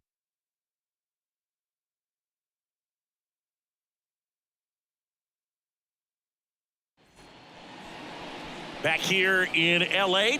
and taking the ball for Seattle, Luis Castillo. What should we keep an eye on here?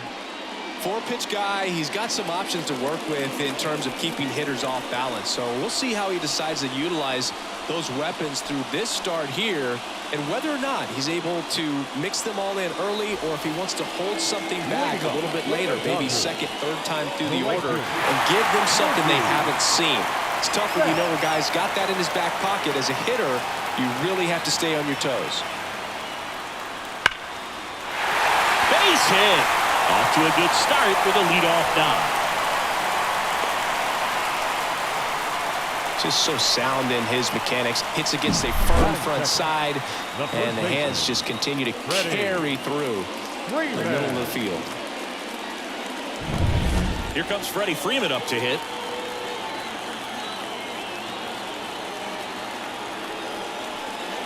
And the first pitch misses for ball one.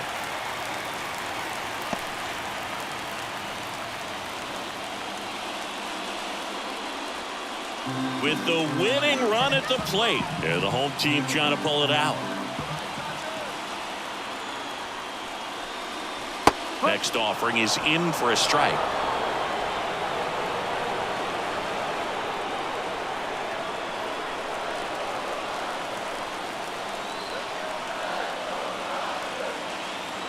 Kicks and fires. And now 2-1. 2-1.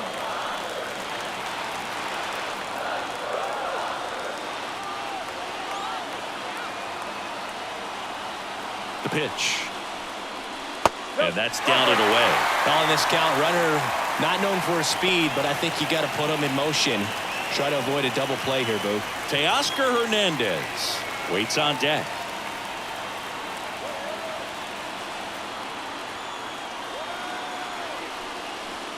Freeman will take his base. Well, this could be the start of something. They haven't found a way to score yet, but now's their chance to change that. First and second, no outs. And now Teoscar Hernandez. And that's in there at the knees for a strike.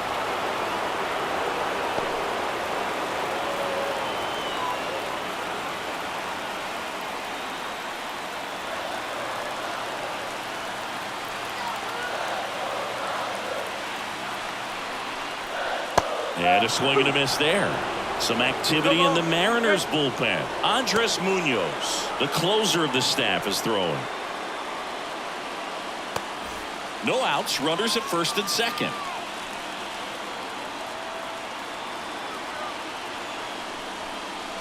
That misses. Now 1-2.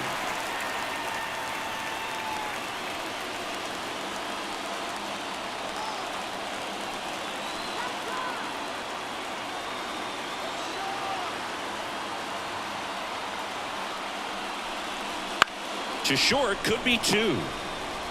Off balance feed, there's 1. Over to first, safe. Batting fourth, the second baseman, Gavin Lux. And now it's Gavin Lux. The corners are in, middle infield playing back for the double play.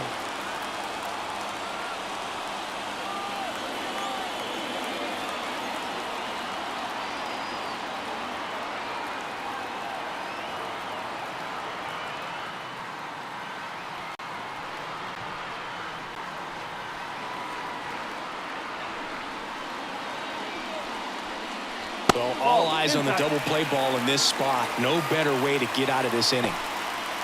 This guy absolutely flies. The defense wants to turn 2, but they've got to get a ball they can do it with. Make sure you get the first out before you try to rush and get 2 and end up with nothing. 2 on, 1 out. Late on that fastball. I think he was sitting off speed there.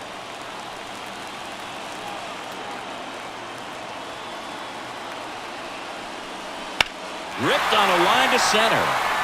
Makes the grab. Runner tags for third. The throw is offline. He's safe. It's 1-1. Sometimes that can be a little tough to score on. It was hit so hard that getting back to the bag, the tag, takes a little bit of time by the time that outfielder catches it, but a really good job of getting that run in from third. And up to the plate is Will Smith, known for his late inning heroics. There's a swing and a miss. He can live up in the zone all game if hitters will chase it. That's just too much velocity. Hitters got to look down in the zone. Here comes the 0-1. There's a strike. All you got to do is concentrate and execute this next pitch. Get yourself out of the jam, back into the dugout.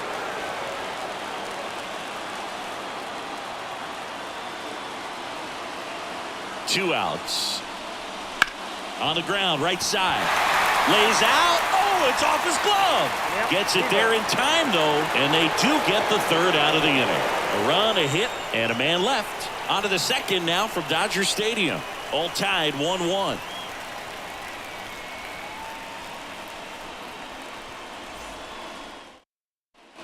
Back here at Chavez Ravine. New inning getting started. And stepping in for the Mariners, Jorge Polanco. Well, both sides equally as strong. So not a good time to try to turn him around with a relief pitcher and put him on the other side of the plate. And that's off the inside edge. Ball one.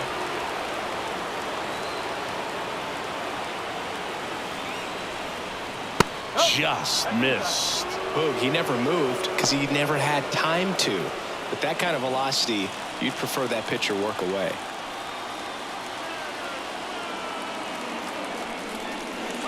That's off the mark, and it's 3-0. 3-0.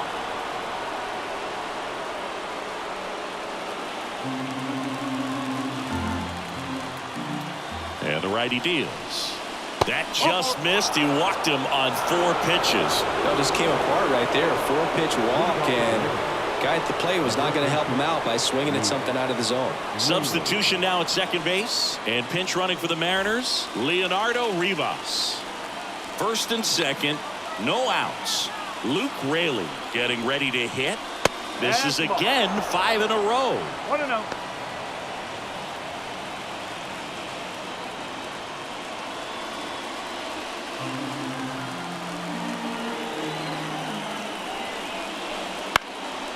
High fly ball out to center field. Kiermaier moving under it. Calls it in, and there's one away.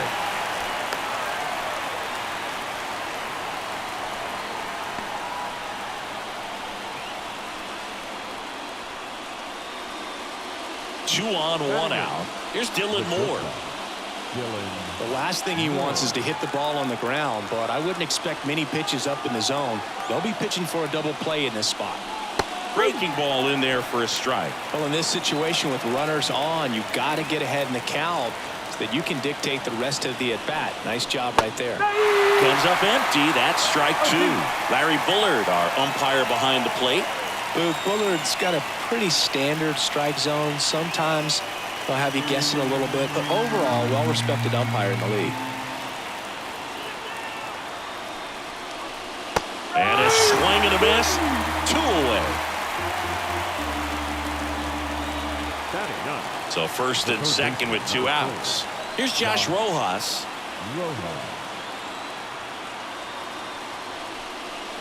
And immediately pumps in a strike to the left-handed hitter.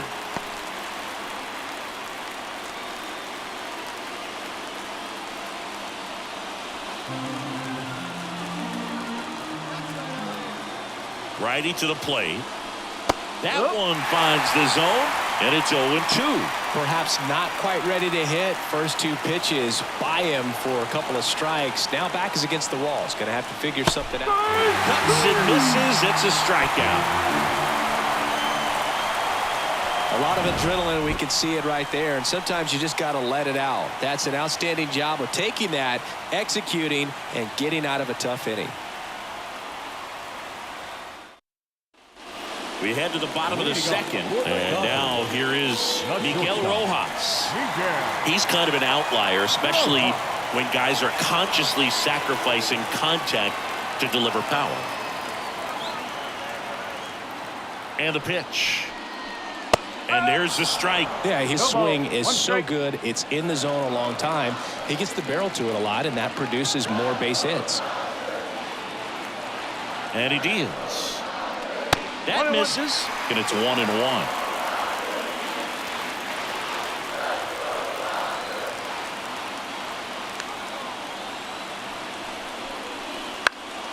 And that one fouled off.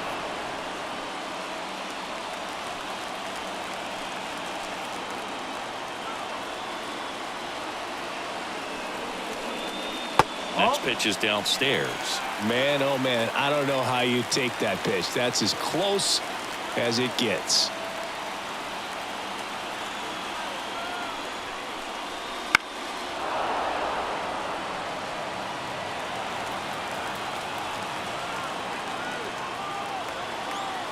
Kicks and deals. That one 95 to finish him off. Batting seventh, Here's Jason the Hayward. designated hitter, Jason Hayward. First pitch, and that's in for a strike.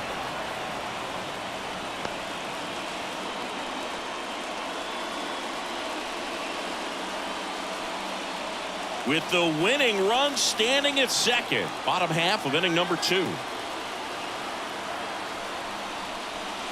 One That's ball, down and one in. strike. A slider missed.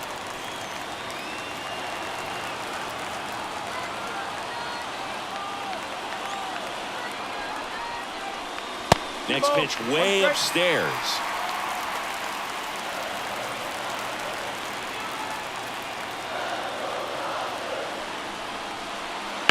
That one to first. He'll do it himself. Already 2 out here in the home half of inning number 2. Not a bad outcome in that spot. The runner moves up to baseman. third, and now they have a chance to drive in the go-ahead run. It's not a knock, but at the end of the day, it's a good at-bat. Here's Kike Hernandez.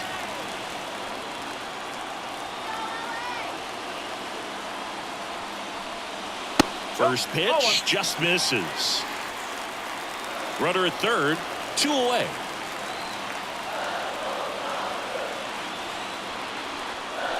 That Ball, one no missed. strike.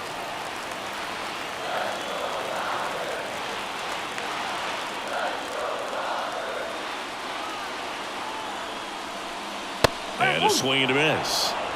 2-1.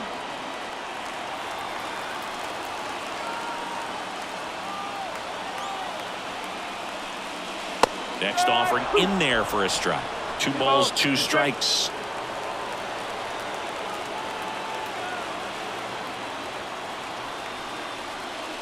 Swing and a miss. Struck him out.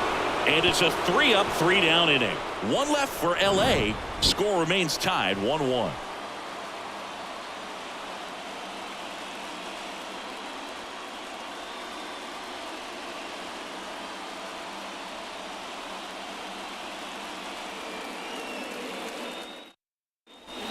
Back here at Dodger Stadium, on to the 3rd inning. Now it's the right fielder, Victor Robles. Ohtani back to work. Swing and a miss, strike 1. 0-1.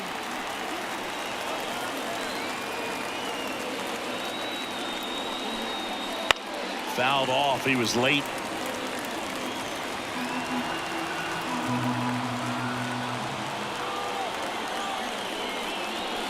That ball. misses the zone. It's a ball and 2 strikes.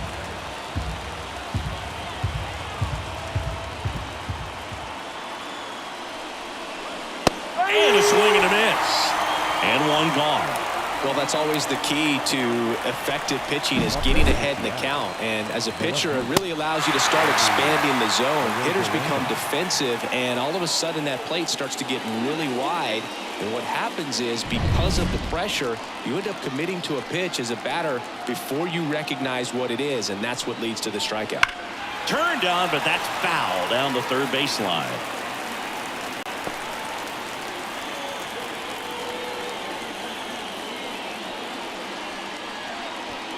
With the go-ahead run standing at second, we're here in the top half of inning number 3. Swings and misses. 0-2.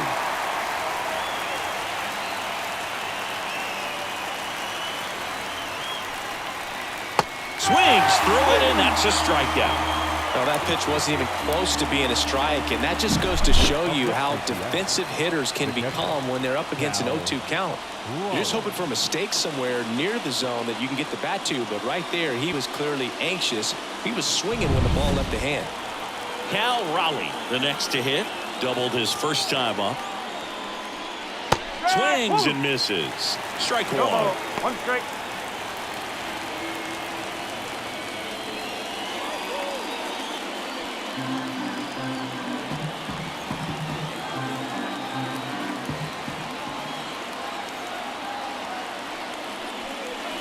And he swings through that one. A little anxious, a little aggressive early in the count. Too much for me. Comes up empty as he chases that one in the dirt. Smith gathers, throws.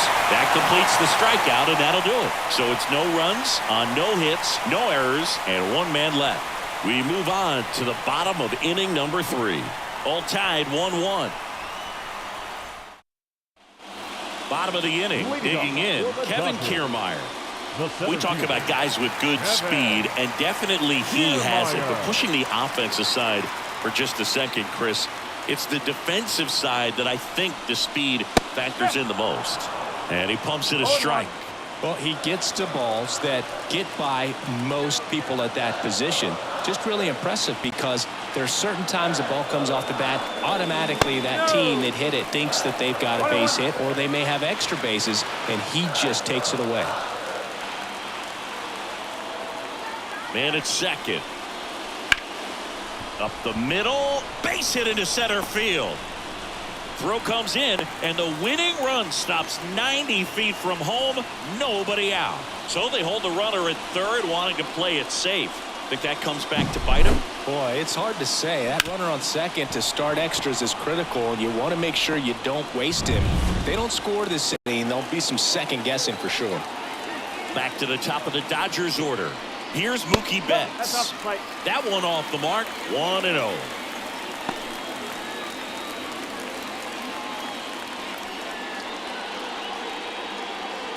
Nobody out. The winning run 90 feet away here in the last half of the third. Next offering is in for a strike.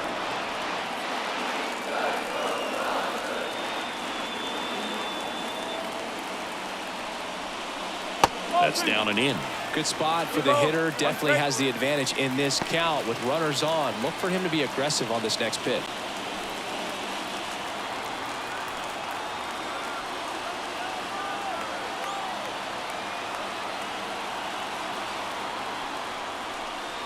Swing and a miss, and that's strike 2.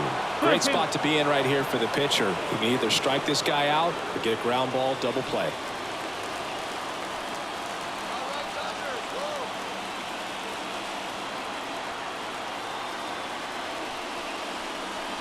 And another ball. So here we go. Base runner at first.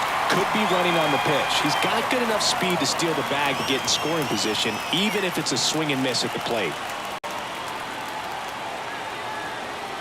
Turns and fires to Betts. Fouled off again, and it remains 3-2.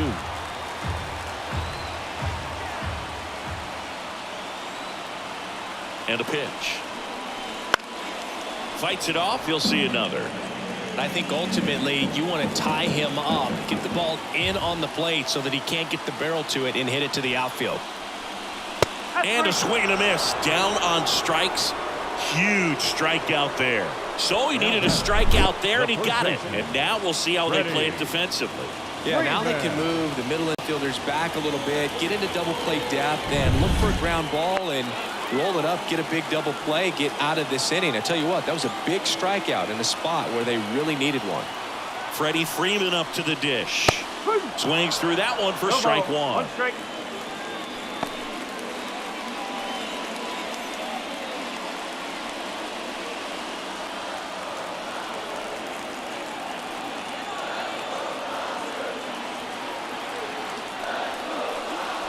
Swing and a miss. 0-2 now. Big pitch right here. He's going to try to make a pitch that's going to produce a strikeout or a ground ball double play.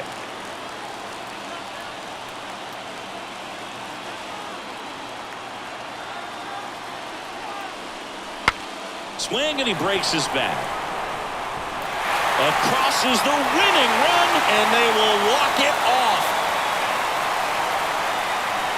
So exciting to see a team walk it off. Not so much fun if you're on the other side, but what a great way to win. This team is celebrating, and this win is well deserved. And your final score here today, 2-1. Dave Roberts and company celebrate in the dugout. For Chris Singleton and our entire crew here at MLB The Show, thanks for stopping by. I'm John Shambi. Talk to you soon.